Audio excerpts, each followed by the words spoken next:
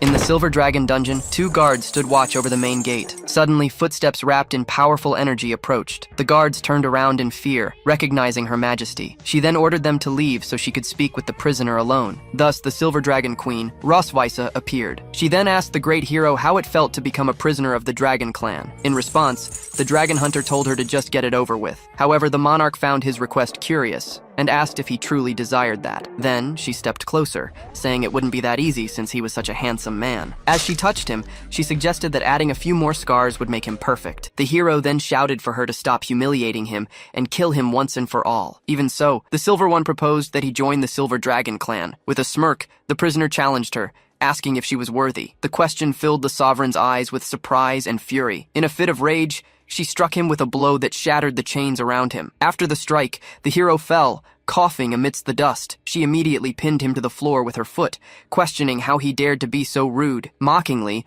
the woman told Leon Cosmode that his reputation as a hero was worthless now. With a smile, she called him an ignorant loser, declaring he would die right there. Leon then replied that she had taken away his chance to leave a legacy for his descendants. Despite this, the queen found the idea interesting, but assured him he would have no successor. With determination, the warrior yelled for her not to underestimate humans. In response, her tail wrapped tightly around his neck. Soon, the Silver One lifted him into the air with her tail, calling him stubborn. The young man struggled to breathe, clutching the tail that was suffocating him. Almost breathless, he still managed to call out to Her Majesty. With a smile, the creature asked if he was finally ready to beg for mercy. Even while suffocating, Leon revealed that she had made 2 mistakes from the very beginning. Surprised, she heard that her first mistake was being alone with the Dragon Slayer. He then prepared to reveal the second mistake she should have never made. Leon then shouted that her second mistake was tasting his blood. Immediately, the queen realized she had fallen for the blood curse. With that, her tail released him, and Leon was finally free on the floor. As she backed away,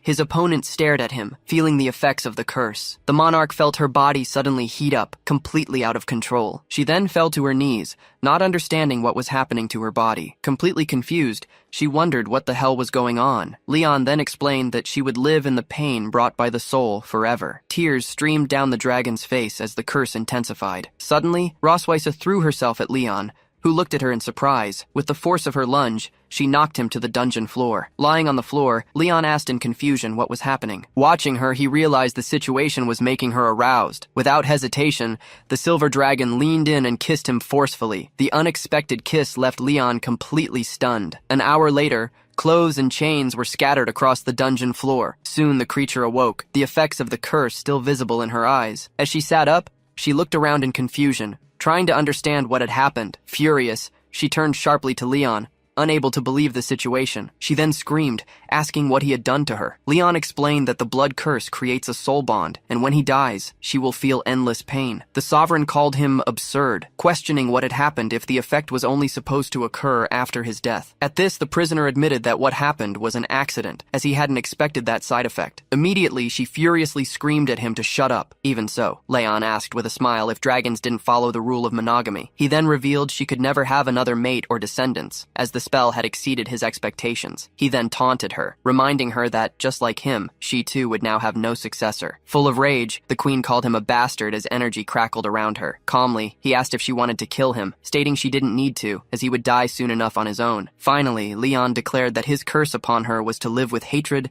and pain forever. The dragonkin remained silent, getting dressed as she processed the situation. Then, she questioned how a human could seek such despicable revenge and still wish to die. With her hand glowing with power, she called him a swindler, incredulous at his attitude. Then, she plunged a magical energy directly into his chest. Leon Cosmode was once a legendary dragon-slaying hero. At just 5 years old, he killed a vicious dog and became the apprentice of a passing dragon slayer. At 10, he entered the Imperial Academy, graduating as the youngest and highest rated in its history. By 15, he was already on the battlefield, slaying dragons and reclaiming territories for the Empire. Thus, he became known as the strongest dragon-slaying hero and the only hope for victory. But everything changed when he became a prisoner of the Dragon Clan, and 2 years have passed since his capture. Suddenly, he woke up screaming, as if from a long nightmare. As he tried to catch his breath, he looked around, completely disoriented. With a hand on his chest, he still tried to understand what he was feeling. He then realized he was in a luxurious, unfamiliar room, wondering where he was. Next,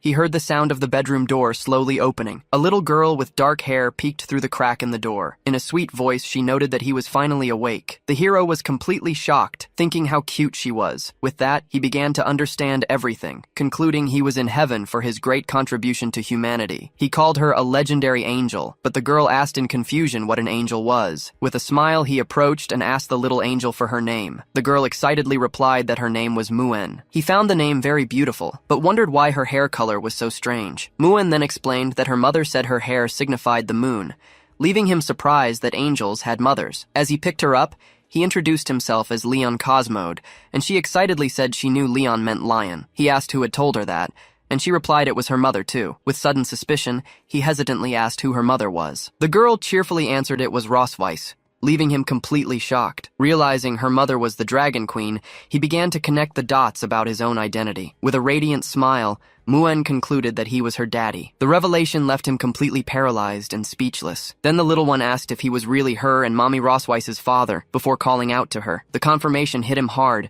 leaving him even more stunned. Soon, the Silver One appeared, and as Muen said that Daddy was awake, she simply replied that she already knew. With a smile, the Queen confirmed that he had finally awakened. Muen then revealed that Mommy must be happy since she visited him every day. Although the Dragoness confirmed the story, Leon thought only an idiot would believe that. She then asked Muen to go play outside so she could talk to her father. As soon as they were alone, he asked if Muen was really his daughter. The answer was yes, biologically. With her tail slamming against the door, the Silver One angrily stated that he hated her. Leon backed away, questioning why she had given birth to the child and why she had saved him. The Queen then explained that he had been asleep for 2 years, asking if he thought she would just let everything go. Furious, he yelled that he never wanted to do that, as they couldn't coexist, and he would never have touched her in any other situation. She provoked him, asking if touching her was torture. He confirmed that of course it was. Immediately, her tail wrapped around his leg. With a single pull, she threw him onto his back on the bed. As she pinned him down, he asked in fear what she intended to do. Without answering, the creature tore his shirt with a single motion. With a magic circle in her hand,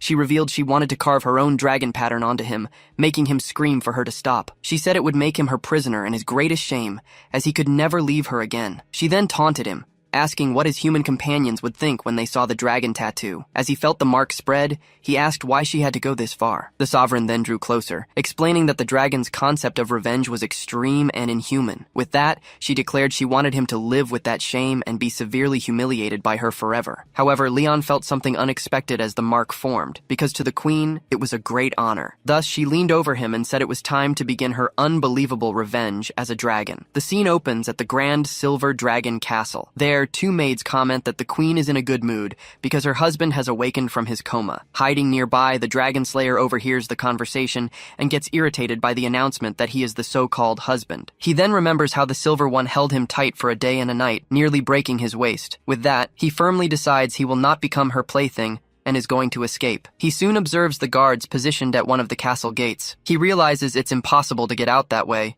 as 4 dragons guard the passage. Still, he finds the silence and lack of guards strange compared to 2 years ago. Suddenly, something unexpected catches his attention on the other side of the wall. Soon after, he finds a mysterious hole hidden in the grass and wonders how it got there. Peeking inside, he suspects it might be a trap. Desperate, he ignores the risk and decides he will use the hole as his only way out. As he enters the tunnel, he bids farewell to the Queen and says she can keep little Muen. Little did he know, the little girl was watching him from a distance with curiosity. Then the girl excitedly points to her mother, saying that Daddy is digging a hole like a dog. Nearby, the sovereign watches the scene and agrees that he is amazing. Next, Muen asks when Mommy is going to fish him back. The woman then explains that it's rude to use the word fish for her father. Curious, the little one asks what word she should use instead. With a smile, the Queen replies that the correct word is get him back. After some time, the fugitive continues running through the forest. As he runs, he thinks that he will soon reach human territory beyond the mountains. He then stops for a moment, believing he's run far enough to lose her. However,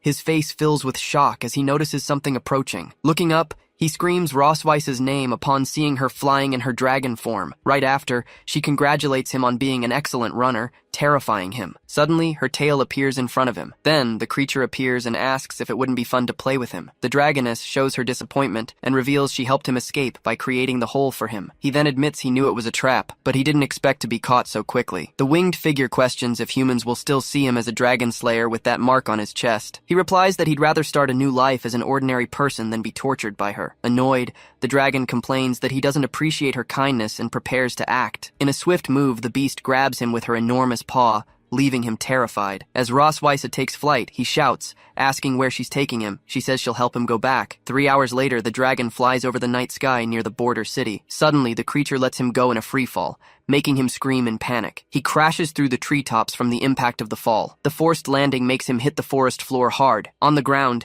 he groans in pain while holding his head. He quickly recovers and gets on alert. Looking ahead, the dragon slayer is surprised to see an illuminated city in the distance. Confused, he asks himself if that is really a human city. Behind him, the silver one appears in human form and confirms that it is the human empire. Then, she asks if looking at his long-lost city makes him think he can just return. With a smile, she warns that even though he's so close, he won't be able to go back. Unexpectedly, the mark on his chest begins to glow with a purple light. The woman then reveals that when a person with the dragon's mark feels a strong desire, the other one reacts as well. She teases him about the heat in his body, and he asks if she wants it to be right there. In response, she confirms she brought him there to make him understand what shame feels like in front of his hometown. Clutching his chest, he asks if she really thinks he'll lose faith because of this. He then grabs her and swears he will wait for an opportunity to repay all this humiliation twofold. His opponent's unexpected attitude leaves her completely speechless for a moment. Surprised, she simply agrees with a faint blush on her face. Leaning in, she whispers that she will be waiting for him, dead or alive. Later, near the Empire's border town, the couple is under a large tree. Embracing with a smile of complete satisfaction, the woman rests beside her exhausted companion. Despite his fatigue, she says she's very pleased with his performance. Then, the teaser suggests bringing him here every month to visit her hometown. Annoyed, the warrior stands up, accusing her of being a dragon queen obsessed with draining his power. The woman prepares to leave, claiming their daughter is waiting for them at home. However, he stops her, asking her to wait, which intrigues her. He then declares that as a dragon slayer, he can't be carried like prey and will go on his own. The journey will take more than 10 days, she warns him, but he insists she shouldn't underestimate human stamina. With a challenging smile, she says she wants to see how long he can last. After a while, the young man struggles through the forest. He soon stops, panting, completely exhausted from the long journey. His follower catches up and asks if he needs help, but he denies being tired. She teases him, saying the only hard thing about him is his stubbornness, which annoys him. They stare at each other for a moment, the tension thick in the air. Suddenly, the young man spots an army of dragon slayers approaching through the trees. He gets excited, thinking the knights can help him escape the dragon. But beside him, the creature's expression turns cold and menacing. He immediately understands that if he asks for help, everyone there will be killed without hesitation. Just then, one of the knights raises a hand, signaling the group to stop. The squad leader turns toward the couple and asks if they are lost. With a forced smile, the young man replies that they were just taking a walk, determined not to involve innocents. The knight then warns them about the dangers of the forest and offers a ride to ensure their safety. Shortly after, he introduces himself as Walker, captain of the 47th Squad of the Dragon Slayer army. The other man thanks him but refuses the kind offer, claiming they can protect themselves as he tries to send him away. Suspicious, the captain comments that the young man's face looks familiar and asks if they've met before. The simple question makes the dragon's eyes fill with fury. He senses the danger when he sees her hand glowing with energy. In a swift move, her companion grabs her hand, stopping any attack. To cover it up, he pulls her into a hug and says the man must have mistaken him for someone else. He adds that he has a common face, while whispering for her to let him handle the situation. The leader watches the scene as the woman seems to accept the proposal. With a laugh, the captain says goodbye, stating he won't interrupt their romance any longer. As the troop moves away, they both watch the wagon go down the dark road. With a furious glare, the dragon asks if he's done hugging her. She then shoves him hard, making him stumble back. Despite this, she admits he was smart not to ask for help, but warns him about something important. She scolds him, demanding he know his place, and makes it clear she never considered being his wife. She then says the road ahead is long, and starts walking. Suddenly, he feels a sharp pain and grabs his arm. With blurry vision, he tries to get closer to her, even as she walks away. His body then gives out, and he collapses in the middle of the forest. Seeing him on the ground, the woman asks in surprise if he really passed out. With disdain, she calls him a fragile human and unleashes her powerful aura. After that, she lifts him off the ground to take him back. Transformed into a dragon, she tosses him into the air and gently catches him in her mouth. He then rests unconscious on her back as they cross the skies. Flying under the starry night, she decides to interpret his fainting as a plea for mercy. At dawn, the scene returns to the majestic silver dragon's castle. Inside the castle,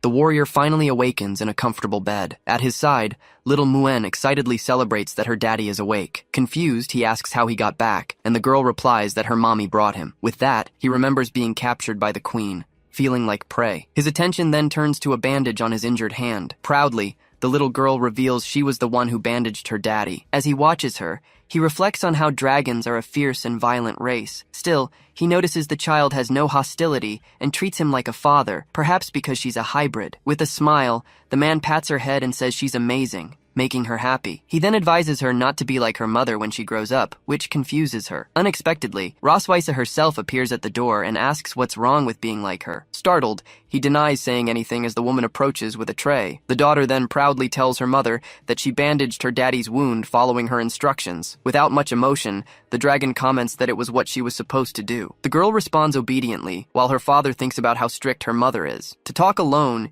he suggests the little one go hide in the garden so they can play. The little girl is filled with joy at the idea of playing hide-and-seek with her daddy. He then hurries her along, saying he's not like her mother and to go quickly. As he starts counting, Muen runs off excitedly, asking him not to go so fast. The man continues counting, watching his daughter dash down the hallway. He then turns sharply to get the queen's attention. Annoyed, he questions if she isn't being too hard on the child. In response, the woman explains that dragons must be strict to raise strong warriors. He argues that their daughter is docile, but she retorts that docile is a derogatory word for a dragon. With a smile, the young man compliments the queen, saying she's also pretty cute when she wants to be. The unexpected comment visibly irritates her. Angrily, she grabs him forcefully by his shirt. She then yells that he's just a slave for her to vent on and tells him to stop hitting on her. The explosive reaction leaves him completely speechless. Roswitha informs him that as a queen, she has duties, and the task of caring for the child will be his. With a hug, she calms him down, saying their daughter really likes him. Soon after, the scene moves to a beautiful garden in the castle. As he walks through the garden, he scoffs at the idea of being a kid's babysitter. Suddenly, an unexpected sound from the other side catches his attention. He soon spots Muen hiding behind a pillar, thinking she's smarter than him. With a smile, he points and yells that he found her. The girl, however, remains still, showing no reaction. Puzzled, he looks at her more closely. The man then notices the angry expression on the little girl's face and wonders why. Awkwardly, he tries to apologize for keeping her waiting. Unexpectedly, the little girl turns and starts running, leaving him confused. He then shouts, asking why she's running away. Confused,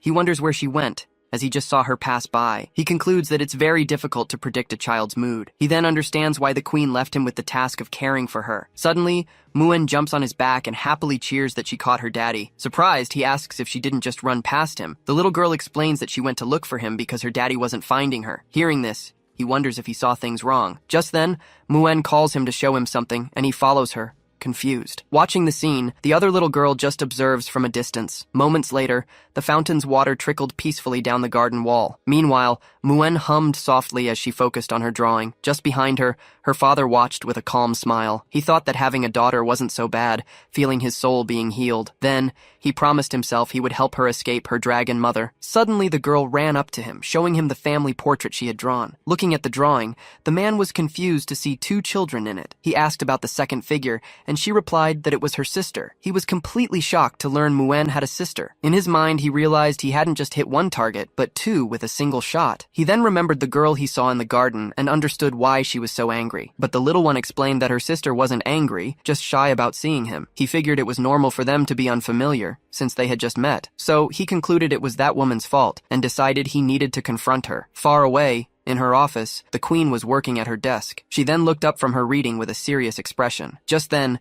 the man burst into the room, calling her name loudly. Unfazed, she calmly asked where Muen was. He replied that his daughter went to play with her sister, and questioned when she had planned on telling him he had another daughter. With a faint smile, the dragon asked if he didn't already know. Right after, he thanked her for giving him two daughters, saying she must have worked very hard. He then promised to write her name on the family tree, which visibly annoyed her. The queen then asked if he knew the reason she hadn't told him about their other daughter. He accused her of being jealous of his relationship with Muen and of hiding Noah on purpose. Surprised, the woman asked if he was really that eager to meet her. The warrior retorted that he wanted to build a good relationship with his daughters, unlike the cold mother she was. With a challenging smile, the sovereign simply warned him not to regret it later. Later, sunlight streamed through the kitchen windows. Then, he appeared holding a knife with a determined smile on his face. While chopping vegetables, he decided to win over his shy daughter with delicious food to make the queen regret her actions. He remembered making this stew often in his battalion, as its sweet flavor is good for children. After tasting it,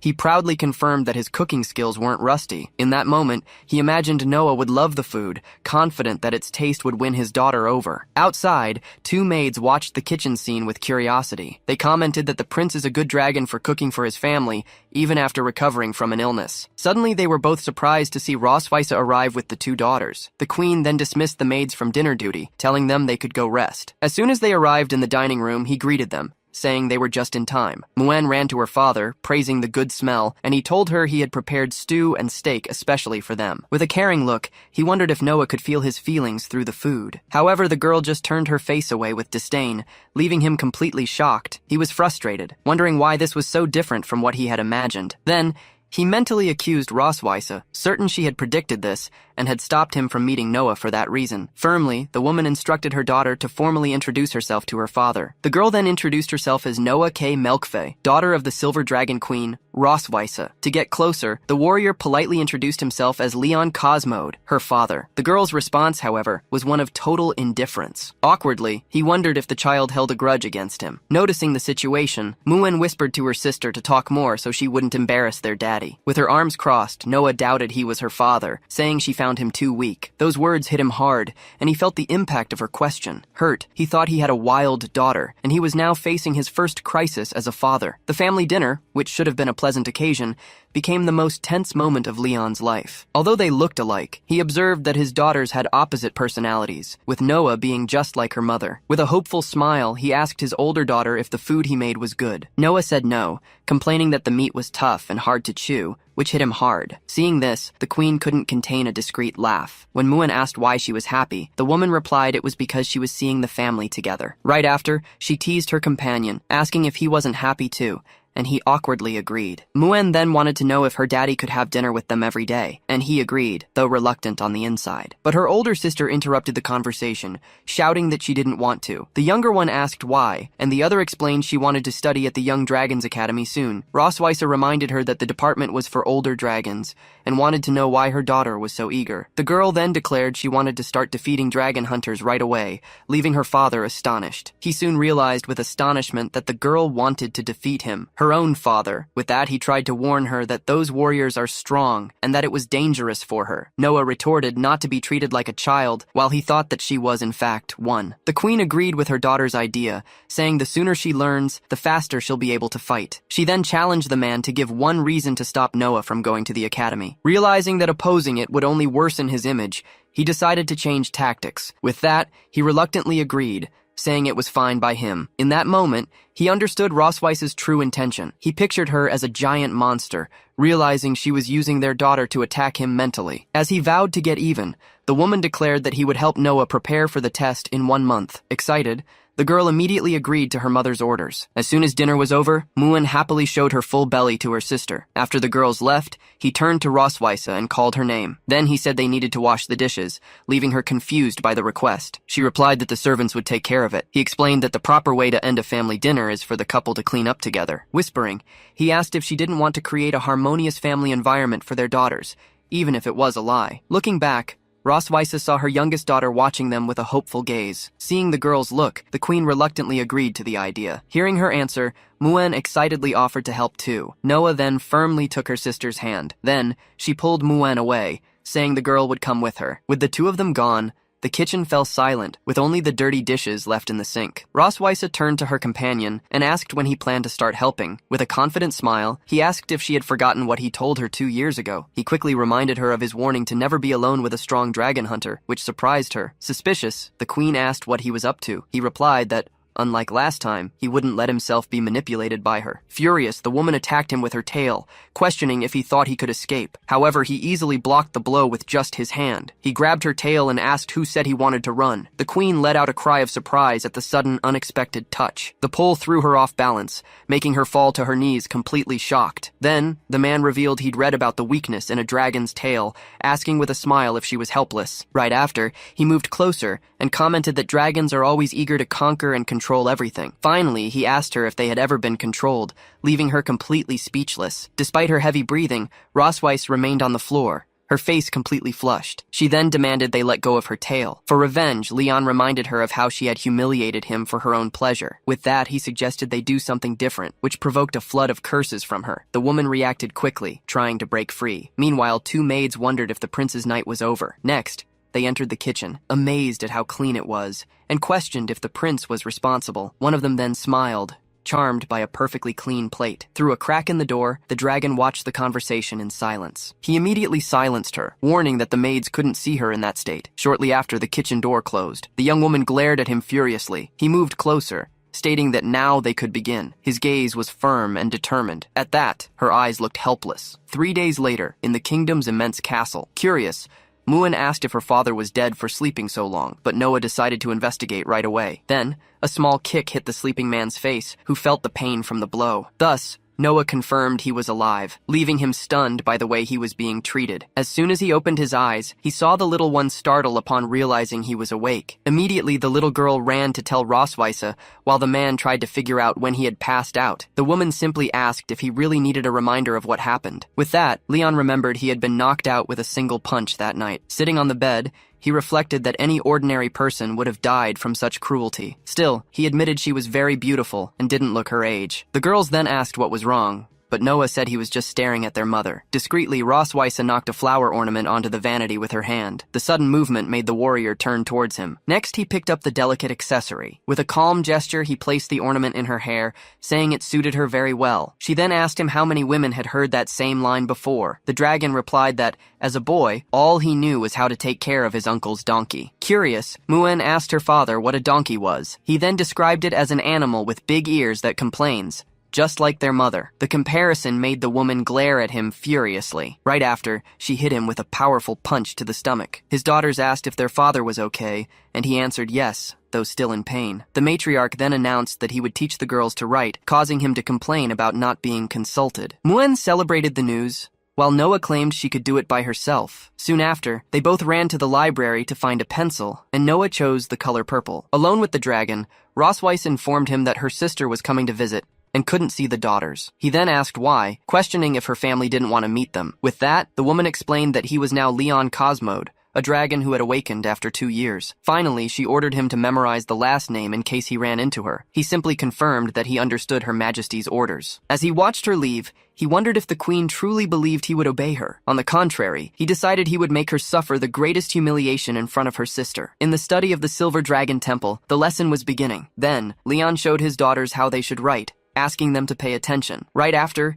he showed them the written names and asked them to memorize the script before practicing. Noah, however, complained that his handwriting was ugly, stating that their mother's was prettier. Muan asked what he was going to do, and the dragon replied that he needed to return something to their mother. As he left, he announced he would be back to check on their assignment, making Noah wonder if he was an idiot. Her sister commented that she seemed happy, but the little silver-haired girl denied it, admitting that at least he wrote fast. Still, she couldn't hide a faint blush on her face. Meanwhile, at the city gate of the Silver Dragon Temple, an important visitor was arriving. The newcomer was Isabel Melkwe, the queen of the Red Dragons. Right after, she hugged Rosweise, happy to see her sister again after so long. The visitor commented that it had been a year since they'd last seen each other, and that her sister looked healthier. With that, she asked why her husband wasn't there, since she'd heard he had awakened. Rosweise lied, saying he wasn't feeling well, and the queen lamented not being able to meet the dragon who had won her sister's heart. Finally, she teased that they must get along well to have had children so quickly. Her sister denied having any feelings for him,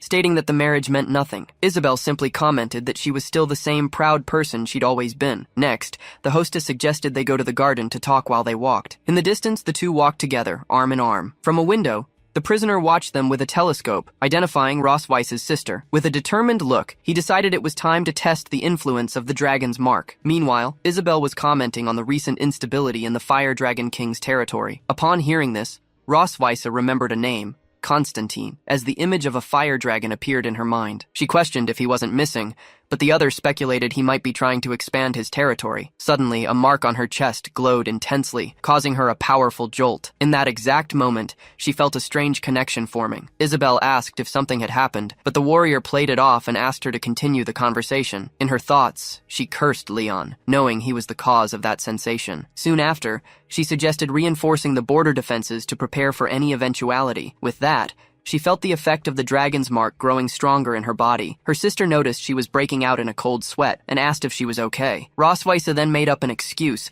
saying she had to deal with an important matter and would be back in 20 minutes. When Isabel offered to accompany her, she refused, saying it wasn't necessary. The queen understood it was the dragon's mark, commenting on how young people these days play around a lot. Meanwhile, Leon relaxed in his chair, wanting to see how long Roswitha could hold out. Right after, she burst into the room shouting his name, leaving him surprised that she had returned so quickly. She grabbed him and asked if he had made the mark resonate on purpose to embarrass her in front of her sister. The man played innocent, asking if it was his fault for missing her. His words left her completely speechless. The sudden comment left her stunned and blushing deeply. Leon realized the effect was good, as he had at least managed to inflict some damage on her. Roswitha scolded him, telling a prisoner not to be so shameless and to keep his thoughts to himself. In her thoughts, she admitted she had been deceived by his words when she was planning to beat him up. She then warned him that he had saved himself this time, but the dragon just provoked her by making a face. Reflecting, he realized that with just one sentence, he had left the woman speechless, proving the strength of the dragon's mark. However, he wondered why his heart pounded harder every time he thought of her. Immediately, he scolded himself, telling himself to stop thinking such horrible things. Then he remembered the girls were waiting for him, as Muin wondered why he wasn't coming back. At the gates of the city of the Silver Dragon Temple, Roswitha's sister says her goodbyes. With a wave, she signals that she's heading out. Roswitha smiles and tells her to be careful on her journey. Already in her dragon form,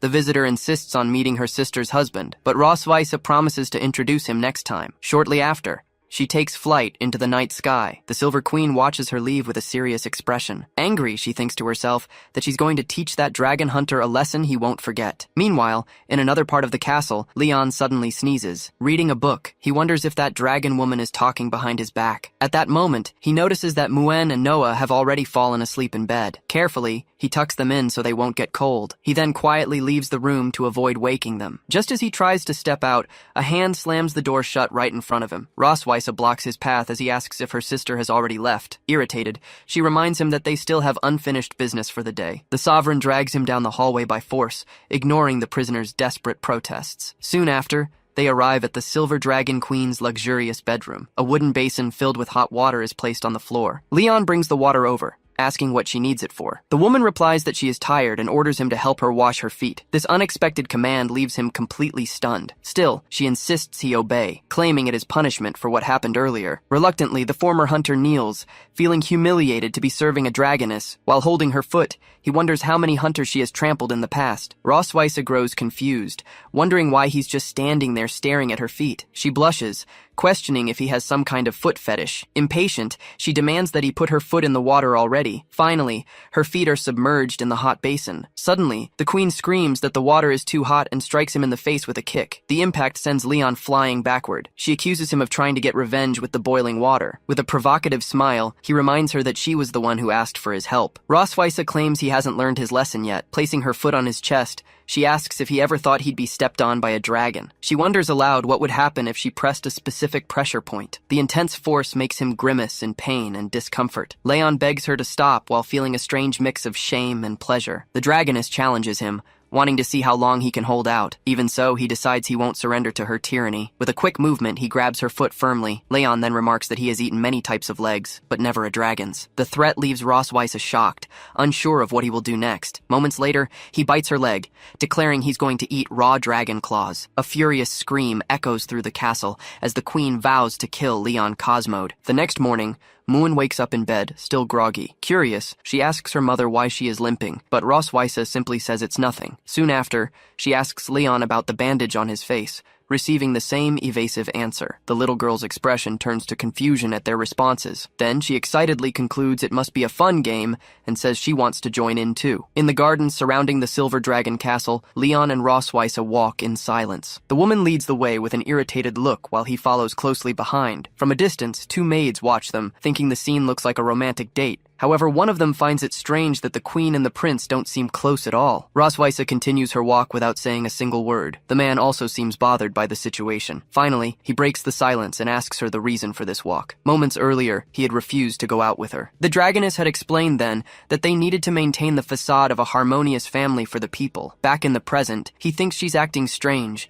and wonders what she's plotting. Hidden away, Muin whispers that her father is so slow, He doesn't even know how to hold her mother's hand. Determined, she decides to help, even as Noah tries to stop her. Without hesitation, she runs toward them while her sister begs her to leave them alone. Suddenly, the little one appears behind the couple, and a surprised Leon asks how she got there. Muan grabs one hand from each of them, pulling them together. She explains that if they are going for a walk, they have to hold hands. With that, she announces she's going to play with her sister and runs off, leaving her father deep in thought. Meanwhile, Noah scolds the younger one, who cries and asks to be let go. Leon comments that the situation was unexpected, but Roswisa insists they keep holding hands. Watching from their hiding spot, the girls think the couple is sweet, and Noah concludes that it's their mother who's having trouble adapting. Leon reflects that he didn't expect holding hands to affect Roswisa so much, thinking she simply doesn't know how to get close to the girls. Later, he mentions that they sometimes call her mother, and Roswisa asks if there's a problem with that. He explains that it's more natural to use mommy alongside daddy, as the way they say it sounds distant. The Silver Queen is confused, questioning if there's really such a big difference between the terms. With a smile, the hunter suggests they try to get the girls to call her mommy, so they can feel closer. This suggestion leaves Roswisa completely surprised and speechless. She decides they will try that from now on, while he complains about being pulled along as she picks up the pace. As they walk, Roswisa asks if he misses home, saying she has something to ease his nostalgia. She leads him to a warehouse located behind the castle mountain. Leon asks what the place is, and she replies that she never gave it a name. While unlocking the door, she says he can call it a warehouse or a back room. As the door swings open, she claims the name doesn't matter. Stepping inside, Leon is impressed and asks if this is a dragon's hoard. He spots a bracelet his grandmother gave him, noting it would be worth a fortune in the Empire. Roswisa explains that some items are meaningful to her, while others are just war trophies. He asks about her family, and the Silver Queen reveals that she and her sister were raised by their grandmother. Leon adds that he also grew up in an orphanage and was adopted by his master. Curious, he asks what she really wanted to show him. The woman approaches a chest, claiming the contents will help him forget his worries. When she opens it, Leon is shocked to see his black and gold armor. Roswisa asks if he hasn't always wanted to get that armor back. In disbelief, he wonders if he's dreaming and if she's truly returning it to him. With a mischievous smile, she confirms she is. However, as soon as he touches the armor, a seal of magic runes glows intensely. Leon realizes what the runes mean and laments that his old friend has fallen so low. With a victorious air, Roswisa reveals he has finally fallen into her trap. As the energy enveloped him, Leon angrily asked what Roswisa had done. With a smile, she revealed she had placed a dragon's mark on his armor, set to activate at his touch. Then, the prisoner's hand twitched as the effect began. He clutched his chest, regretting that he had ever trusted that dragon. With a satisfied smirk, the queen commented that the mark's effect would now double. She then grabbed his chin and taunted him, asking if he could handle it. With difficulty, the warrior gritted his teeth, trying to speak her name. With that, he was pushed back, completely losing his balance. Pinned to the floor, he felt an intense urgency take over his body. Roswisa revealed she had been looking for ways to make him lower his guard, as she hadn't expected him to fall so easily. Surprised and speechless, Leon just stared at her with a flushed face. With a victorious air, she then asked if her performance had been good. He asked in shock if everything she said about her family and holding his hand was a lie. As she approached, Roswisa stated that it was all true, but that it didn't change her plans for him. Finally, she touched her own body and reminded him of what he himself had said before. She reminded him that he'd said she liked to be in charge. With a smile, she confirmed that she did indeed enjoy always being in control. She then asked if her dear husband was ready before kissing him, causing him to curse. The large warehouse doors slammed shut, sealing the dragon hunter's fate. After a few hours, he cried in relief, thinking it was finally over. Lying beside him, Roswisa watched him with a satisfied expression. Annoyed, Leon asked what she wanted now. Holding his chin, she commented that his scars had faded, and he had a more mature air about him. The prisoner then protested angrily, stating he wouldn't fall into her trap again. As she got dressed, the woman admitted with a smile that he had gotten smarter too. However, she paused,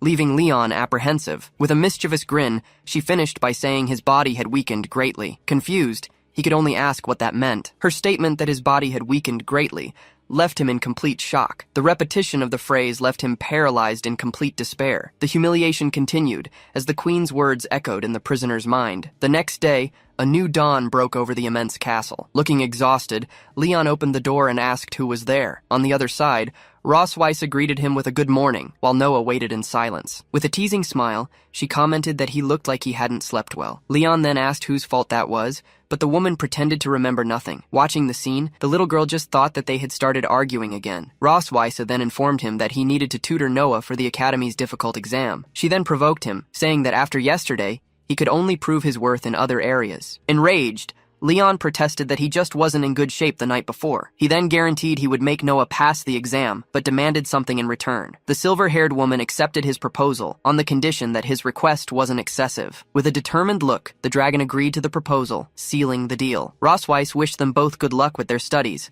and told him not to overdo it, which irritated him. Noah then asked why he was arguing with Mommy, and Leon replied that it was just their way of talking. Surprised, he asked the girl what she had just called Rosweisse. Innocently, the little girl just repeated the word Mommy, holding her book. He then asked if she preferred to call her that, and Noah shyly confirmed she did. With a satisfied smile, Leon celebrated, having guessed she would like it. Faced with his reaction, the little one just remained silent, a bit embarrassed. Shortly after, she said it was time to study and started walking, making her father ask her to slow down. Inside the study of the Silver Dragon Castle, two figures were present. Nearby, the young man was focused on his studies. However, the Valkyrie approaches and asks why he hasn't gone to sleep yet. Because simple lessons aren't enough for Noah, he explains that he's preparing a special study plan for her. He then states with certainty that the girl will pass the exam with just 1 month of study. To this, the woman replies confidently that the girl takes after her, but he looks at her with a smile and says he highly doubts that. He then boasts about graduating as a genius and winning every award at his school. Furthermore,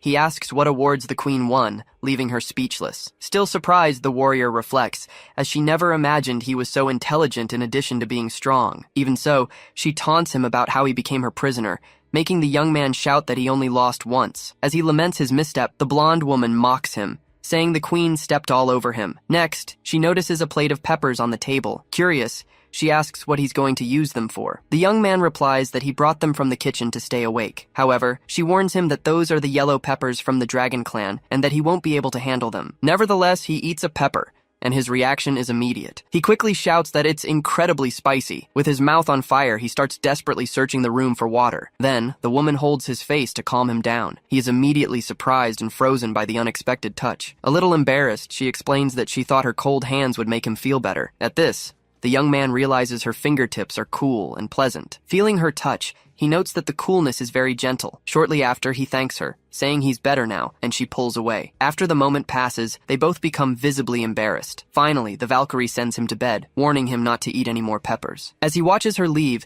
he thinks that for a moment he wanted her to touch his face more, but he quickly gets angry, remembering he was tricked by that evil dragon. Even so, he returns to his books, determined to find a way to recover. He then flips through a book, dismissing the red dragon fruit and the Lian Yu herb, until his eyes land on a page describing the dragon big force. With a smile, he realizes he has finally found what he needed. The next day, he informs the girl that he has graded her practice exam, and so she ventures a guess of 50 points. With a smile, he shows her the result: 62 points. A little higher than he expected. Despite this, the little one clenches her fists, visibly dissatisfied. The young man understands that she has high expectations for herself. Still reflecting, he notes that, unlike Muen, the girl chose to study instead of play. To cheer her up, he pats her head and tells her that 62 points is a very good result. She thanks him and says they should now focus on the incorrect answers. Right after that, he has a coughing fit. He apologizes and explains that his throat is irritated from yesterday's peppers. Meanwhile, the blonde woman appears and tells Noah that her father worked all night. She reveals that, to stay awake,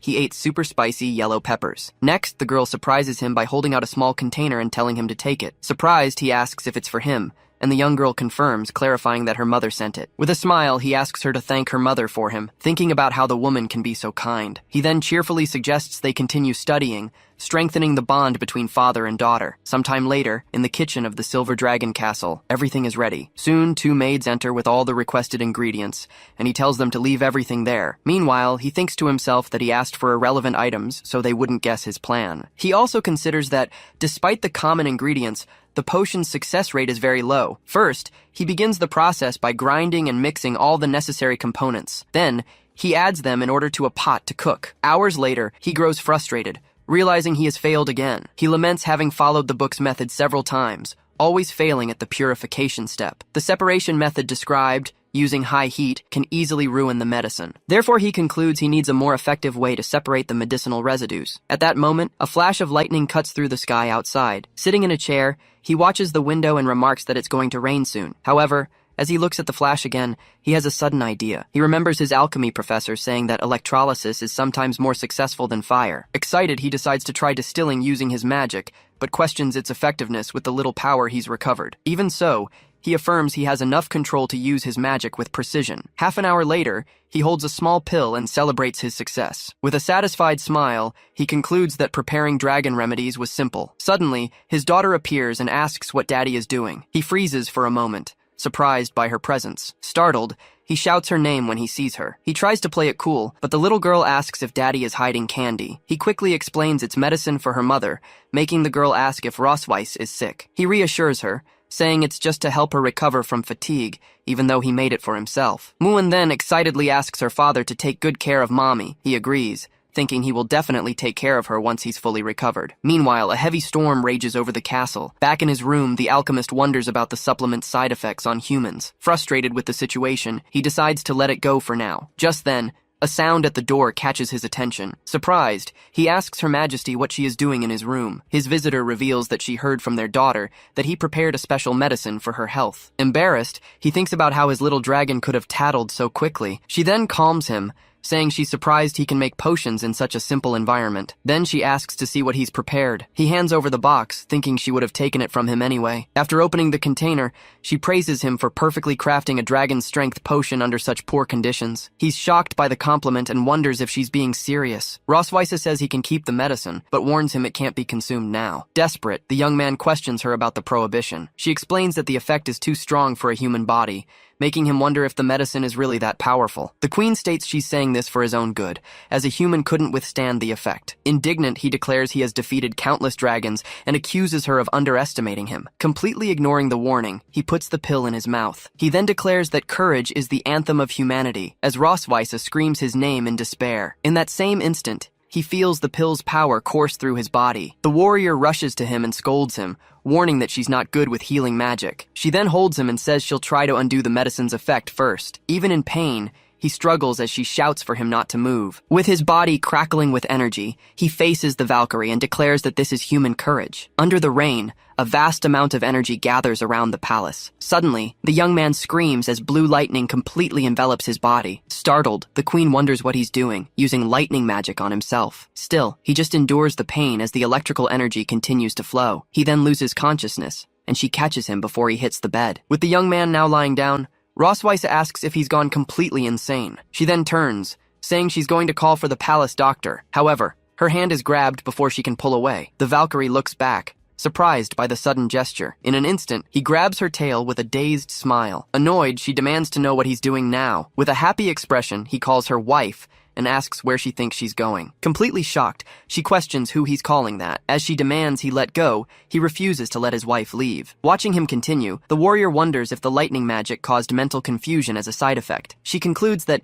even though he's acting like an idiot, he doesn't seem to be in danger. With his insistence, she finally gives in and asks what he wants so badly. The alchemist then replies with a smile that he wants to have another child with his wife. The unexpected declaration leaves her completely speechless and visibly embarrassed. Even when she scolds him for not taking care of the children they already have, he insists he wants a third. To avoid more trouble, she decides it's better to just play along for now. So, Rosweiss agrees to have more children and even to visit his homeland when they're ready. As he celebrates, she thinks that him acting spoiled is even more annoying than usual. He then calls her the best wife and moves in to kiss her. The queen pushes him away, telling him not to take advantage, while wondering when the medicine's effect will wear off. Right after, she calls him an idiot and punches him in the face. After knocking him out on the bed, she sighs and admits she couldn't help but hit him. Worried, she moves closer and asks if he's okay. Suddenly, he wakes up, saying he feels a little strange. At that moment, the warrior panics as she sees a dark mark appear on his chest. She wonders how the dragon mark on his chest could have activated now. He then firmly grabs her by the shoulder. As he gently pushes her onto the bed, she asks what he thinks he's doing, but the young man just replies that he feels strange. He then describes how his body is very hot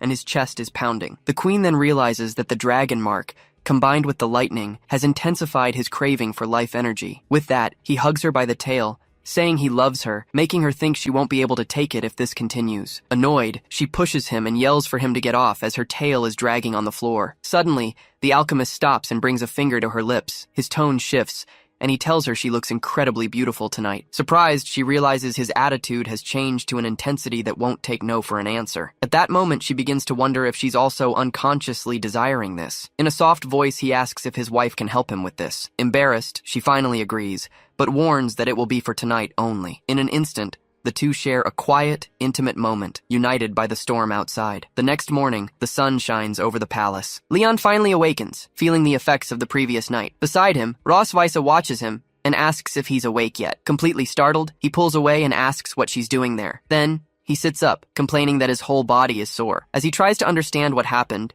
she asks if he doesn't remember anything. With a provocative smile, she shows him the marks on her back, saying a dragon hunter can't forget these things. Shocked, he wonders if he was really responsible for the bite marks. Suddenly, flashes from the night before flood his mind. With the full memory of what happened, Leon screams in embarrassment. She then asks if he now remembers how he begged her last night. As he continues to panic, Roswitha starts repeating the words he said. Desperate, the alchemist cuts her off, saying she doesn't need to continue, as he remembers everything now. He reflects that he created the elixir to improve his health, but he never imagined the effect would be so extreme. Leon admits he overdid it and asks if he hurt her, but she assures him she's fine. With a smirk, he says that now she knows his body well and can no longer claim he's not up to the task. Roswitha just stares at him with an intense expression. Then she moves closer, and he asks what's wrong. With that, she grabs his chin, praising his good performance and saying she expects him to keep it up. Indignant at the comment, Leon asks if he's her employee now. Changing the subject, she mentions the bet they made about the treatments. She then admits defeat and asks if he's thought about what he'll ask for as his prize. Leon replies with a sly smile that he's already decided what he wants. He then asks her to send someone to check on his master and his wife in the Empire. Roswitha explains that a visit is possible,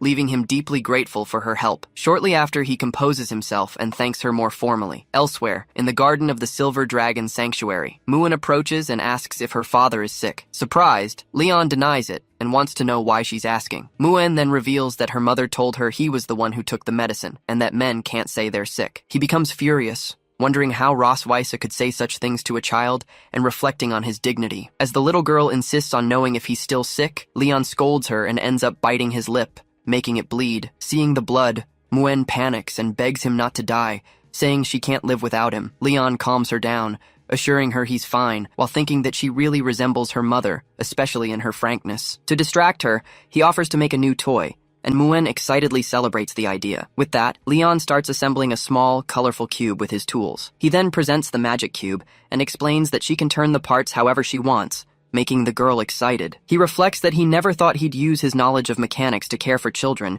and wonders if he has a talent for it. Suddenly, his expression changes as he senses something unexpected in the air. He immediately looks intently toward the garden. Muin asks what's wrong, but he plays it off, saying it was nothing. In his thoughts, he recalls sensing a dragon's gaze for a moment, coming from the direction where Noah usually trains. Knowing she probably doesn't want to come closer, he decides to make a toy for the older one as well. Later, Noah peeks through the bedroom door while Muin is already asleep. On the table, she finds a magic cube with a note from Leon, challenging her to try and solve the toy. The girl holds the cube, claiming she doesn't care about childish toys. Even so, she starts turning the pieces with curiosity. A moment later, Noah hugs the gift with a smile and silently thanks her father. Although St. Heath Academy is a school for nobility with strict standards for dragons, a student's family is an important evaluation criterion. For this reason, to maintain the illusion of a united family, Roswitha takes everyone to the floating city. As soon as they reach their destination, the woman lands in her majestic dragon form. Then, Leon approaches and says he'll help Muin get down slowly. As he holds her,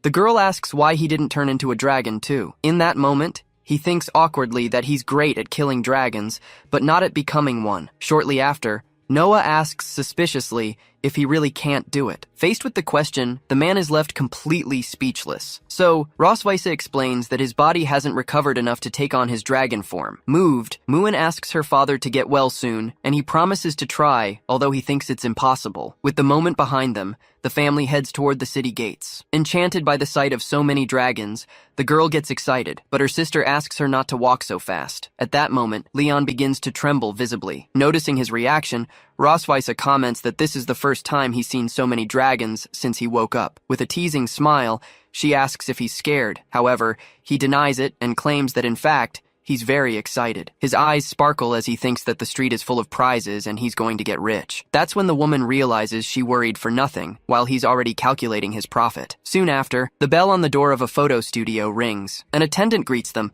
welcoming the Silver Dragon Queen and her family. As soon as they enter, Muin excitedly points to the many photos of dragons on the wall. Curious, Leon then asks why Roswitha had to come personally, since rulers command their own clans. After hearing the explanation, He teases her, saying her title isn't worth that much after all. Annoyed, the queen hits him with the tip of her shoe. As he winces in pain, she states that her title is still higher than his. The photographer comments that it's an honor, and Roswitha says she was lucky to get an appointment with her. Next, the photographer asks about Leon's tail, but Roswitha asks for a suit with no space for it. She remembers when he refused to wear decorations on his tail, claiming it hurt his dignity. Back in the present, the photographer guides them to try on the clothes, and Muen celebrates that she'll wear a pretty dress. Sometime later, Muen and Noah appear in their new dresses. Soon after, Leon emerges wearing an elegant white suit. Enchanted, Muen immediately compliments her father, saying he looks very handsome. The photographer comments that the suit looks good on him, and the man recalls that the last time he wore one was at his graduation. With a smile, he turns and asks for Noah's opinion. Embarrassed, the girl agrees that he looks handsome. He then compliments his daughter's dresses, saying they look adorable too. At that moment, the curtain of the adjacent fitting room is drawn. As soon as Roswitha appears in a black dress, Muen exclaims that her mother is beautiful. Seeing her, Leon is surprised and completely speechless. When she asks what's wrong, he awkwardly replies that the dress suits her. The woman suggests he would look better with a tail, but the man immediately refuses the idea. Soon the girls call for their parents, asking them to hurry up. At this, the photographer announces it's time for the photo, and asks the couple to get closer. Though reluctant, the two move closer for the picture. The photographer then asks them both to smile and begins the countdown for the photo. Soon, the family photos are developed, showing everyone posing together. Looking at the pictures, the professional compliments the couple, saying they really look good together. Finally, the photographer mentions the photos will take 6 hours and suggests the family explore the city. As they head out, everyone says goodbye to her at the studio door. While walking down the street, Muen calls her sister over to look at a stall. Surprised,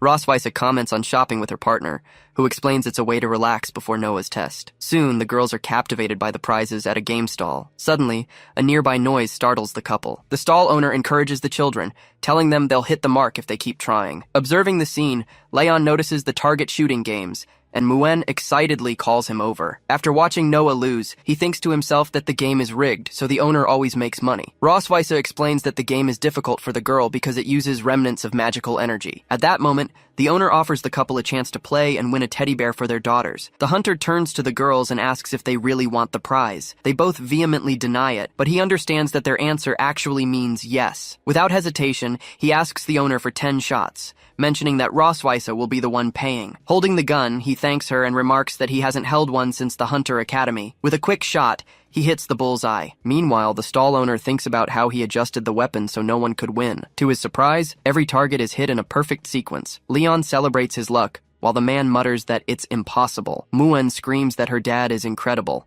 and his partner admits he wasn't bad at all. The owner hands over the prize to the winner, who accepts it with a victorious smile. He gives the teddy bears to his daughters, who thank him excitedly. Roswitha watches the scene and thinks that when he's dedicated, he has a special charm. Soon, the young man notices her gaze and wonders why he's being stared at. Nearby, a little girl asks her mother if she can also win a stuffed bear. Shortly after, Roswitha finds herself surprised to be holding a giant bear. Seeing this, Leon laughs at the vendor's frustration and excitedly asks the boss for 10 more shots. Despite advice not to waste his time, he responds that he's there to have fun with his daughters. The hunter asks if she didn't like it, and although she says she didn't want it, he insists he can't leave her empty-handed. Even though she thinks the bears are useless, she admits to herself that they are quite cute. Clutching the stuffed bear, Roswitha asks him to come to her room after dinner. This unexpected invitation leaves Leon completely shocked. Later, the castle lights up, setting the scene for the encounter. As he walks down the hallway, he concludes he's been called for an intimate moment. He figures that if he goes, he'll suffer for one night, but if he doesn't, the suffering will last all week. Determined, he decides to face her and rushes toward the bedroom door. To his surprise, he finds it unlocked. He cautiously enters the room and calls for Roswitha. Hearing the sound of water from the bathroom, he deduces she's taking a shower. Looking at the door, he notices her silhouette is visible through the glass. With his heart racing, he convinces himself they really are going to have a night together. He tries to pull himself together to control his anxiety. Moments later, he peeks curiously as the bathroom door opens. Roswitha emerges wearing a nightgown and invites him to begin. Desperate, Leon realizes she plans to drain all of his energy once again. Right at the start, Roswitha asks Leon if he prefers the living room or the balcony. He responds that the balcony would be embarrassing if someone saw them. She agrees to the living room, stating the location doesn't really matter. Leon closes his eyes and takes a deep breath, preparing for whatever comes next. He then shouts that he is ready to start. Suddenly, he throws himself onto the sofa, making her wonder what on earth he is doing. Lying there, The hunter confusedly asks if that wasn't what she wanted. Rosweiss teases him, saying he seems eager, but that will have to wait for another time. As he sits up, he asks about the scroll she is holding. She reveals it's a test from the St. Hiss Academy to evaluate the couple's habits and personalities. She explains they need to coordinate their answers so they don't mess up Noah's evaluation. Leon reads the paper and asks if it isn't just some silly couple's compatibility game. He then asks what her favorite color is. While Rosweiss answers black, he says his is silver. Afterward, they swap papers to check each other's answers. Immediately, they exclaim in embarrassment that everything is just a coincidence. The woman suggests they test how much they actually know about one another, and he agrees. A short time later, Leon announces he has finished his part of the test. Comparing results, he brags that his score is higher than hers. Rosweiss is secretly impressed by the details he got right, like how comfortable her tail is. However, she notices his only mistakes were when he tried to guess her thoughts. She reflects that mistakes are normal since she never opens up to anyone. Given the situation, she considers that maybe she can open up a little more to her partner. Meanwhile, he notices her staring and wonders if she's angry about the score. To break the silence, he laughs and comforts her, saying it's hard to get a high grade with so little time together. He notes that for Noah's sake, they need to try to get to know each other better. Hearing this, Rosweiss becomes completely flustered. She then hits him and tells him to stop stalling and just write down the right answers. They argue about the answer for disappointment, with her hoping he uses his dragon strength at another time. A week later, Leon celebrates their new average while Rosweiss sleeps in his lap. Satisfied with the result, he says goodbye so he can head out. As he gets up, she grabs his clothes and asks him to wait. She then invites him to take a bath in her tub before he leaves. Surprised, Leon asks if she really wants him to bathe in her room. Without giving him time to think, Rosweiss pushes him toward the bathroom, telling him to just go. Once inside, he wonders why she is being so insistent and if she's plotting something. However, he concludes she must just be tense because of the test. He decides to simply enjoy the moment and gets into the tub. He relaxes in the hot water, thinking the sensation is wonderful. Suddenly, he's startled to see Rosweiss enter the bathroom wearing only a towel. She approaches and says she has built up a lot of stress and wants to relieve it now. Hearing this, he thinks to himself that he knew this was going to happen. He shouts for her to find another way to relieve her tension instead of dumping it on him. With a smile, Rosweiss replies that transferring the stress to him is the only way she can relax. As she gets into the tub, she teases him, asking if he didn't come there with that exact same thought. Faced with the question, Leon is left speechless and admits he has no argument. Finally, she warns him that he won't escape and must surrender to his fate. The day of the St. Hiss Academy entrance exam finally arrives. Upon arriving, Leon is impressed by the grandeur of the place. Before the entrance, he and Rosweiss turn serious for a moment. Then, the hunter quietly teases her about the previous night's stress therapy. Annoyed, his companion curses at him under her breath, but he just laughs and tells her to come on inside. Inside, they both observe the crests of the great families. Soon, a receptionist calls for Noah Cosmode Melkawai from the Silver Dragon tribe. The woman is then startled to confirm on her clipboard that the girl is only 1 year and 3 months old. Seeing this, Leon asks if there's a problem, but the receptionist says she's just a little surprised. She explains that while the minimum age is 1, most dragon hatchlings enroll between 4 and 6 years old. Rosweiss then interjects,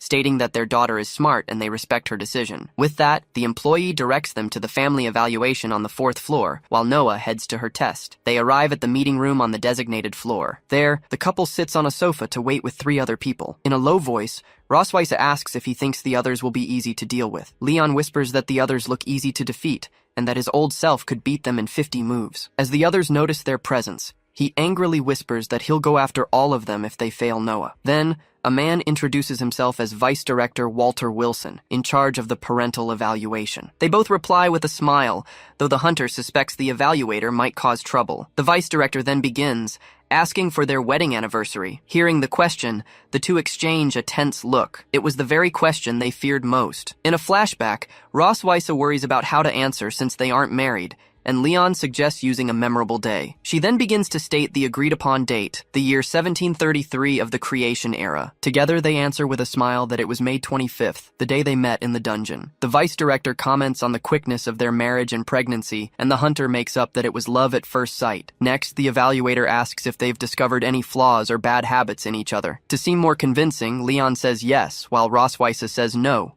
just as they had planned. Pressed to elaborate, Leon begins to explain that he sometimes feels he isn't very important at home. Still, he continues, praising Rosweiss for being very efficient and handling everything perfectly. However, he admits that she bottles up stress, and he wishes he could help more, ending with a mental plea for her to stop taking it out on him. During the interview, The woman asks the dragoness what her husband's greatest charm is. At this, Rosweise describes him as handsome, intelligent, and responsible. She lists several of his qualities. He listens with a forced smile, unsure if he's being praised or just mocked. Then, she takes his hand and asks him not to push himself too hard. Right after, she squeezes it hard, causing him a bit of pain. Seeing this, the interviewers conclude that the two are a deeply passionate couple. The interview continues in a pleasant atmosphere. To wrap up, the evaluator suggests they ask one last question to each other. Rosweise states with a smile that she has no questions, as she already knows everything about her partner. So the interviewer turns to the hunter, who is thinking about how to end this evaluation quickly. Leon surprises everyone by asking if she liked the teddy bear he gave her. The unexpected question leaves Rosweise confused,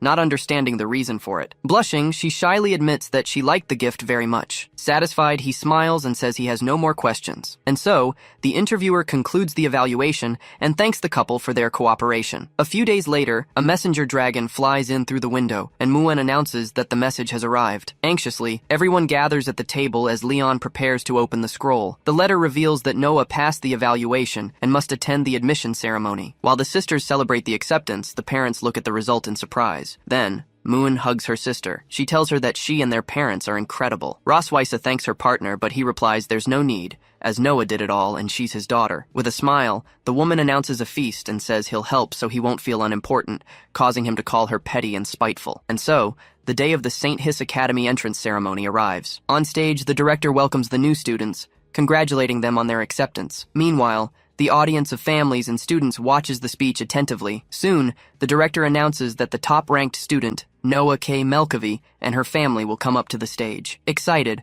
Muen celebrates upon learning that her parents and sister will be giving a speech. Then, Leon, Rosweise, and little Noah walk towards the platform. Along the way, the father remembers being informed about the unexpected speech an hour ago. Once on stage, he accepts that he has no choice but to face the sudden situation. The director then asks the student if she has any tips or feelings to share. To start, the girl says that her mother, a powerful dragon, always supported her and inspired her to be strong. Next, she thanks her sister for always being by her side, which makes Muen very happy. Curious, the man wonders if his daughter will also mention him. Lastly, the young girl thanks her father, who stayed up all night to help her with her studies. At her words, he becomes visibly emotional. The speaker then concludes her speech with a simple thank you. Right after, the director suggests that Leon give Noah a kiss to show his fatherly love. Desperate, the man panics, wondering if the director wants to turn the ceremony into his murder. In his mind, he remembers that just a month ago, the girl wouldn't even let him touch her. Whispering, he suggests they could just hug so as not to overdo it. However, the girl insists that he just kiss her and get it over with. Surprised by her response, the father is stunned for a moment. Since she insists, he then kisses her on the forehead. In the audience, Muen yells that she wants to kiss her sister too, but the maid stops her from going up. Beside them, Rosweise thinks with relief that it's a good thing the suggestion wasn't for her. At this, the director praises the Melkavis. He commends them for showing how a real family interacts. Right after, he questions how Leon could forget his wife after kissing his daughter. Annoyed, the man thinks the director has gone too far, wishing he had confronted him during the evaluation. But looking at Noah, he concludes he can't get flustered by something so small on such an important day. Then, Leon turns to Rosweise with a smile and reminds her that they are the most harmonious family. His wife whispers in disbelief. He replies that he has no choice with their daughters watching. Rosweise wonders how her husband is so calm, since she gets very nervous with physical closeness. Putting her embarrassment aside, she decides to just kiss him and get it over with, but he just gives her a quick kiss on the cheek and then pulls away. The unexpected gesture leaves her completely surprised and speechless. As she touches her face, she's still processing what just happened. Leon turns to the audience and thanks them. Even as the crowd calls for another kiss, he whispers to Rosweise, admitting that he feels relieved now. The woman realizes she was used and thinks angrily that she'd make him pay if they weren't in public. The director then thanks the family and dismisses them so they can rest. Outside, they all say their goodbyes, and Rosweise tells her daughter she'll pick her up on the weekend. In a hug, Muen asks her sister not to forget her, and Noah reassures her. Leon advises her to eat, study, and take care of herself, but the young girl replies that she's not a child anymore. At this, he reveals he was just passing on the advice his wife was too embarrassed to give. In a more serious tone, the father instructs her to fight back if she gets bullied, assuring her she'll have his support. The girl asks if he ever did that, and Leon tells her that he always got a beating from her grandfather when he fought, but he reassures her that, unlike her grandfather, he won't hit her for such nonsense. Noah understands the lesson and clenches her fists, showing her determination. Later, in the Queen's office at the Silver Dragon Temple, light fills the room. Meanwhile, Rosweise reads about the blood spell, a forbidden magic that sacrifices the caster's life. As she reflects, she realizes that a small modification could turn the spell into a useful resource. Suddenly, the door opens, and she is surprised to see someone has already returned. Shirley, her trusted handmaiden, kneels and greets her as Your Majesty. The sovereign then asks about the investigation, and Shirley regrets not having found the whereabouts of Tiger Lawrence and his wife. When asked about their disappearance, she hears they covered their tracks very carefully. Given this, Rosweiss concludes that Leon's master doesn't seem to be a simple farmer like he claimed. For this reason, she orders her servant to continue the investigation and report any news. Moments later, the hunter makes a strike while training with a staff. He encourages little Muen to strike downwards with all her might. The girl then unleashes several moves at once, surprising her father. From a distance, Rosweiss watches the two of them train. As soon as she sees her mother, the little girl calls out to her joyfully. The man then asks if she's finished her patrol, and she confirms she has. Next, Rosweiss asks if their daughter behaved well with her father, and the child confirms she was very obedient. She then announces they'll be having steak for dinner and asks the girl to change her clothes first. Muen gets very excited, as she loves steak. Quickly, the maid takes her away, and the little one leaves, singing happily about dinner. After her daughter leaves, the queen turns to speak to her husband. Suddenly, he points the branch he was using for training at her face. She then asks if he's finally decided to attack her, reminding him that would be treason. Leon replies that it's just a branch and questions if she really calls that a weapon. Even so, the woman retorts that in his hands, the strongest hunter, the branch would be a deadly weapon. The man just turns his face away and sighs in response. He then asks her to praise him properly, without sarcasm, but she denies him any praise. Admitting his intention, he says he wanted to scare her, while Rosweiss doubts a branch could hurt her in her current state. Later, she mentions that Noah wrote a letter saying everything is fine at the academy. Leon thinks it's not much, but his partner explains it's rare for their daughter to write just to reassure them. With that, he agrees and comments that, in that respect, the young woman is a lot like her mother. Rosweiss stares at him with a serious expression, about to say something. She then comments that despite his serious face, he is pleasant, and their daughter greatly admires him for his strength. She explains that, in the girl's mind, he's like a star student she needs to surpass at the academy. Leon smiles in relief, as he thought his daughter saw him as just a weak bookworm. At this, Rosweiss reveals that Noah visited him frequently while he was unconscious, and he laughs at her stubbornness. She continues, recalling that when their daughters were babies, only their father could calm them down. The memory shows Leon sleeping peacefully with the two little ones by his side. Even so, he admits the idea of blood ties still feels a bit foreign to him. He then recalls his childhood as an orphan, never having understood what a family was. At age 5, his master and his wife adopted him, treating him like a son. For the first time, he had the idea of a home, but sometimes he felt a void when he saw other families. Back then, he believed everything would be perfect if his masters were his real parents. His master's wife then comforted him, saying that in the future, he too would become a father. She explained they would be people for him to love and protect, a family united by blood ties. With this memory, Leon reinforces his determination, understanding that they are his most precious family. Rosweiss pulls him from his thoughts, saying it's time to go home. He thanks her for the information and suggests they should get going. Then, the woman moves her foot toward her shoe on the ground. Seeing his hesitation, she asks him to help her put on her shoes as a way of thanks. Leon is completely confused by the unexpected request. Despite Rosweiss's insistence, Leon refuses to help her put on her shoes. He complains that it was already humiliating to wash her feet, and he doesn't intend to lose his dignity. The queen then kicks him in the face, reminding him he still owes her for the ceremony kiss. Firmly, she orders him to stop complaining and get it over with so they can leave. With no other choice, Leon agrees to help and starts putting on her shoe. Rosweiss comments that her husband's body obeys quickly, but he grumbles that the task is difficult. The comparison infuriates his wife. In an instant, she attacks him to knock him to the ground. Leon then starts running, saying she won't catch him, but Rosweiss furiously threatens him. Days later, Muen excitedly announces someone's arrival to her parents. Immediately after, a huge dragon descends from the sky before them. The hunter notes that the Leviathan dragon is much larger than Rosweiss in her transformed state. Even so, she explains that despite its size, the Leviathan is weak in combat and has a calm temperament. As he questions the animal's temperament, she explains that the Academy uses it to transport hatchlings. Immediately, a beam of blue light envelops Noah, levitating her off the ground. From within the light, the girl says she has returned to her mother. Rosweiss welcomes her back, while Muen hugs her sister, having missed her. Afterward, Noah hesitates to call Leon father, and he comments that she's still not used to it. As they walk, the man says that he and his wife prepared a lot of food for their daughter. On the table, the girl's report cards are visible, showing top marks and first place in several subjects. The queen smiles with pride while Muen looks at the results, impressed. Noah then hands over a paper and apologizes for not getting first place in the physical fitness test. Her mother comforts her, saying she doesn't need to apologize, while her sister insists she's the best. Seeing this, Leon thinks he needs to step in, as one daughter doesn't express herself well, and the other exaggerates. So, he analyzes the test and says it's normal for a young person to have less stamina than older dragons. He then points out on the paper that she had the highest win rate in her class, being better at strategy. Noah whispers that she heard her mother always got top marks in school. To reassure her, Leon reveals that he wasn't first in his class when he started either, but he got there through hard work. He encourages her not to get discouraged, as he knows she can do better, and Muen agrees. Muen then asks who would win if their father, being so strong, fought their mother, surprising them both. Simultaneously, the couple confidently answers that they would win the fight. Immediately after, they glare at each other, annoyed, and question each other's answers. Leon then boasts that no one could beat him in combat training, making him clearly the strongest. With disdain, Roswitha claims she would beat him no matter what, even if he had won more awards. The hunter teases that she married him because she lost to him, but his wife retorts it was the other way around, and that's why they had their daughters. With that,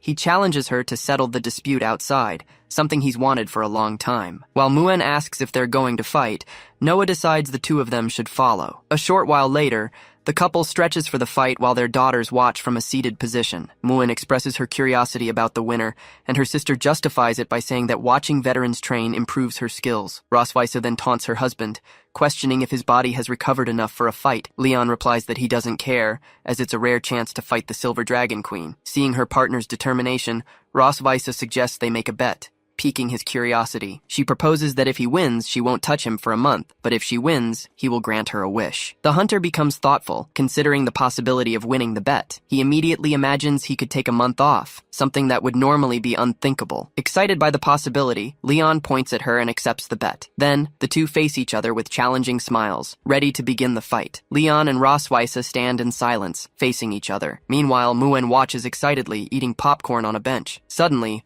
her fidgeting causes her juice to spill on the floor. The sudden noise startles the couple, breaking their concentration. As Muen laments over the spilled juice, Noah urges them to start already. At the call, the hunter takes the lead and lunges forward with a punch wrapped in blue energy. However, the queen blocks the blow with ease using only one hand. She immediately counters with a swift strike from her tail. Leon manages to dodge the attack with a backflip, narrowly escaping. Bracing himself on the ground with one hand, he springs forward for a new attack. He delivers a powerful kick that is blocked by his opponent's arm. Even though it was defended, the impact of the blow pushes her back a few meters. She concludes that she is at a disadvantage in close combat and needs distance. Noticing his opponent's intention as she pulls away and releases magical energy, he follows her with a watchful eye. The woman then states that the method doesn't matter as long as she wins, while preparing a long-range attack. With that, Roswitha fires a blast of energy that the hunter dodges easily. Muen worries that her father will lose, but her sister explains that each is using their best strategy. Based on the analysis, the younger one concludes that their mother lacks the confidence to fight up close. Impressed, she praises her sister,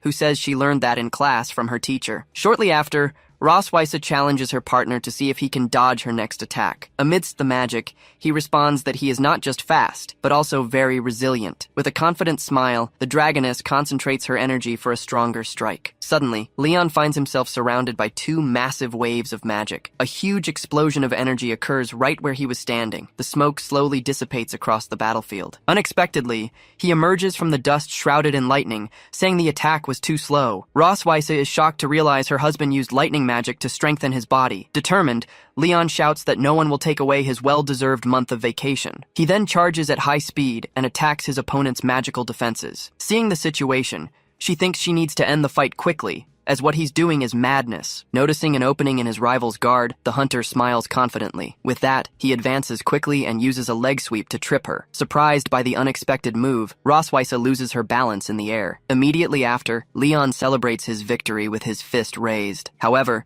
as he prepares for the final blow, he sees his partner falling backward. In a swift motion, he grabs her arm to stop the fall. He pulls her firmly, bringing her back close. Thus, Leon holds her in his arms, halting the combat. As the two stare at each other in embarrassment, she whispers his name. Suddenly, he is startled to notice a dragon flame has appeared on his chest. The man panics and screams in desperation that it's burning. Confused, he looks down, not understanding what happened. Roswitha then scolds him for getting distracted in the middle of battle as the flame dies out. Soon after, the daughters approach, and Muen asks who won the fight after all. Leon sighs and admits that because he let his guard down, he lost. His wife admits her partner is strong for fighting without his gear, but he boasts that he would beat her at full strength. With a victorious smile, she reminds him that since he admitted defeat, he must not forget their bet. Remembering the deal, he collapses to the ground in despair, realizing he forgot that part. The girls then ask if their father died, but Ross Weisse calms them, saying he just overexerted himself and will be fine soon. At night, in the children's room of the Silver Dragon Sanctuary,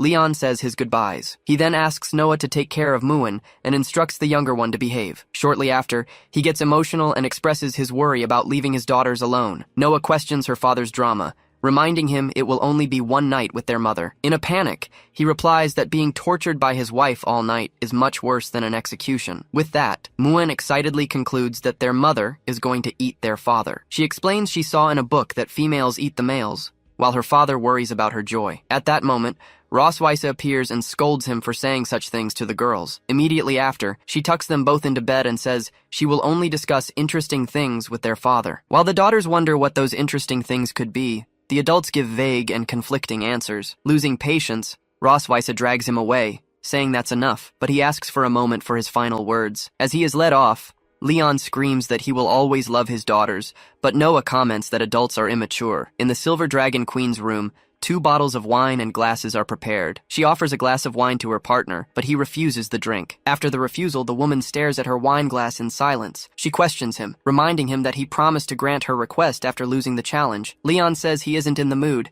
thinking he needs to stay sober to avoid being manipulated. Unexpectedly, Ross Weisse confesses that she actually wanted him to win the fight. Confused by the revelation, he asks why she wanted that. She explains that if he had won, he would have had a month to recover and perhaps become more interesting. Suspicious, Leon then asks why she didn't just surrender. As she approaches him, the queen says that, in the moment, she had an idea for a fun game. She then begins to tilt her wine glass. With a smile, she pours the drink over her own body, saying she loves his expression when he loses. Shocked and nervous, he asks what she is doing. Ross Weisse then seductively orders him to drink it all. He thinks the aroma of the wine mixed with her perfume is a marvelous sight. To him, that moment becomes simply irresistible. On impulse, Leon leans in and begins to drink the wine directly. The unexpected action makes Ross Weisse gasp in surprise. After he drinks, she asks with a flushed face if that was good enough. With a smile, he responds that it clearly isn't enough for her. Then, Ross Weisse orders him to open his mouth. Shortly after, she bites her own lip, making it bleed. With that, the woman leans in and lets a drop of her blood fall into his mouth. Startled, the hunter realizes that what he received in his mouth is blood. He then pushes her away and nervously asks what she thinks she's doing. Feeling something strange, Leon accuses her of casting a forbidden spell on him. She confirms it is the blood curse he is already familiar with. With that, the man's eyes begin to glow intensely red. As he asks why, Ross Weisse reveals she was bothered by the sensation of the spell he had cast on her. Leon then asks if she knows the price to be paid for that spell. With a smile, she replies that she modified the incantation to leave only the enchantment effect. Under the effect of the spell, he says his body is on fire and his mind is blank. Ross Weisse then touches his chest and confesses she always forced him to stay with her, even against his will. She then whispers that now she wants him to obey her and beg to stay with her. With a wicked laugh, the woman declares that the game is just beginning for her delicious prey, Leon. Even though his hand was on his chest, he let out a breathless laugh. Right after, Ross Weisse taunts him, asking if the brave dragon hunter can no longer control himself. Then, she shows him a magic artifact bought in the Sky City, capable of recording images for a time. Under pressure, he admits he wants to kiss her. For an instant, the boy freezes, managed to say only one word. With a smile, she asks him to repeat what he said, but louder. Immediately, he yells that he wants to kiss her, but then denies that's what he intended to say. Holding his face in her hand, Ross Weisse comments on how pathetic he's become, abandoning his pride to beg for a kiss. Then, she states that she won't give him what he asked for. Facing her refusal, the young man remains silent and unresponsive. In a sudden movement, he lunges and pins her down while calling her name. Thus, the hunter traps her on the floor, completely out of breath. Even in that position, she comments that impatience is not typical behavior for him. While holding her hand, he confesses that he wants to kiss and hold her. Finally, he says he desires to make love to her, and Ross Weisse realizes this reaction is the effect of the blood curse. With a smile, she states that it seems today she finally finished him. At that, she agrees to yield, since he is begging so persistently. Then, she calls him a puppy and asks him to show his true face when it's all over. Soon after, the scene pulls back, revealing the grand castle where they are. Shortly after, only the young woman's hair is seen on the pillow. Suddenly, he wakes up in bed next to her. Holding his head, he laments that last night he fell into the same trap again. Then, he concludes that the blood curse made him abandon his hunter's pride and beg for her. Gritting his teeth,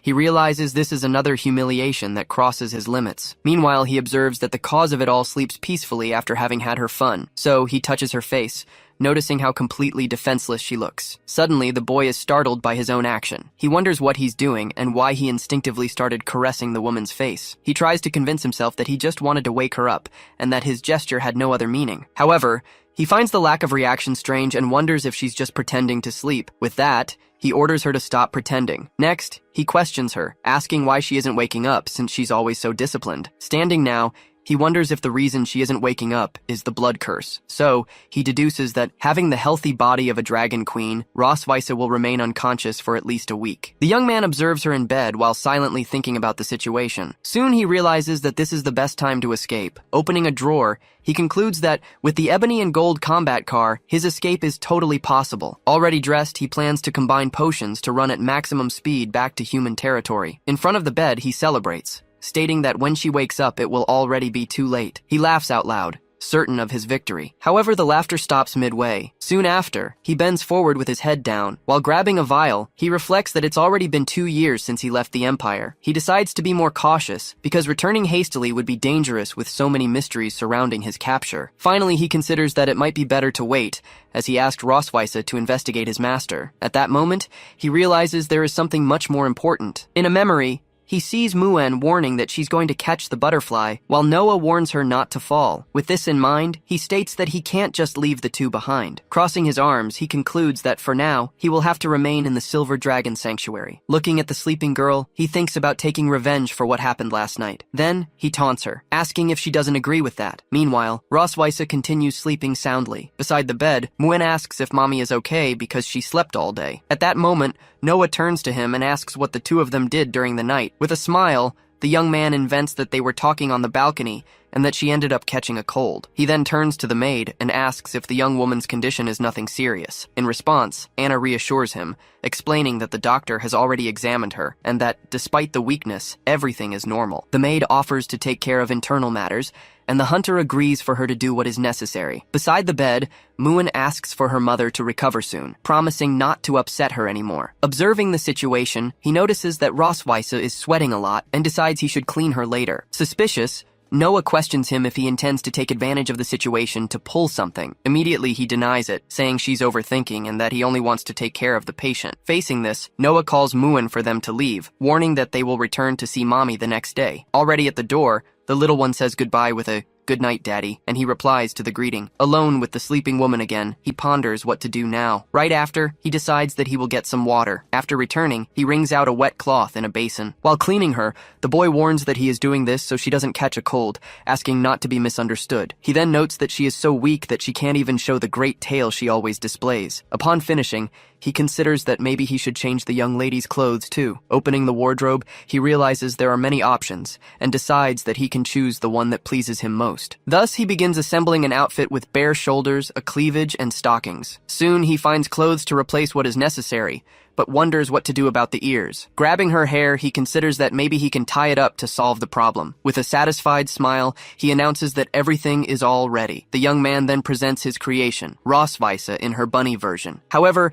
he admits to himself that he didn't expect it, but she turned out very beautiful. Suddenly, a mark on his chest begins to glow. Holding his shirt, he wonders why the dragon mark is glowing just now. He remembers the explanation he received, that the mark reacts when one of the bearers desires the other. Desperate, he denies having these thoughts while he is lucid, blaming the bunny costume for the reaction. To control himself, he decides to recite the dragon hunter's code of honor 10 times. Relieved, he admits he almost made a mistake, but laments that dressing Rosweise like this will leave no memory. Meanwhile, she remains asleep in bed in the costume. Suddenly, he remembers that there was a camera somewhere around there. Quickly, he begins searching for the object. Soon after, he finds the camera he was looking for. While taking several photos, he celebrates, saying that now she is the one at a disadvantage. He then adjusts the girl's face with his finger, asking for his dear to smile for the photo. With the camera in hand, he states that he will make sure to keep those photos very well. At that moment, Rosweise stirs and mumbles in her sleep. Seeing the movement, the boy panics, wondering if she woke up too fast. So, he leans in to check, but the young woman remains completely asleep. Hand on chest,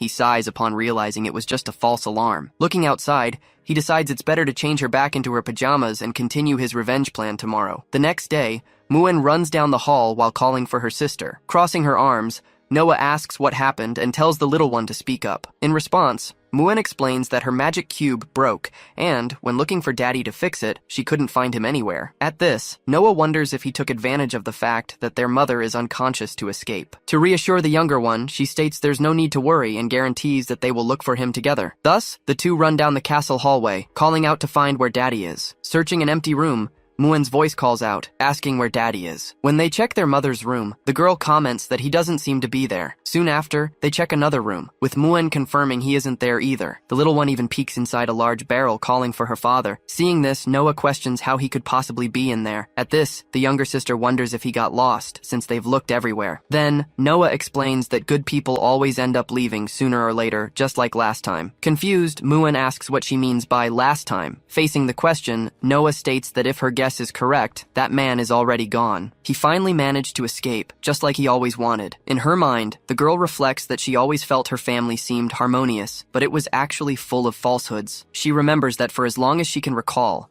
her father was always sleeping, and her mother only said he was their progenitor. The young woman recalls that on the day he woke up, he tried to escape, but was brought back. Since then, she felt he wasn't staying there of his own free will. After that, Noah remembers he started to get closer, trying to please her, and teach her things to act like a good father. However, she wonders if he did it all out of love, or if he just wanted them to let their guard down so he could find a chance to escape. The girl reflects that when love hides unknown factors, she'd rather not receive it than become a tool. She understands he doesn't belong in that place, and that sooner or later, he will leave them and disappear. Crying, Muen laments that Mommy won't wake up and Daddy doesn't love them, asking her sister what they'll do now. Then, Noah holds the little one's face and comforts her, promising that her big sister will protect her. At this, Muen hugs her and starts to cry. As she holds her in her arms, Noah firmly declares they will hold a farewell ceremony for that man. Meanwhile, the scene shifts to the mountains behind the Silver Dragon's sanctuary. With a map in hand, he comments that the place has a beautiful landscape and that the maid didn't lie. The scene cuts back to an earlier moment when Leon asked Anna about the places Her Majesty frequented most. In the memory, the maid offers to send an escort, but he refuses and just asks her to mark the locations on the map. He plans to take advantage of his unrestricted mobility to explore the terrain and prepare a surprise for Rosweise. He then reveals that investigating her favorite places is just a cover for his revenge plan. Ultimately, the boy decides his real plan is to humiliate her in her favorite spot, taking advantage of the fact she'll wake up weak. Approaching a large tree, he comments that it looks thick enough. Imagining the scene, he concludes that position is simply perfect. Assessing the spot, he notes the ground isn't soft, but spreading flower petals will solve that problem. Observing the view, he remarks that you can see the dragon sanctuary on the mountain from there, which isn't bad at all. As he studies the map, he decides to add this forest to his list of locations. With everything ready, he states that now all he has to do is wait for the woman to wake up before he acts. Then, he declares with a smile that this time, she won't beat him. Back in the sanctuary courtyard, the boy hears the sound of crying coming from near a bonfire. As he gets closer, he finds the maids and asks what's happening and why there's such a commotion. One of them then explains that their highnesses asked them to hold a funeral and prepare a bonfire. In front of a portrait,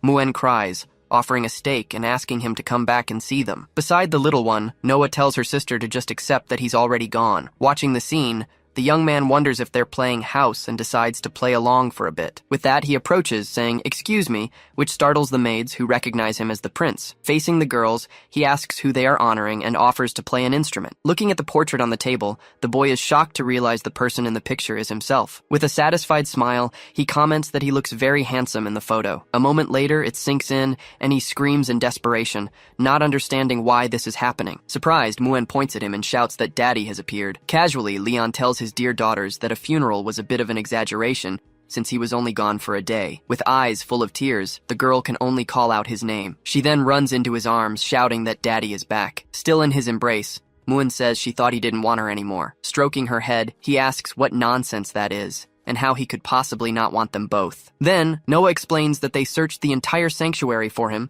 and thought he had already left. With that, she realizes she accused him unjustly. Picking Muen up, he tells everyone it's over and they can go. In her father's arms, The little one asks if she can eat her offerings now. As soon as he puts her down, she runs excitedly towards the table, while he reflects that she definitely inherited his gluttony. Right after, Noah approaches and asks him to let them know next time before he goes out alone. She adds that Muen was very worried about him. He apologizes for worrying her, while thinking that the older one is worried too, but is too embarrassed to say it. Finally, Noah admits that in any case, it was her fault for not trusting him. The apology takes him completely by surprise. At this, Leon realizes the farewell ceremony was just a misunderstanding that arose from her mistrust. He then understands that this all happened because, deep down, he hadn't given her enough security. He begins to understand that Noah craves affection, but will never make the first move, and wouldn't believe in promises. So, he decides that as a father, the only way to prove himself is by showing it through actions little by little. Stroking the girl's head, he reassures her, tells her they'll have dinner together, and promises he will always be with them. The next day, in the queen's room, Roswitha begins to stir in her sleep. Slowly, the woman's eyes start to open. Seeing her awake, Muen celebrates, shouting that Mommy has finally woken up. Joyfully, she explains that she slept for a very long time and that she was very worried. With a smile, Roswitha apologizes to her daughter for making her worry. Right after, she realizes she is completely powerless and can't feel the flow of her magic. She then deduces that her Dragon Queen body is weak because she used her power to save him from the curse's effects. Beside the bed, Muen comments that, knowing his personality, he has surely escaped by now. Roswitha then asks how long she was unconscious, and the little one replies that it was for 2 whole days. While thinking there's still time to capture him, Roswitha invites Muen to have fish for dinner that night. Suddenly, Leon enters the room with a huge fish, announcing he just caught it in the mountains. Enthusiastically, he asks if Daddy isn't amazing, and his daughter agrees, saying he's super amazing. In that same instant, the boy turns and notices the queen is awake. Surprised, she asks why he's still there, and he remarks that she's finally awake. With a smile, he explains he just went to get some fresh air and took the opportunity to catch a fish for his dear wife. As she asks who this dear might be, Muen comments that her father is shameless. Then,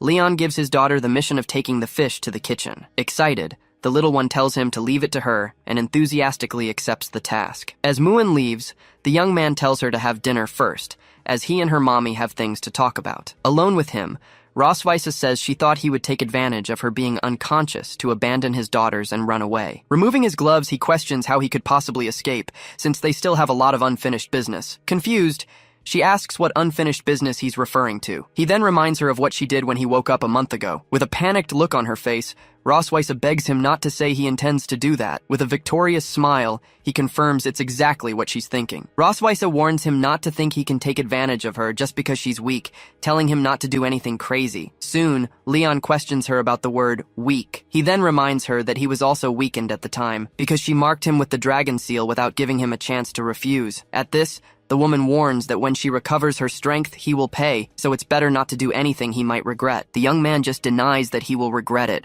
while calling her his dear wife. While carrying her in his lap, he states that this is the rightest decision he has ever made in his entire life. Next, he declares that now it's her turn to be the prisoner of war. As he carries her through the cherry blossom grove on the mountain, Roswitha orders him to put her down immediately. Even with her struggling, he warns her to stop moving, or she'll end up falling. Roswitha then declares that if she had already recovered her strength, he would have flown with a single punch. Leon finally puts her on the ground, under a huge cherry tree. As soon as she sits down, the woman asks why she was brought to that place. He explains that he researched the places she most liked to visit while she was unconscious, and that this is the first destination of the night. With that, she questions him about being the first destination, asking if he will still take her to other places. Finally, the young man shows the shrine in the distance, explaining that from there it is possible to see everything perfectly. Roswitha then asks if he wants revenge for what happened in his homeland. At this, he confirms and questions if giving back in kind is not an exclusive right of dragons. In response,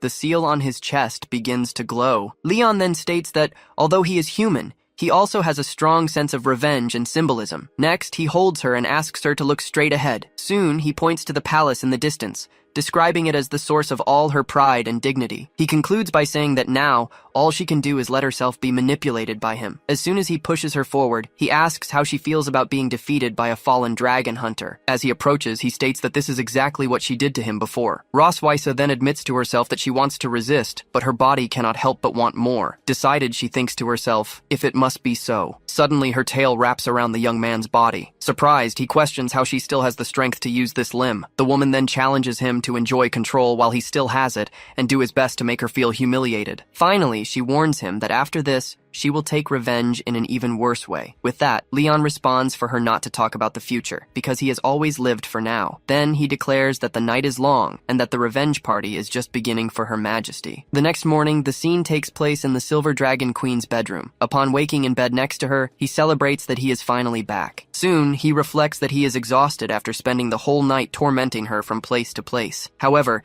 he observes that the night seems to have left her satisfied, since she continues to sleep soundly. Next, he questions himself about her being satisfied, remembering that he did not come here for revenge. Then, he convinced himself that she felt firsthand what it is like to be dominated, and that in any case, his revenge was a success. Beside him, the woman remains asleep. With this, he decides he needs to return to his own room before the maidens wake up, because they are not a couple that sleeps together. As soon as he tries to get up, he feels his hand being held while she murmurs something. Almost asleep, she complains that she is cold. Leon thinks it is just the instinct of a living being seeking warmth, and that he cannot let himself be fooled again. Even so, his hand rests upon hers. Finally, he concludes that compared to returning to the cold bed in his room, it seems much warmer here. Upon waking, Muen wonders if her mother has not awakened yet. Outside, birds enjoy the morning sun at the window. With this, the girl remembers that she was taught to apply medicine in case of an insect bite. Soon after, she announces that she found the ointment. Then, she runs towards the bed. Upon arriving near,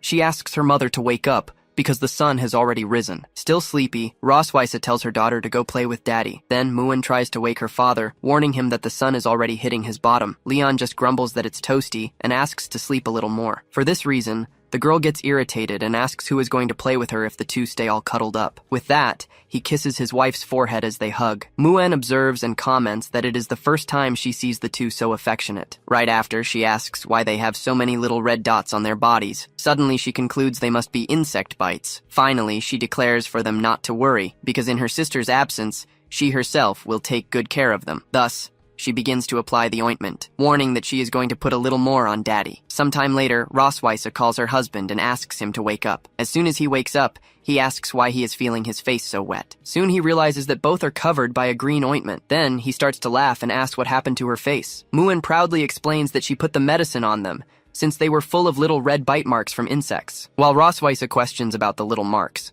Leon states that there are things children should not know. With that, Muen asks if she wasn't amazing for having helped them. The young man congratulates her, saying she did a good job. While the girl promises that she will apply medicine again, the two conclude that next time, they need to close the door well. Later, Leon appears with a bowl of food. He then offers a spoonful of food to his wife. Without understanding the action, she asks what it was. He insists that she eat something, reminding her that it has been days and that even being a dragon, she must be hungry. Even so, Rosweise states that she does not need to be fed and that she can eat by herself. After tasting, she admits that the flavor of the food is not bad. With that, he responds that of course, because it is fried rice made with all his love. Then, she asks why he is also eating, but he explains that he is only helping, and she demands another spoonful. Right after they finish all the food in the bowl, Leon then remembers that on these days, he took care of her, helping her bathe, making food, and even feeding her. With this, Rosweise questions him if he refers to the bath or the torment in bed, admitting that in the end, everything was a little exaggerated. Leon denies that that is torture, stating that it is just the affectionate care of a husband. While he says goodbye, Rosweise warns him that each time he acts like an idiot, she will have one more reason to humiliate him in the future. Alone in the room, she calls him a damned dragon hunter, admitting that he really has a talent for tormenting her. Next, she forcefully punches the headboard of the bed. The impact makes the wood of the furniture crack instantly. Surprised, she observes the damage she just caused. Suddenly, she realizes that her strength has finally returned. Meanwhile, Leon calmly washes dishes in the kitchen. He then hopes that the dragoness does not recover so quickly so he can have fun for a few more days, without having a sense of the gravity of the situation. Later, at the palace, the maid Anna apologized to Her Majesty. Next, she handed over a medicine prescribed by the doctor, explaining that it would help recover her strength. However, the woman refused, stating that her body had already recovered, and she no longer needed to take it. With that, the servant noticed the crack in the headboard, and asked what that was. Rosweise admitted to overdoing it a bit with the force, and asked them to call someone to fix it the next day. Just as the maid turned to leave, she was called back. Hiding behind a book, the sovereign asked her not to tell Leon about her recovery, as she wanted him to take care of her for a few more days. Anna reacted with a look of surprise. With a smile, the employee replied that she got the message. The dragoness then thought that her husband's days of tranquility were numbered. 2 days later, Muen ran up to her father and asked to learn how to make her body glow. Leon asked if she was referring to the magic he and her mother demonstrated on the training field. With that, he questioned his daughter about the reason for wanting to learn magic all of a sudden. The girl explained that her sister had learned many things at school and she didn't want to fall behind. The man understood and confirmed that she also wanted to learn something, to which Muen excitedly agreed. Reflecting on this, he concluded that the competition between his daughters was an advantage, as the youngest liked her sister so much she didn't want to be apart. Given this, the father excitedly agreed to teach magic, explaining that they would start with the basics of mana channeling. Sometime later, the little one exerted herself to follow the training instructions. Leon was impressed, because in a few hours his daughter was already channeling mana without difficulties, and perhaps soon would awaken her power. Facing this progress, he wondered if his girl was a genius. Then, he was interrupted when she announced that she was hungry and had no strength. Leon then decided that it wasn't necessary to rush the training. Soon, he announced that they would end for today and go eat something, while Muen celebrated that Daddy was the best. Back in the room, Anna delivered what had been requested, and Rosweiss just told her to leave it in a corner. As soon as Leon arrived announcing his presence, the wife dismissed the maid. He then thought that, according to Anna, Rosweiss would still take 5 days to recover, which would give him time to torment her. With that, he approached and offered a massage, in case she still felt pain. The warrior challenged him, questioning why he didn't show his power and called him a disappointment for not being able to last more than 2 days. Surprised, he questioned her about what he had just heard. Then he called her Mama Dragon and said he thought about letting her rest, but it seems he was mistaken. While holding her by the chin, Leon supposed that if she talked so tough, her body must also be tough. While taking off his shirt, Leon warned her that she would regret that. With a smile on her face, the woman replied that she never regretted. Suddenly, Rosweiss's tail wrapped around his waist, catching him by surprise. With a quick movement, she threw him forcefully onto the bed using her tail. While immobilizing him, her husband was astonished by the strength she displayed. With that, he finally realized and questioned her if she had already completely recovered. Rosweiss then silenced him, saying that a prisoner should know how to be quiet. Beside the bed, a set of restraint items was already prepared on a tray. Surprised, he asked when she had prepared all that. With his wrists and ankles bound, he began to wonder if he had just fallen into the wolf's mouth. While observing him, the dragoness warned him not to try and resist. With that, Leon questioned if she planned to torture him for information. Restrained on the bed, Leon warned her that he went through specialized training and would never give himself up, but Rosweiss just questioned if he was sure. With that, a recording from the magic crystal displayed a memory in which he declared he wanted to kiss her. Upon realizing what it was about, he begged for her to hand over the object. The woman then teased him, asking who was that begging for her. In the recording, Leon's version continued to stammer her name. With that, he desperately denied it,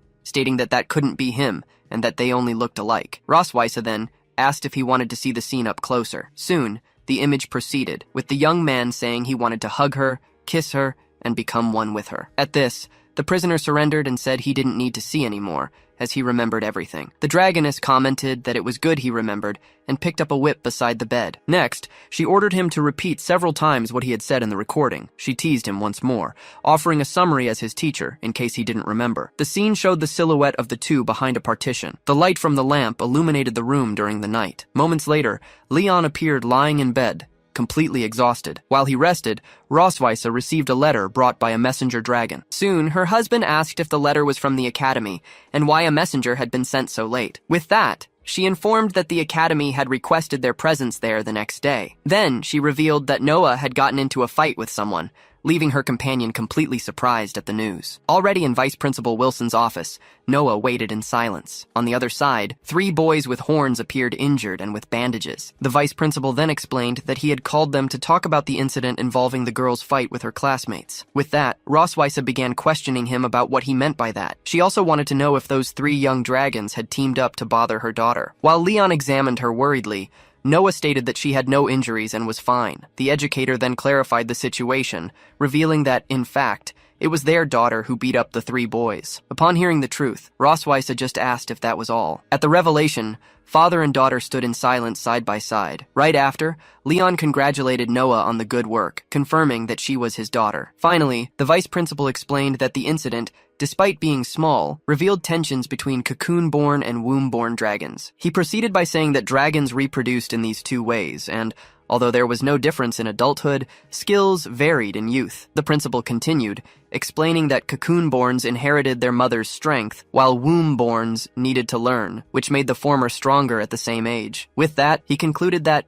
Even being womb-born, the girl had faced 3 older cocoon-born opponents, which made her future very promising. Suddenly, the father of one of the boys arrived and offered to pay medical expenses, minimizing the situation. However, as soon as he saw his son's condition, the man questioned him about how he had ended up like that. At this, the boy ran crying to his father's arms. While Rosweiss whispered that the boy belonged to the Crimson Dragon King's family, Leon replied in a low voice that he had already killed so many dragons of that clan they could surround the academy twice. The noble then turned to the queen and questioned her about how she allowed her daughter to bully other dragons. Leon immediately interfered, provoking him by saying that because they weren't strong, they sent their small children to bother his. With that, the student's father demanded an apology, but the other challenged him, stating that his hands were itching to fight. In response, the vice principal banged on the desk and ordered everyone to be silent. Next, he asked for the parents to calm down and hear the full story. He then reported that, in the cafeteria, the student Laurel and his friends had argued with Noah after her tray stained his clothes. Continuing, he explained that, when returning to the dormitories, the 3 boys surrounded the girl in the courtyard, and a fight began. After concluding the explanation, the educator asked if the boys wanted to say anything, but they just denied in silence. At that moment, Noah raised her hand and told the principal she had something to declare. Vice Principal Wilson turned to the girl and asked if Noah wanted to say anything. Noah then explained that Laurel had provoked her on purpose in the cafeteria and later attacked her in the courtyard, stating she had only defended herself. She then stared at the boy and demanded he confirm if that wasn't true. As Laurel silently agreed, his father questioned why he was so afraid of her. Suddenly, Leon intervened and told his daughter he thought she had made a mistake. The girl just watched him in silence, waiting for his next words. Her father advised her to aim for the opponent's knee the next time something like this happened, making Noah ask why. He explained that a crimson dragon who injures their knee on the battlefield only gets a beating, and she quickly took note of the advice. Outraged, Laurel's father accused Leon of teaching his daughter to bully his son in front of everyone. He then demanded that a violent student like her be expelled immediately. The vice principal urged them to calm down, stating that only the academy had the authority to decide on a student's expulsion. Wilson then revealed that several students had reported Laurel's habit of bothering others, and that witnesses confirmed he had provoked Noah first. The boy's father shouted, questioning if the academy wouldn't punish the girl and would instead blame his son for the situation. Leon confronted him, asking what he was complaining about when his daughter, who was only 1 year and 2 months old, had beaten his son. At that, Laurel interrupted the argument to reveal he was 7 years and 11 months old. The man then commented that if something so humiliating happened to him, he would dig a 3,000-meter hole and bury himself so no one would know. Laurel's father retorted that someone who doesn't have the courage to show their own tale has no right to talk about his son. He then pointed towards Rosweiss and Noah, stating that their entire family was nothing but trash. Leon then grabbed the man's hand, saying he would let the insult slide if it were just about him, but not about his wife and daughter. Watching the scene, Rosweiss commented that her husband was very protective of his family. The nobleman then questioned how he dared to lay hands on him, and if he knew who he was talking to. The man then grew agitated, declaring he was a duke of the Crimson Dragon clan, while Leon stared at him mockingly. At that moment, Rosweiss turned to Leon and called out, "Dear husband." She warned that this was just a minor squabble between students, and that bringing family status and position into it wouldn't help at all. Rosweiss told the vice principal she trusted the academy's decision and would accept whatever the outcome was. The educator then warned the man that if he insisted on causing a scene, he would only make the situation worse. Wilson added that it was possible his son could lose the right to study at the academy. At this, Laurel pulled his father's arm and asked him to drop it, as he wanted to stay in school. The man finally gave in, admitting he had lost his temper and would accept whatever the school decided. Finally, he glared at the group and warned that he would leave for now, but this wasn't over. The vice principal summarized that Laurel had provoked her first, and Noah had defended herself, although she had overreacted in her response. With that, he determined that the girl would receive a verbal warning from her teacher and should reflect on her actions. As for Laurel and his friends, they would have to write a self-criticism report and handle classroom cleaning duties. That was the final decision. Noah said goodbye, stating she was going back to class, and her mother allowed her to leave. As she walked away, Leon shouted for her to hit their knees first if they bothered her again. Suddenly, the vice principal appeared behind him and called his name, making him jump in surprise. Leon turned around and asked if Wilson needed anything. The educator then commented that he'd always had a question about him, since he had never shown his own tail. The question left him speechless for a moment. Then, Wilson asked which dragon clan he belonged to, if it wasn't too much trouble to answer. Roswitha intervened, stating her husband was a common dragon, and Leon agreed, saying he was just a simple commoner. The vice principal accepted the answer and remarked that, in that case, it was a miracle they had a daughter with so much talent. He then stated that the academy welcomed children like her and suggested the couple should have more kids. The vice principal continued his speech, stating he was absolutely certain that when Noah graduated, she would lead the dragons to defeat even more hunters, to which her father simply said thanks. From a distance, Laurel's father watched the trio talking in the hallway. He then turned to his entourage and ordered them to leave. At the academy entrance, Leon and Roswitha were leaving peacefully. As they left, Laurel's father intercepted them and called out to the Queen of the Silver Dragons. Roswitha faced him and asked if he still had something to say. The man replied that the agreement in the office was just a formality to avoid trouble with the academy. He then announced that, now that they were outside, they would settle things the dragon way. With that, the nobleman pointed at Leon and challenged him to a duel right there. The Queen considered that refusing the challenge would spread rumors that the Silver Dragons were weak. Their rival taunted them, asking if they were going to decline the challenge. In a low voice, Roswitha asked her husband if he really wanted to accept the fight. Leon replied that since the man himself had offered, he would certainly accept. His wife agreed with the decision, but asked him to please not kill the man. Meanwhile, other students rushed to the entrance, saying they had heard about a duel and had to watch. Hearing about the fight, Noah suspected it might have something to do with her parents. Up on a balcony, a group of students pointed at the scene, wondering who was involved. The challenger sized Leon up as someone weak, who only knew how to boast and didn't even have the courage to show his own tail. He then declared that since his son had lost, he would beat up the girl's father to restore the family's honor. Then he turned to his opponent and proposed that if he could withstand 3 rounds, he would consider the fight lost. Leon cut him off with disdain and told him to get to the point. He then taunted him to start already, making the other man angry. The man shouted that this was too much. With that, he lunged forward with a flaming fist aimed at Leon. While blocking the attack, Leon thought that the man was much weaker than the dragons he had faced before. Leon then recalled with a smile that there were still 2 rounds left. His adversary got angry seeing him back away and accused him of running. He then taunted him, asking if he was from the cowardly Turtle Clan as he punched the ground. Leon leaped into the air to dodge the impact. Immediately, the nobleman launched a blast of fire in his direction. Leon faced the approaching fire attack without flinching. However, he easily dodged it and reappeared beside his opponent. Leon then announced that it was his turn to attack. He landed a direct kick to the nobleman's knee, who cried out from the blow. Kneeling on the ground, the man stared at him, unable to believe what had just happened. Without giving him time to recover, Leon moved in with a ready fist. He then landed a powerful blow to his rival's face. The punch was so strong, it sent the man flying. Leon then dusted off his hands and stated that for someone of that level, he didn't even need to use magic. In desperation, the nobleman's servants shouted Duke Lael's name. At this, Leon turned to the pair and asked if they wanted to have a go too. The two immediately refused, saying they didn't want to fight at all. Leon then ordered them to take the Duke and get out of there, sending a message for his son to stop bothering his daughter. Satisfied, he turned and said they could leave now. However, he was surprised to see Noah standing there and asked when she had arrived. The girl replied she was just passing by when she saw the commotion. Noah then offered a box to her parents, saying it was for them. Opening the gift, Roswitha found a large, heart-shaped cookie. Her daughter explained that she made the cookies in cooking class, and since she came in second place, they might not be that good, but she asked them to try them. Roswitha disagreed and said they were very good, insisting that Leon try a piece too. Her husband agreed that anything made by his daughter couldn't be anything but delicious, assuring her she would win first place next time. Then, Noah turned to him and praised him, saying he was amazing just now. The unexpected compliment left Leon completely speechless for a moment. Soon, he was visibly thrilled by his daughter's comment. Regaining his composure, he showed off and replied that of course her dad was amazing. While stroking Noah's head, he offered to teach her any fighting technique she wanted to learn. Hearing this, Roswitha just watched him in silence with a serious expression. Sometime later, Leon was sitting on a sofa, reading a book peacefully. Then, Roswitha came over and asked if his hand wasn't hurt, making him look up in surprise. He glanced at the wound and replied that it was just a small thing that would heal in a few days. The woman then prepared a cotton ball with medicine to treat the wound. As she came closer, the hunter reflected that, as someone who fights dragons, he had many scars and used to treat them carelessly. He then realized this was the first time someone had tended to him with such care. In that moment, he noticed how soft and warm her hand was as she treated him. Roswitha thanked him for protecting her, but he replied it was what he had to do, since in front of others, she was still his wife. Soon after, she mentioned her sister had invited them, and upon hearing they could settle some scores, he changed his mind and accepted the invitation. With that, they set off, and soon arrived at the great territory of the Red Dragons. As soon as they reached their destination,